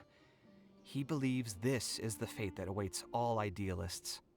I still believe I should live by my ideals, and I've given him countless reasons why I think it's a good idea to do so. Perhaps my ideals are flawed, but are there really any perfect things in this world? Unfortunately, he remains unconvinced. His personality is the exact opposite of my own. If someone happens to drown next to him, he'll most likely stand on the shore and mumble something along the lines of respecting other people's fates. But as you can see, I'm not the only idealist in the world. Just as there are different seasons, there are also different people. There are many others who will continue to care about the fates of those who are not directly related to them. And when I finally run out of stamina, someone will also reach out and bring me back to shore. Someone will help me, right? Yes, I've already been helped like that before.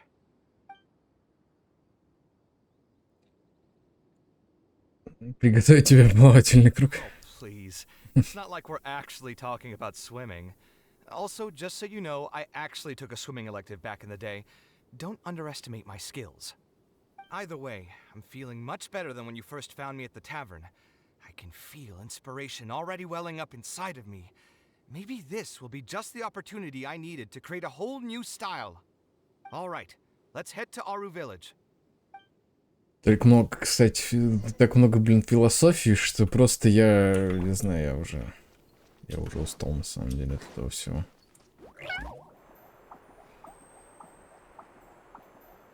Я засыпаю даже местами, начинаю. Очень много он философствует, конечно. Да и вообще темы такие, конечно, убер серьезные. Я, блин, думал, что-то смешное и веселое будет. А тут, блин, думать еще надо.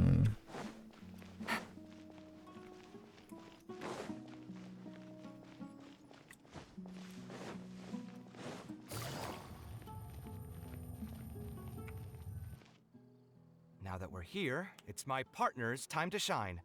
Marak!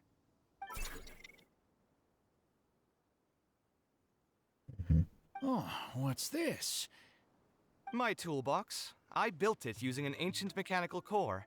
It's not too smart, but it's super useful and can help me with a variety of tasks. I'll take Marak and find a suitable location for the building. Once that is done, I'll get to work on a few designs. Traveler? Ситари. Ah, you know each other? Hello. I suppose you must be Kaveh from Kasharawar. I've heard of you before. My name is Sitaria, and I'm currently the person in charge of promoting educational assistance programs here in the desert. Educational assistance programs. Then you must be familiar with the local conditions here. I can't say I'm too familiar just yet, but if you have any questions, I'll try my best to answer them. I've been commissioned by Mr. Badawi to build a library in the desert. We've settled on the general design direction, but we are trying to finalize some details based on the conditions around the intended location. A library? Do you intend to open it to the public for free? That's right. I want to make sure the children will have books to read. That's fantastic! I'm sure the children will be thrilled. Right now, we don't have access to many paper books or a quiet place to read. Truth be told, this very thing has been keeping me up at night. Let me get straight to my questions then. Can you estimate the number of children around here who'd be interested in reading? Besides the usual noise of village pedestrians, are there any other sources of noise in the village? Oh, and have any landslides occurred here recently? And also, where are the spots around the village that have been most affected by wind and erosion? Думчиво отвечает на вопрос.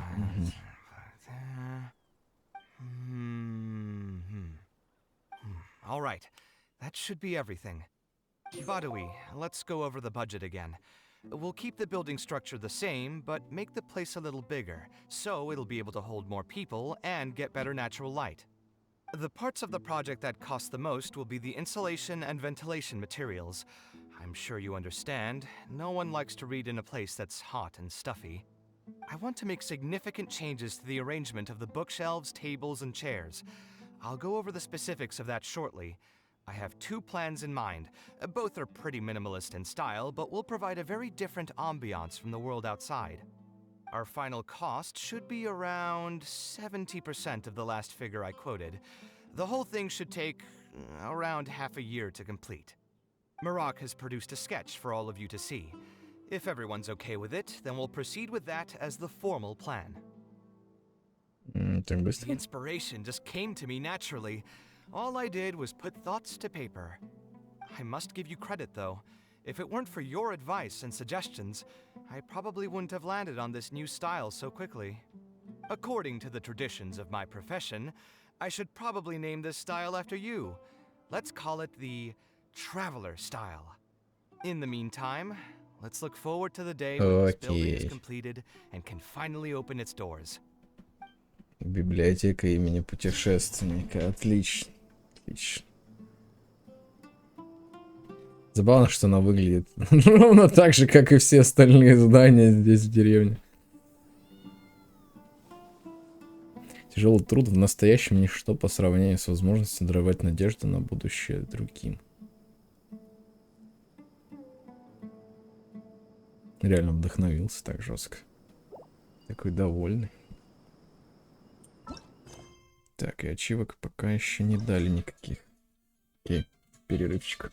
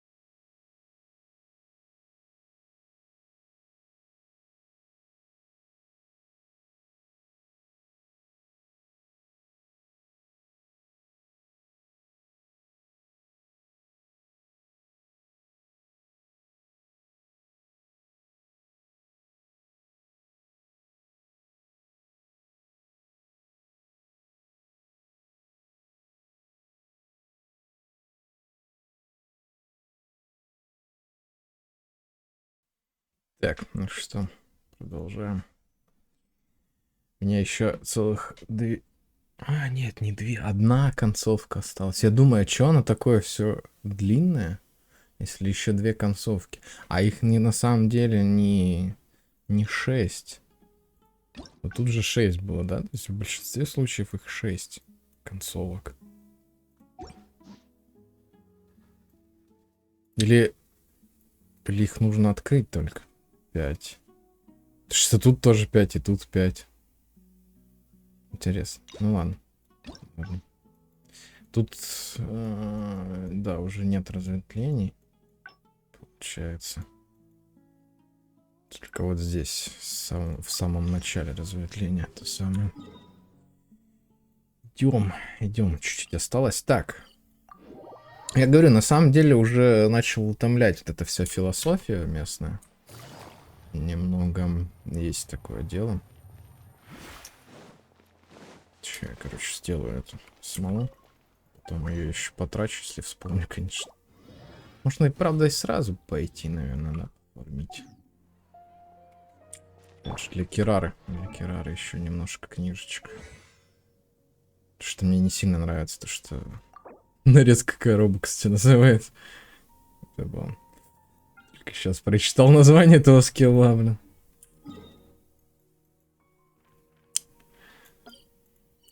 Пел один рэпер. Мое лицо коробка. Так, сюда. Я пытался вспомнить, куда я собираюсь идти.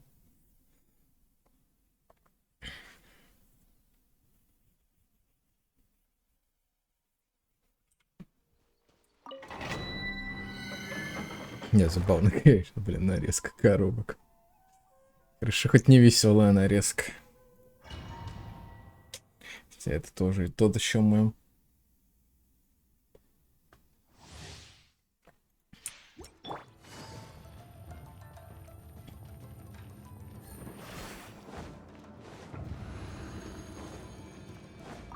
Блин, что-то с таким названием прям захотелось собрать в пиздэмэдж Кирара. Исполнять реально веселую нарезку.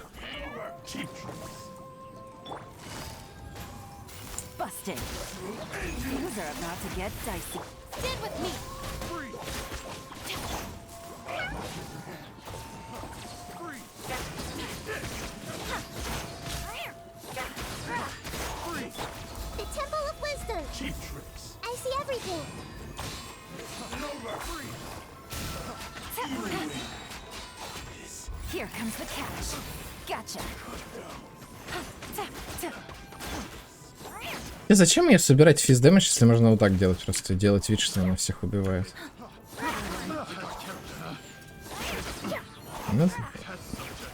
Вот Кирара исполнила веселую нарезку немножко. Да. Можно еще Сэнтю добавить просто. И Сянлин, и просто все. Все будут отлетать.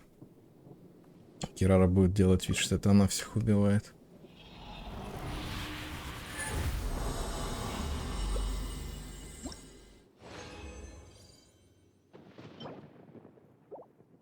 Блин, меня теперь этот звук немного пугает.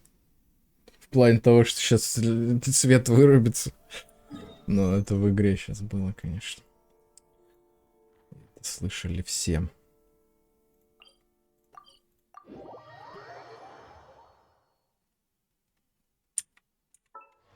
Ну, я так понимаю, у меня нет даже до 5, да, прокачать это. Ну, и тут тоже, естественно. Ну, ладно, будет так, значит, пока.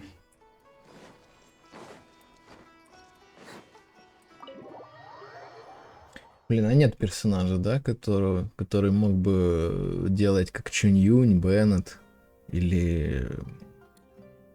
Кто еще? Я забыл. Кандаки. Кандаки еще умеет в гидро тычки красить. Других персонажей. То есть Кирару чисто теоретически, если бы был такой персонаж Дендра, можно было бы собрать в Дендра дамагера.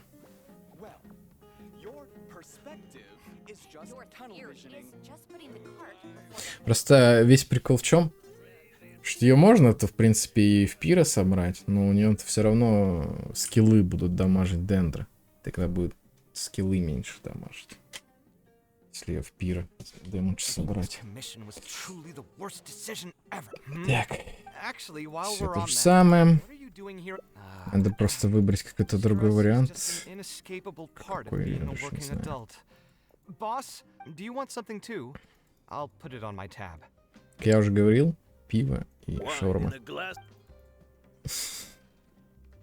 Сок это для 15-летних школьников.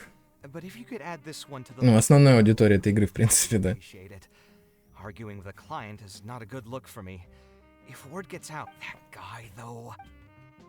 Another glass. You've got it. It really is. But perhaps getting. I would spend a. I suppose, though, all of this. Here's your drink. Boss. The meaning of. Anyway, I don't. What do you think? Так, не могу сказать с уверенностью. It's been bothering me for a while. Even when I'm awake, the question haunts me like a bad dream. I still haven't found a good answer to it. Or maybe there was never a correct answer in the first place. Похоже, как совсем захандрил. Никак не помогает, что могло его распить.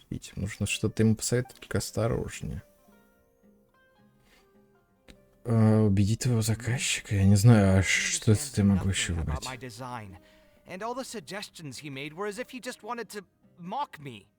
Если ты сможешь убедить его в своей правоте. Then this project would also gain recognition from many people? You've got a point. Let's hear him out one more time, then. Time to get going. I know where we'd be able to find the guy. There's no time to waste. The wine can wait until another time. I'll go take care of the bill. Ну, по идее, это оно. Хотя бы... Не знаю. Он сейчас будет убеждать.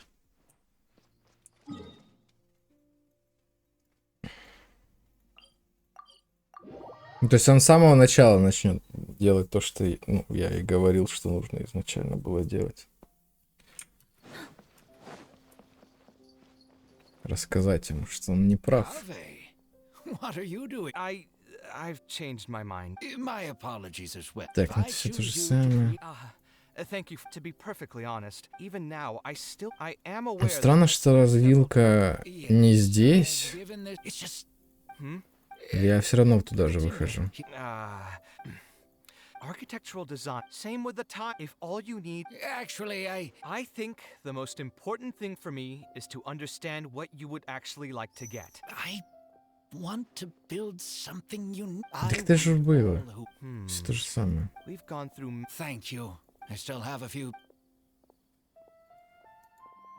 Тут мы, короче, не будем за ним следить, я так понимаю. I also have a similar feeling. He does seem really that's Или actually нет, все то же самое. Я не понимаю. Who knows how. Что, это одно из тех этих, в которых вообще непонятно, как выйти на другую концовку или что? Это одна из тех самых встреч. Или что, я не понимаю. А если я не хочу его отыскать? А если нет? Если не искать его? Я не понимаю. Ну, опять мы выйдем на ту же самую концовку, что мы уже видели, нет? Нигде не видно следов. Hey, look. Isn't that... Didn't I tell you before? Plus, aren't... Oh, you won't have to. Ну, все то же самое опять, я не понимаю. I'm sorry. Okay. He used to be a... Что происходит? Как мы выйдем на другую концовку, если мы идем туда же? Типа, чё за... Погодите, просто вот... План. Ну, мы опять сюда пришли. А как мне на другую-то концовку выйти? Вы можете мне объяснить, типа? Недорогая сердцу вещь, ну, то есть не дневник. Но отвлечься на что-то другое, типа, надо. Я не понимаю, короче. Да я не видел там развилки никакой. когда была возможность отвлечься на что-то другое. Ладно. Но это странно.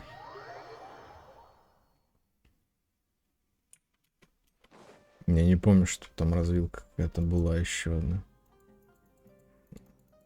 Я почему сразу выбрал, что убеждать этого чела. Или я вначале что-то другое должен сказать, типа.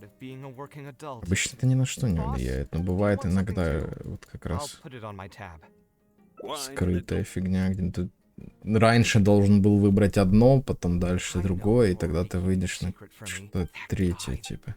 Another glass. You've got it, sir. It really is, but perhaps getting... I would spend a lot... I suppose all of this makes... Here's your drink. Boss? The meaning of... Anyway, I don't... What do you think? Exactly. In Sumeru, it's too bad. Отвлечься? Sounds great. Другую работу найти? Different career. I see. That's not a bad idea. I think I've heard a saying somewhere before. 80% of a working adult's woes are due to not having enough mora in the bank. Да. It's just a saying, так of и course, есть. but even I will admit that my life would be a lot better if I could make additional mora. And if I want to make mora, если бы мне на стриме донатили, моя жизнь была бы гораздо проще. Hold on. I just remembered that I used to have a senior classmate by the name of Alkami. If memory serves me right, he's no longer taking private commissions, but he's still doing pretty well for himself. Maybe I'll be able to get some advice from him. Yeah, I should get on this right away. No more wine for me today. I'll grab the bill and be on my way.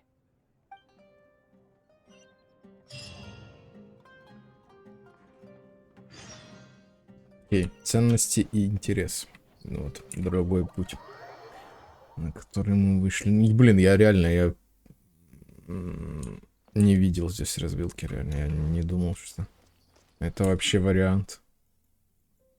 Найти подработку какую-то другую.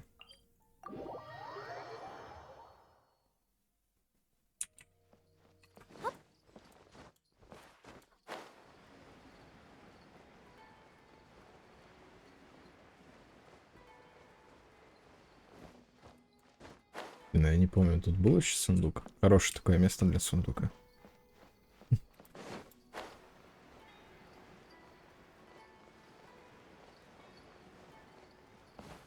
Да... Ну что это такое? Она берет и скатывается. У нее же лапки. Она же может зацепиться. Это же дерево все-таки.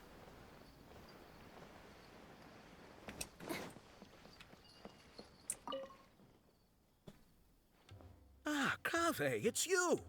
It's been a while. What have you been up to recently? Yeah, it's been a long time, Alkami. Things haven't changed much for me. I'm still taking private commissions for all kinds of projects. I heard that you were the genius behind the Palace of Alcazazare. I bet you're all set for Mora after a project of that size. Well, it's hard to make a profit. Ну, он же не мамонт, чтобы зарабатывать на таких вещах. You've got to be joking. I've never met an architect who didn't make a profit from a project. Unless the client fled before they paid the commission fee in full. But that doesn't sound right either. Да она просто развела его на бабки в очередной раз, и все. I don't think she's ever been involved in any kind of big scandal. Well, about that. I mean, it was complicated. I understand. Either way, doing one project after another sure gets exhausting over the years, huh? I've been there, so I can feel your pain. I mean, I obviously never had your reputation to live up to. That must have been stressful. But I'm sure we've faced all the same problems. Trying to keep your client in a good mood while you're trying to stop them from micromanaging things they don't know the first thing about. I don't miss it. Thankfully, That's all behind me now. По-моему, актер озвучки тот же самый, что и у заказчика, но неважно. И ты поменял специальность поэтому? Not exactly. My work is still closely related to architecture. Judging from the look on your face, you're still strapped for Mora. That's quite unfortunate. You're the most artistically gifted graduate the Kasharawar Darshan has seen in decades. But it looks like you still have a lot to learn in terms of making Mora. With that said, us Kasharawar grads should still... Да, есть люди, у которых проблемы с тем, чтобы брать деньги за свои таланты. Absolve you of all your Mora troubles going forward. Are you serious? But something like that has got to be some kind of top-level business secret. Are you sure you can just share something like that with me? Besides, I don't want to just take something like that without offering anything in return. I still have a little Mora. Or is there something that I can help you with? Oh, you're too kind. This is just a simple tip. Even if I didn't bring it up, I'm sure you'd hear it from the others sooner or later. The idea is this. I recently opened up a training center with the goal of educating people in architecture design. Compared to the classes taught by those old fossils at the academia, my classes are more condensed and streamlined and will allow people to quickly get their foot in the door. Unlike the academia, I won't turn down anyone who's interested, rich or poor. As long as someone wishes to learn more about architecture, I'll accept them into my training center. It just so happens that I'm still looking for a few more instructors. So, what do you say? Interested in coming over to give a few lectures? Regardless of the pay, I can already guarantee that it'll be far more comfortable than working on random people's private commissions. Ah, so you want me to join you as an instructor? That does sound like something I'd be able to do. Sounds like a pretty stable job, too. What do you think, Traveler? По крайней мере, тебе не придется больше спорить с заказчиками. Yes, it's a deal. Thank you, Alkami. Like I said, there's no need to thank me for this. The lecture room is not far from here, so you can just come straight here tomorrow morning. As for the pay, how about we start at 300,000 Mora per lecture? 300,000? Неплохо. Are you serious? How could you offer so much? It would seem that you're still oblivious to your own economic worth. 300,000 is nothing compared to the prestige of having the light of Kasharawar as one of my instructors. 300,000 is also just the base rate. Just trust me on this. The longer you stick with me, the more you'll come to understand your true... Короче, мы нашли менеджера для Кавеха. Нормально. Он его раскрутит. I was never particularly close with Alkami when we were in school. Who would have thought that he'd be so nice and friendly? I've hosted free lectures before, but this would be my first time being hired to lecture for a formal business. 300,000 Mora per lecture. Whew. I'm so excited that I'm starting to get nervous. Интересно, сколько дом стоит в Сумеру купить? Просто 300 тысяч Моры за один урок, блин. Нормально.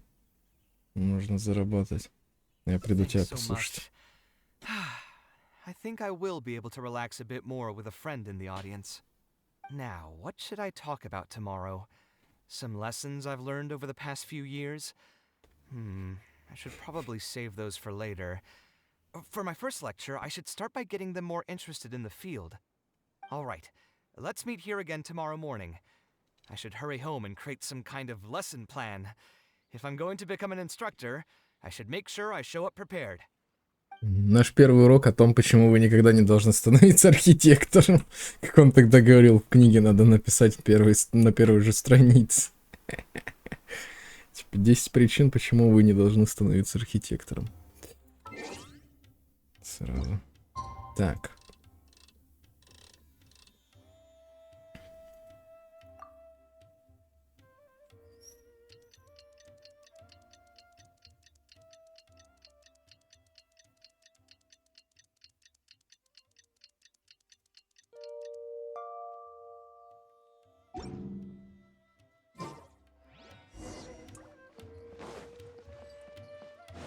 где-то в этой области. Oh, I didn't expect you two to get here so early. I was up last night preparing for the lecture, but I ended up getting so excited that I couldn't fall asleep. Here, I've prepared a lesson plan. Do you want to take a look? Lesson plan? I must commend you for your dedication. But the training center has already developed its own set of teaching materials. Instead of using your own plan, you can just use what we have here.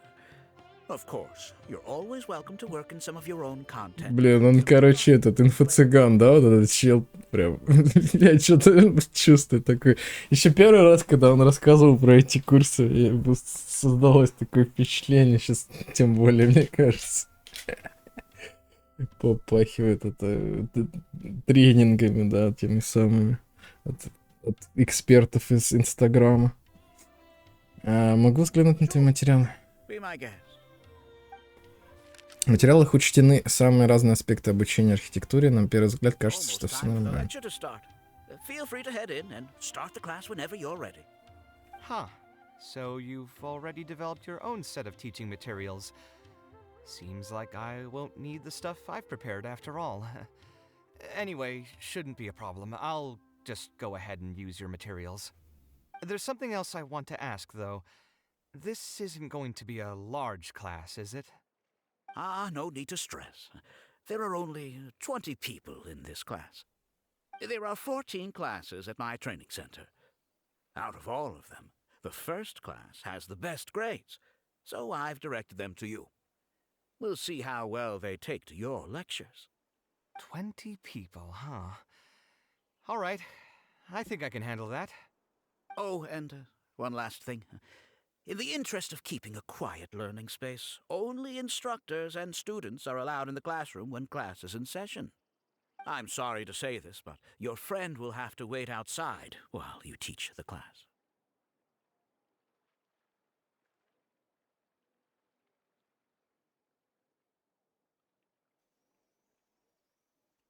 Мне все равно хотелось прогуляться. Sorry about that. I'll meet you at the door when the class is over then. Так ли добр на самом деле Альками, как хочешь сказаться, надо расспросить. Про него, да, в округе. Окей. Чё мне скажет? Can I help you? Ты знаком с Альками? Oh, Alkami? You mean that rich guy who's been making quite the name for himself? Yeah, he commissioned a set of furniture from me a while back. Paid a great deal of mora for it, too. I heard he earned a fortune working as a renowned architect. Now he's opened a training center so others can follow in his footsteps. If the tuition wasn't sky high, I'd enroll my child in a heartbeat. Architecture really sounds like a lucrative profession. Ну, как я и говорил, тут какой-то скам прям присутствует жесткий. Alkami recruited Kaveh to be an instructor. Повысил цену в 2 раза, да? После этого. Really makes you jealous, eh? If you think about it, Alkami was never that talented himself as an architect. If we're just talking about professional skill, no one would pay for a class with him. That's true, but you've got to admit, his advertisements are really effective. After all, the academia only admits those that can pass its entrance exam, so only a few people could hope to study architecture in the halls of the Kasharwar. For those who can't pass the exam, or who just want to jump straight into the industry, the training center is the best bang for the Mora. Man, to have that kind of business acumen. Занятия Кавеха подошли к концу. All right, everyone. There's no need to be nervous. Class is over, so we can just chat for a bit. I shouldn't have lost my temper during the lecture. Did I scare anybody? No, you weren't scary at all, Mr. Kaveh. We were just a bit lost and didn't get what you were talking about. Что случилось? Oh, don't get me started. I was trying to use Alkami's materials, so I flipped through some pages and gave them a closer look. The more I read, the more upset I became. Alchemy may fool an amateur, but he can't fool anyone who's active in our profession. The materials he made are completely useless for teaching real architecture. Я же говорил, он инфо-цыган. Ну почему? In my opinion, the most important skill of an architect is their ability to craft a design. In other words, they must be able to conceptualize ideas. There are tens of thousands of buildings in the world, as well as a countless number of architectural styles. Some designs emphasize aesthetics, while others prioritize practicality. The architects who can critically evaluate the quality and fit of different designs are those who can come up with great designs of their own. But you won't get any of that from the teaching materials they're using here. All these students are doing in class is rote memorization of existing designs. They are learning nothing about the underlying principles. How can they expect to become real architects? When they're done with this class, all they'll become are dilettantes with a pitiful smattering of architectural knowledge. But Mr. Kaveh, we didn't really understand anything you said after you threw away the materials either. What's the big deal anyway? It's not like we're looking to make some works of art. We just want to make some mora. You're studying architecture to make mora? Yeah. Why else would we be studying here? My biggest dream is to become someone like Mr. Alchemy. Once I finally make my fortune in architecture, I'll be able to buy anything I like. Huh. In that case, I'm afraid you'll probably be disappointed. Разводить просто людей на бабки. The work of an architect is very difficult. Все хотят научиться разводить людей на бабки. I'm a perfect example. But how? Mr. Alchemy just told us last night that you made a killing by building the palace of Alcazarzare. He also said that as long as we graduate from his class, waves upon waves of people will reach out to us with private commissions, and we can just sit back and wait for Mora to fill up our pockets. It won't be long before I can put these miserable days behind me. Come on. And you all believed everything he said? But Mr. Alchemy is really rich, isn't he? Потому что он с вас денег-то собрал, алло. Pointless trying to argue this with you right now. You've already Это очень смешно. Let's go, traveler. Let's hear about Alchemy's true plans from the man himself. Как в том старом анекдоте, где чел опубликовал объявление в газете, типа, что-то там, типа, каждому, кто пришлет мне, типа, $10, я открою секрет, как заработать $1 миллион. И там в ответе приходило, типа, ну, как бы я разместил объявление, вы все скинулись мне по $10, и я получил $1 миллион. Вот и весь секрет. Как бы вот такая же история здесь. Ай, блин. Смешно. Смешно. What's wrong, Kaveh? You look quite flustered. Did one of my students offend you? Were the students not astute enough for your liking? I must implore you to go a bit easier on them. After all, they're nothing like the Ну, genius. как бы да, он собрал еще тех, кто не прошел отбор в академию, очевидно. Не самых умных людей. As long as some knowledge has been passed on, that's good enough. Yeah, I'm mad at them. But I'm even more upset that you're scamming people under the guise of teaching them about architecture. The students are all here hoping for a quick way to make money. But we both know that an architect's life is hard and exhausting. Just a little while ago, I was toiling over the 6th draft of a design for a client. If your client is unhappy, you can't break ground. And the longer a project goes, the longer it takes for you to get paid in full. What's worse, if your client disappears in the middle of a project, good luck getting anything from them ever again. You know all of this just as well as I do. Why lie to them? Look, Kaveh, you may be the light of Ksharawar, but like I said, you still have a lot to learn about making mora. You may deny it all you want, but it's a fact that in today's Sumeru, architecture is a terrible profession. Our clients care very little for the effort we pour into our designs. Instead of appreciating us, they spend all their time nitpicking details and demanding changes, often forcing all kinds of ridiculous ideas onto us. I suppose that's more or less true, Go on. Why should we cling on to a profession that's difficult and unrewarding? If the field is dying, then a person who still wants to make a good living will just have to change their strategy. If it's near impossible to make money as an architect, then why not just establish a training center and train other people to become architects in our stead? Wait, how does that make any sense? Aren't you just leading them into the same trap? We are already stuck, my friend. The more people we can lead into this pit and stack as padding beneath our feet, the more comfortable our lives will be.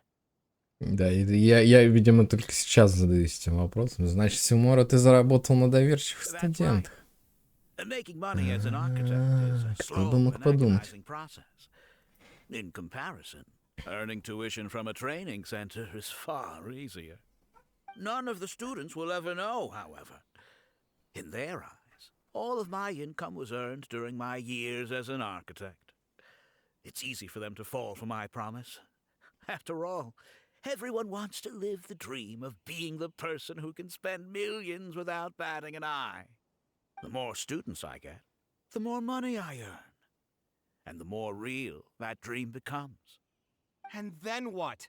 Once they graduate, they'll still find out the truth about architecture and struggle to stay afloat amid all the problems we already talked about. When that happens, your facade will pop like a soap bubble. No one will believe you anymore. Ah, but that's just one way to look at the problem. No two people have the same amount of talent. Even if they fail to strike gold in the future, you can't say that it's my fault and mine alone. Oh, and also, I never actually promised that they would achieve financial freedom as long as they become architects. All I did was nudge them towards that belief. I'm not even scared if they do come back and stir up trouble. My training center has all the required permits and certifications. Even the Dendro Archon herself couldn't find fault in any part of my business. How can you sleep at night knowing that you're doing all this? Tell me, is your heart carved out of brick and stone? I can't believe that I once saw you as a decent human being. I am beyond disappointed in you. And the same goes to you. How many years has it been since you graduated from the academia? If you still can't accept something like this, do you just plan on keeping that worthless naivete of yours until the end of time? Only fools will see art as revered and sacred. In the end, art is just another business. Being successful at running a business is an art form in itself. I urge you to think about what I've said. Offloading your pain onto others is the only way a person can live comfortably in this world. As the light of the Ksharowa, you've accumulated plenty of fame and respect. It's high time that you use those resources to improve the circumstances of your own life. Think it over, Kaveh. I still believe our collaboration could be very fruitful.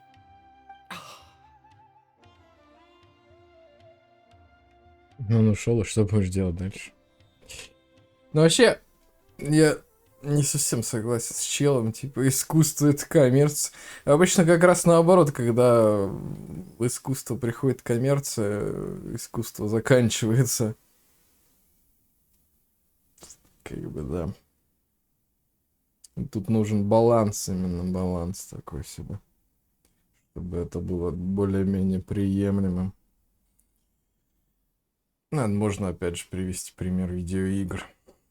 Как только появились вот эти самые, как это назвать, эффективные менеджеры, в общем, да, менеджмент у этих видеоигровых разработчиков, да, когда большие студии как бы образовались, там вот это вот все, сразу все пошло по неизвестному месту. Начали штамповаться Far Cry один за другим, ассасины вот эти вот. Однотипные, вот это вот все вот. Про колду я вообще молчу. Как бы вот эти все конвейеры пошли, как сказать, бездушные, да, бездушные конвейеры, в которые играть-то уже неинтересно даже. Которые просто занимают время. И играешь уже чисто по инерции, потому что ну, так привык свой досуг проводить.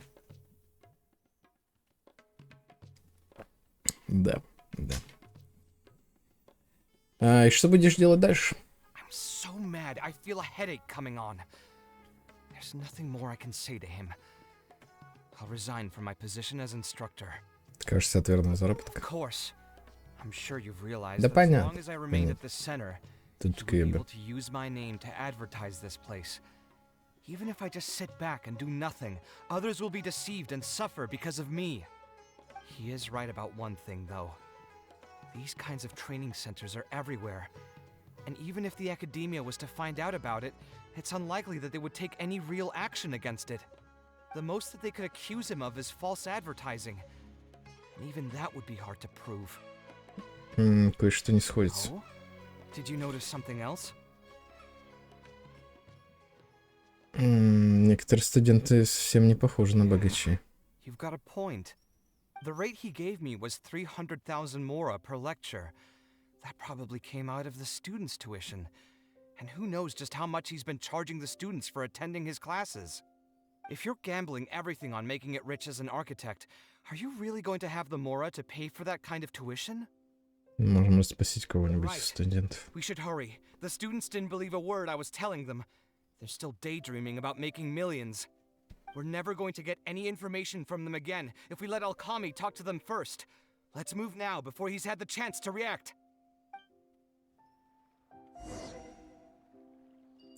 Бля, я думал, концовка уже близко, но... Oh, Mr. Kave? What are you doing back here? Class finished a while ago, but you're still here. Why haven't you gone home? I wanted to stay for a little longer. I'm still thinking about everything you taught during the class. Even though a lot of it went right over my head, I still thought the houses you drew were really pretty. Of course they were. All the examples I drew were world-famous landmarks. Each one was the magnum opus of a celebrated architect. It's a good thing that you could recognize them for their beauty. The accumulation of knowledge is the first step to artistic expression. Instead of rote memorization, you should try to relate and to understand, and after that, try to resonate with the work. Resonate? Yes. When I first got into architecture, there were many things about it that I couldn't understand at all. I would find a building to be beautiful, but have no idea what made it so good. And for most people, just being able to admire a building is enough. To become a good architect, however, you must also learn to assess and appraise. Going from admiration to assessment will take a lot of time and specialized knowledge, and I'm afraid that some superficial speed training won't be enough to take you there. Just as I thought. Becoming an architect won't be as easy as Mr. Alkami made it out to be, right? I'm sorry. I'm not trying to crush your dreams. All I want to tell you is that an architect's life is not as carefree and easy as others may make it out to be. I understand. Thank you for telling me the truth, Mr. Kave. I think I'll still stay here for the time being, though, since my family still hasn't paid everything off. Paid off what? Sorry, I can't say anything more. Mr. Alkami made it very clear that anyone who talks about it will be kicked out of the class. Don't listen to him. I am the most famous architect in Sumeru. If he kicks you out, then I'll just take you in instead. Really? Why would I pull your leg? I can see you have some talent, so as long as you get your fundamentals down, you should be able to pass the entrance exam and continue your studies at the academia. Then please keep this a secret for me, Mr. Kave. Truth be told, my family is not very well off, so we couldn't really afford the tuition for this class. Mr. Alkami was the one who reached out to my parents. He told them that he knew a merchant by the name of Bahar and that we could get a loan from him. He told all the students that once we graduate, people would come flocking to commission us for projects. If everything went well, we'd be able to pay off everything in just a few years, and all the more we make after that would be ours. How much did your family borrow from this merchant? I think it was several million mora. And what was the interest rate? I'm not really sure. My parents were the ones who signed the contract. All I know is that the stack of papers was as thick as a slab of rock. Все это как-то неправильно. Yeah, I have a bad feeling too. Something about the whole thing feels dastardly familiar.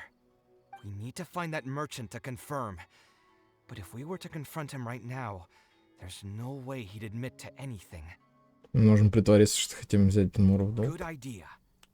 Hey, tell me, do you know where we'd be able to find this merchant?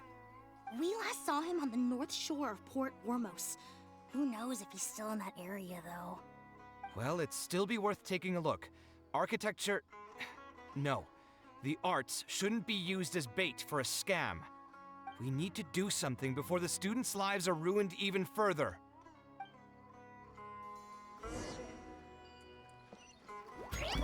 Расспросите обо всем. Пока. Фига, это где вообще? Это интересное место, конечно. Посреди ничего просто.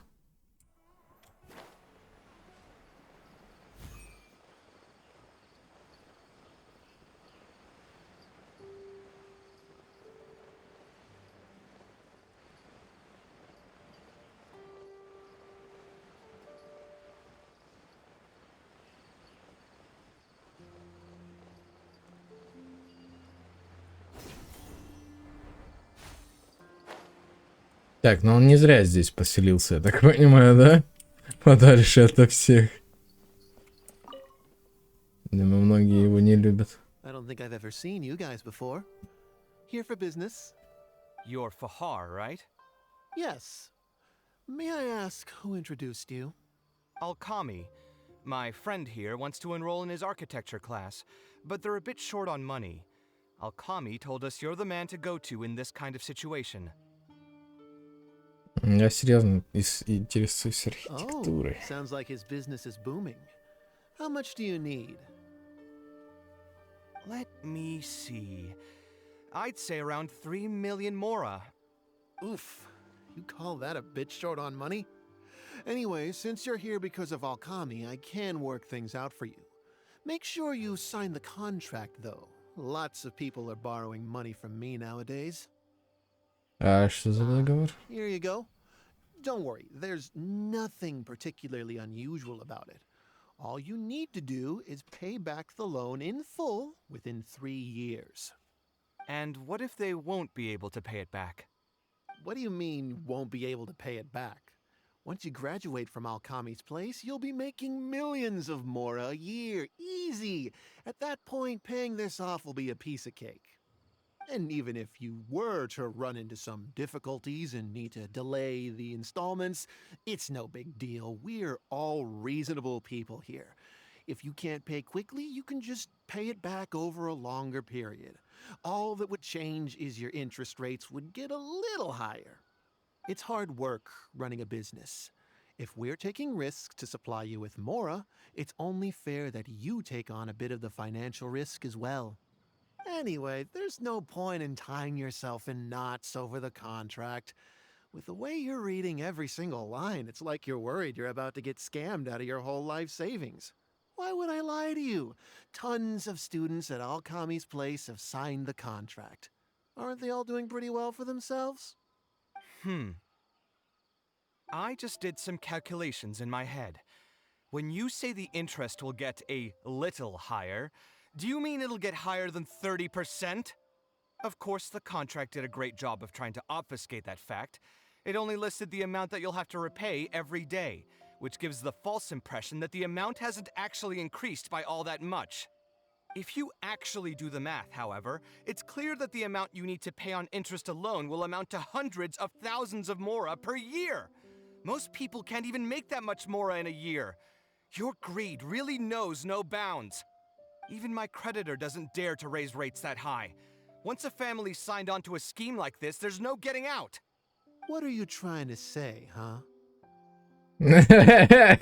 Матри тебе объяснят, что мы имеем в виду. Figured something was off when two well-dressed people came looking for a loan. Think you got the better of me?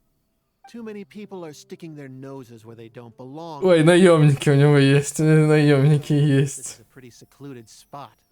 Hey, come out and teach Я же говорил, многие его не любят, поэтому он спрятался на окраине. I've already fought off more than my fair share of them when I was working in the desert. There are only a few of them, so they shouldn't pose much of a threat. Marak, you're up. Погнали. Так даже веселее. Quietly now. Scanning.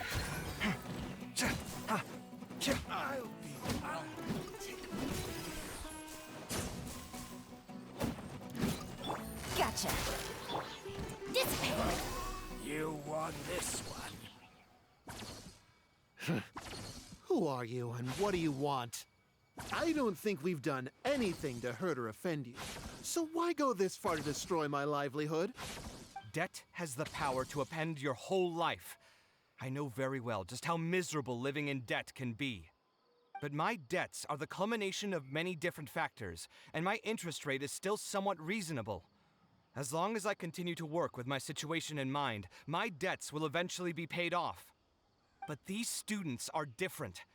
They have neither the mental preparation nor the financial resources to pay back a debt like this. You sold the dreams of becoming an architect to the students as bait, urging them to take on insurmountable amounts of debt to satisfy your greed. Ha! Everyone knows there's no such thing as a free lunch. It's their own fault for falling into the trap. And if we're going to talk about greed, aren't those students the ones who are blinded by it? They completely ignore the risk that's right there in front of them. Это тебе не оправдать. And here comes the silver tongue. Surely you use that to reel in the students as well. Even now, many of them are still hopelessly dreaming of striking gold after they graduate. People grow by learning from their mistakes. I hope this will be a valuable lesson to them. Let's head back to the academia and turn this guy over to the Matra. They should be able to link him with Alkami's business. Доставили Фахра в академию.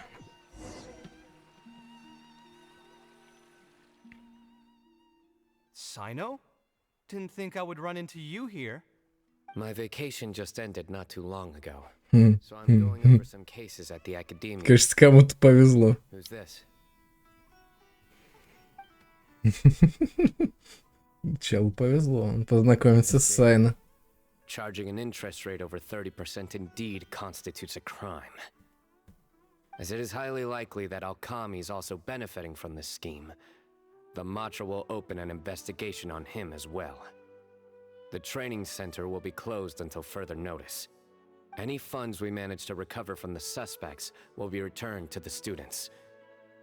It's unclear how much we'll be able to get back, however, given their extravagant spending. That should still be enough.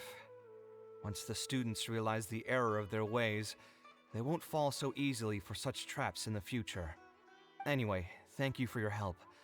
I hope this won't be too much trouble for you. It's no trouble. Just another day at work. How did you two get tangled up in this anyway? Альками хотел нанять Кавеха преподавателем. Any more from him? He promised to pay me 300,000 mora per lecture, but I resigned as soon as I finished the first session. I didn't take a single coin. Ah, that's good. Hmm? What do you mean, that's good? Would you have taken me into custody as well if I had actually accepted any mora? I wouldn't have gone that far. But, had he insisted that you were also an active participant in his schemes, under our rules, we would have been required to open an investigation on you as well. Either way, though, I believe you are innocent in all of this. Had you actually been all right with making money through less than noble means, your life wouldn't be the mess it currently is. Hey, what was that? What do you mean my life is a mess? Never mind. You're just messing with me now, aren't you? Let's get back to business. If Alkami's case can be successfully resolved, you'll be eligible for a monetary reward from the academia. Don't forget to pick it up after the fact. Huh. I didn't even know there was such a thing. I never would have guessed. What I'm trying to say is that we didn't report Alkami because we thought we could make some more off of it. The reward will be given regardless of your personal motivations. It was implemented with the intent of encouraging people to supply tips to the Matra. Fine. Is there anything else? I want to go back to the training center one more time and talk to some of the kids. Sure, but you should wait until tomorrow.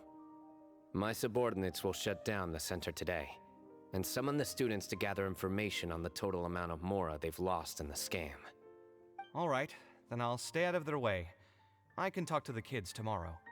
I have a few other things to take care of, so I'll be off for now. If you want to follow up on this case, just come find me again. Or ask one of the Matra.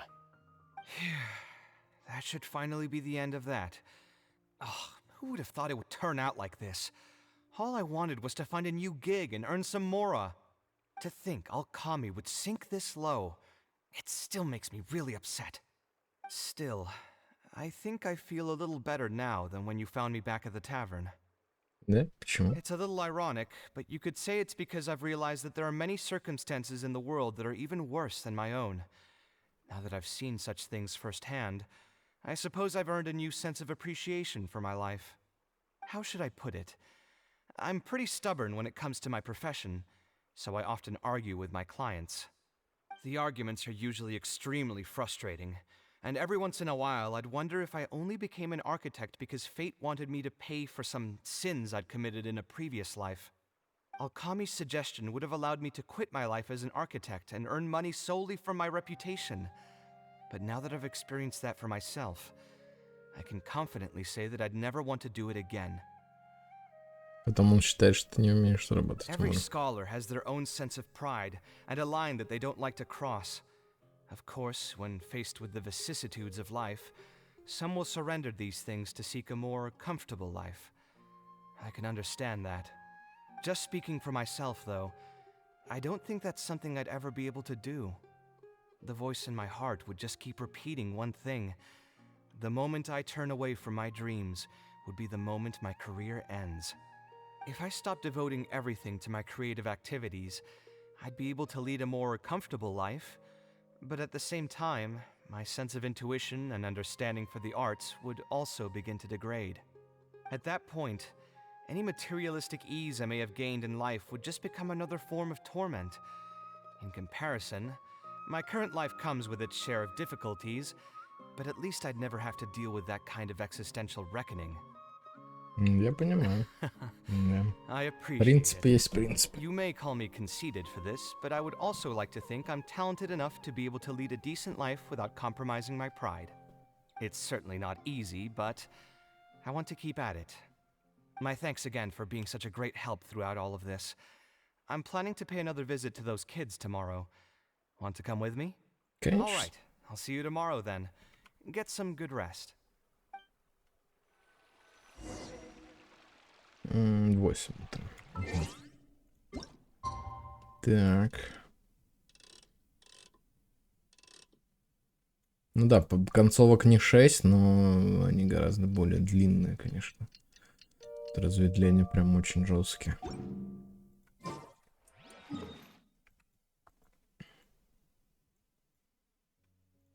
Больше... Блин. Вот реально, я 3,5 часа, я буквально с самого начала стрима. То есть я ничего на этом стриме больше не делал, кроме этой встречи. И получается, что уже 3,5 часа сижу. Этой встречи, да, то есть 5 концовок на 3,5 часа вполне неплохо, кстати. Количество контента. Казалось бы, да. Квест я имею был короче.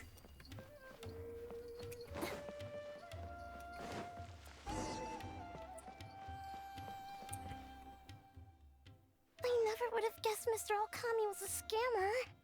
The training center has been shut down, and the Matra have promised to return some of our tuition. But we've already spent so much time on this class. What should we do next? Mr. Kaveh said we can keep working on our fundamentals and try to get into the academia. Easier said than done. If it was easier to get into the academia, none of us would have signed up for the class in the first place. Only the best of the best can get into the academia studying on their own. Mr. Kaveh might be willing to teach us. Why? What reason does he have to stick around? So, you're the only ones that showed up today, huh? Huh? Kaveh's here! Now, that's Mr. Kaveh to you. I'm here as your instructor, so let's keep things a little more proper. I'll keep instructing you for a while longer. You can pass on the message to the other students. As long as someone wants to come, they can join the class. Oh, also, I'm usually pretty busy, so I'll only be able to teach architecture fundamentals on my days off. Another disclaimer, I can't promise that you'll all be able to understand everything I'm going to teach. Architecture is not an easy profession.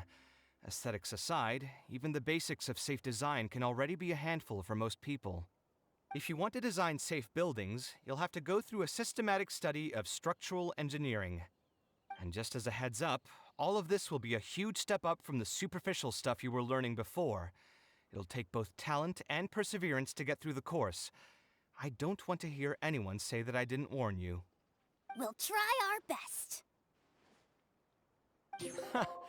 It seems some of you are really serious about this after all. All right, everyone, pack your stuff up. No need to prepare much for today's class. We're going to go on a quick field trip. You'll know once we get there. Come on, let's get going. We'll be off once everyone's grabbed their pencils and sketch pads. И повел детей в неизвестном направлении. Окей. Окей.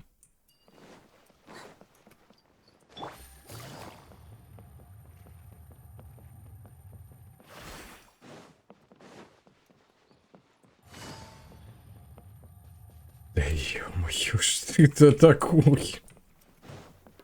Я даже туда не ступал. Там-то и делаешь, провалился сквозь текстурку.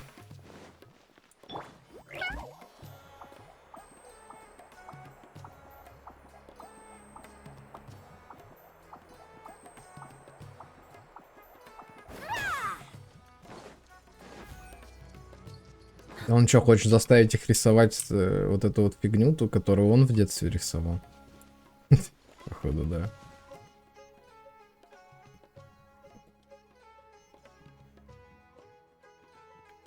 This lighthouse has been around for a long time, and I handled its renovations when I first graduated from the academia.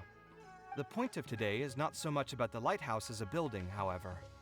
I just want you to take a look at it and do a bit of self-reflection. If you were tasked today with designing a building, how would you want it to look like? Don't think about how you'd actually go about building it for now. Just put your ideas to paper and draw the prettiest building that comes to your mind. So, it can be, any kind of building? Yep, as long as you think it'd look good. It doesn't even necessarily have to be a building. If you want, you can draw trees, the ocean, or even a garden area. Draw whatever you'd like. Для чего нужно такое упражнение? Experience, it's best to approach the study of architecture from a point of personal interest, rather than for the sake of a career. Both the study and practice of architectural design are extremely difficult. A person who's forced to work on projects that they don't resonate with will only struggle and suffer. So at least for today, I hope the students will be able to create something that they enjoy. There's no need to think about it too hard. They'll have plenty of time in the future to revisit the design and make changes. What do you think? Want to try your hand at it as well? Don't forget that this is a free class from Mr. Kaveh, the light of the Kasharawar. On a normal day, this would cost you 300,000 mora.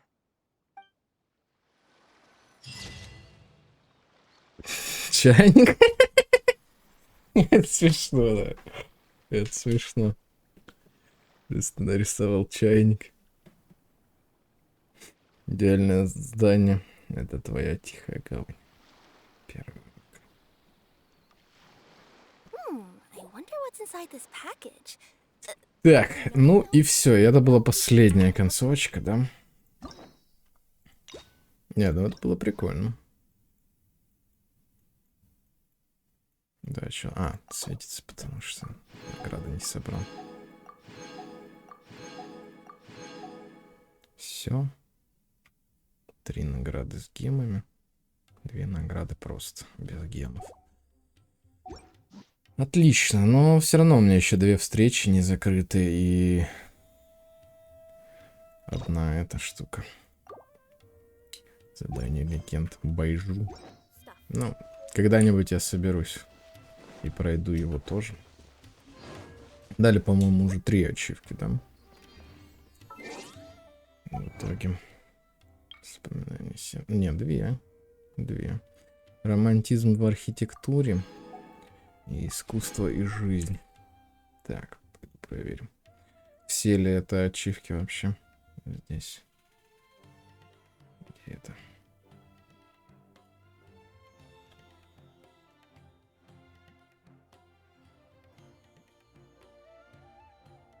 Угу, понятно.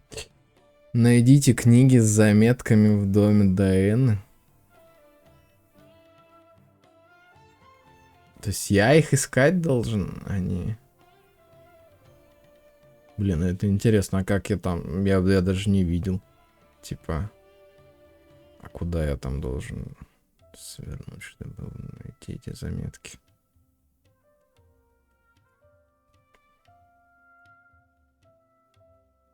Я даже не представляю. Ну ладно. Надо попробовать, потому что 5 примагимов все-таки. За это дают.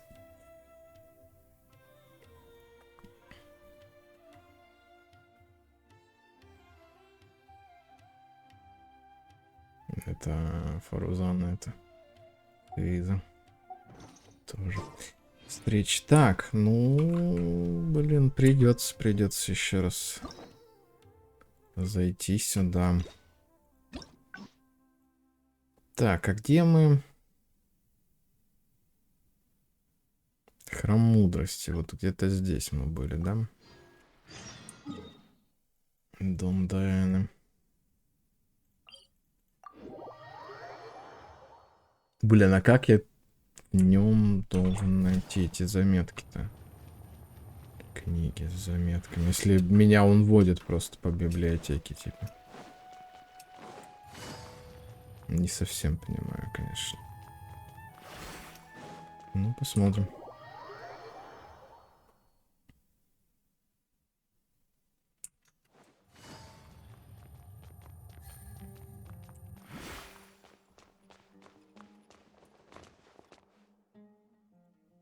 Of all the I created many designs that I thought, the academia... Я говорю, он меня водит просто по этим. Мне не дают даже бегать здесь. Прогуляйтесь вокруг.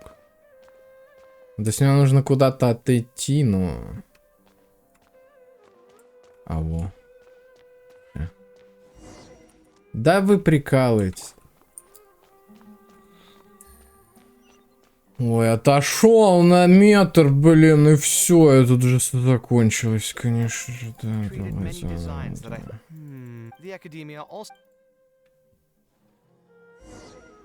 Так а как я их тогда найти-то должен, я не понимаю, реально. Если я чуть отхожу и сразу... Но Альхейтом говорил, что их типа на задний план куда-то задвинули, да?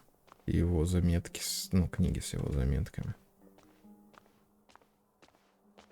Oh, here, this is a great example.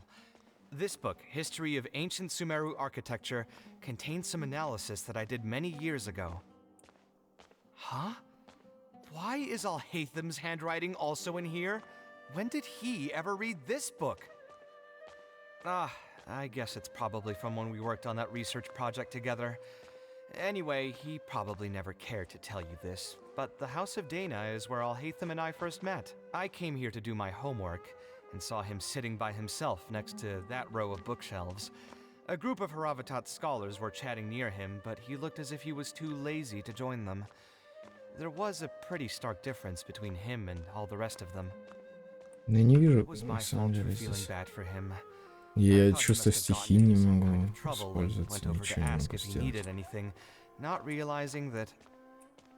Not realizing that you were in fact the one in a whole heap of trouble? I'll hate them? Why are you here? The House of Dana is a public space. Блин, не You склеивается think I нормально. came here to pick. All right. I admit I was Что случилось-то? probably not when he's right. There was nothing embarrassing. When I was still a student at the we had a number. The more important question is. I see. Oh. Huh? Sure. Leave any words as a result. What? Okay, just you wait. I'm going to fix this right now. I'll dig all the books out and return them to the proper shelves. Oh. Anyway, you were about to put through the ringer. He probably did suffer quite a bit. That's true. But the satisfaction, there are plenty of architects in Sumeru. Clearly, of course, each person is different, and we should respect the admonitions. Я не понимаю, что я должен сделать здесь, чтобы ачивку получить. Очевидно, что это где-то здесь, но что я сделать-то должен? Looks like you were having an enjoyable chat while I was gone. What do you think? What else is there? Anyway, you should take a look at this. Look at this comment on page 82.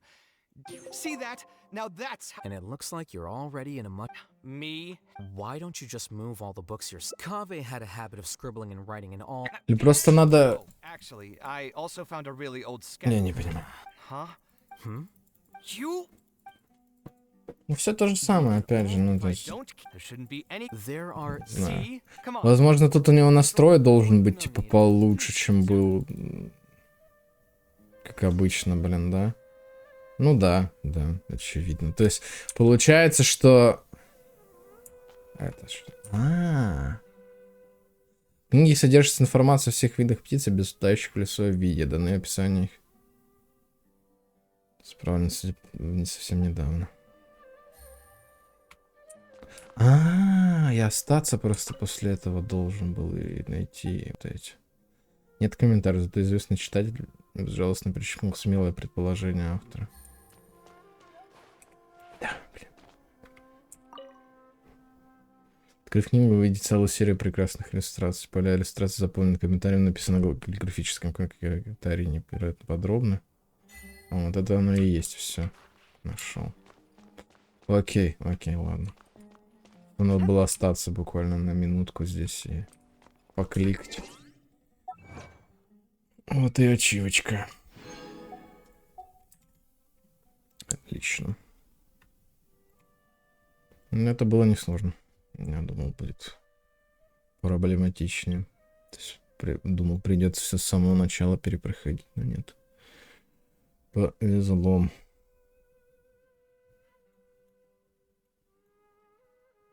Да, что тут не доделал? Чудовищный креститель, не нарушая его защитного купола. Это какого купола еще? Никогда его не видел.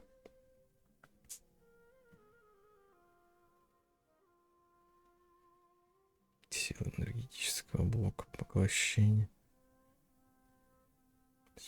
Терновники. Ладно, будем потом разбираться с ачивками. Явно не сегодня. Все, можно заканчивать встречу. Отлично. Ачивку получил. Вот все книжки сразу пропали. Только отменил задание. Так. Ну и все на сегодня. Было достаточно прикольно, на самом деле. Но ивент мне больше, конечно, понравился, чем встреча Кавеха. Встреча Кавеха такое, конечно. Много очень философии, какие-то слишком серьезные темы, вот это вот все. Хотелось что-то полегче, на самом деле. Ну, да, такая вот история. Зато Кирару прокачал. Хилы прокачал. Тоже неплохо сегодня. 79 уровень для саппорта, в принципе, достаточно. Ну, в общем-то, да. На этом все. Спасибо всем, кто смотрел сегодняшний. Такой вот стрим, разделенный на две части. Ну да, природа вмешалась немного. Кто бы мог подумать вообще, что такое вообще возможно в 21-то веке. Из-за грозы, блин, вырубался свет. Ну ладно, бывает, значит.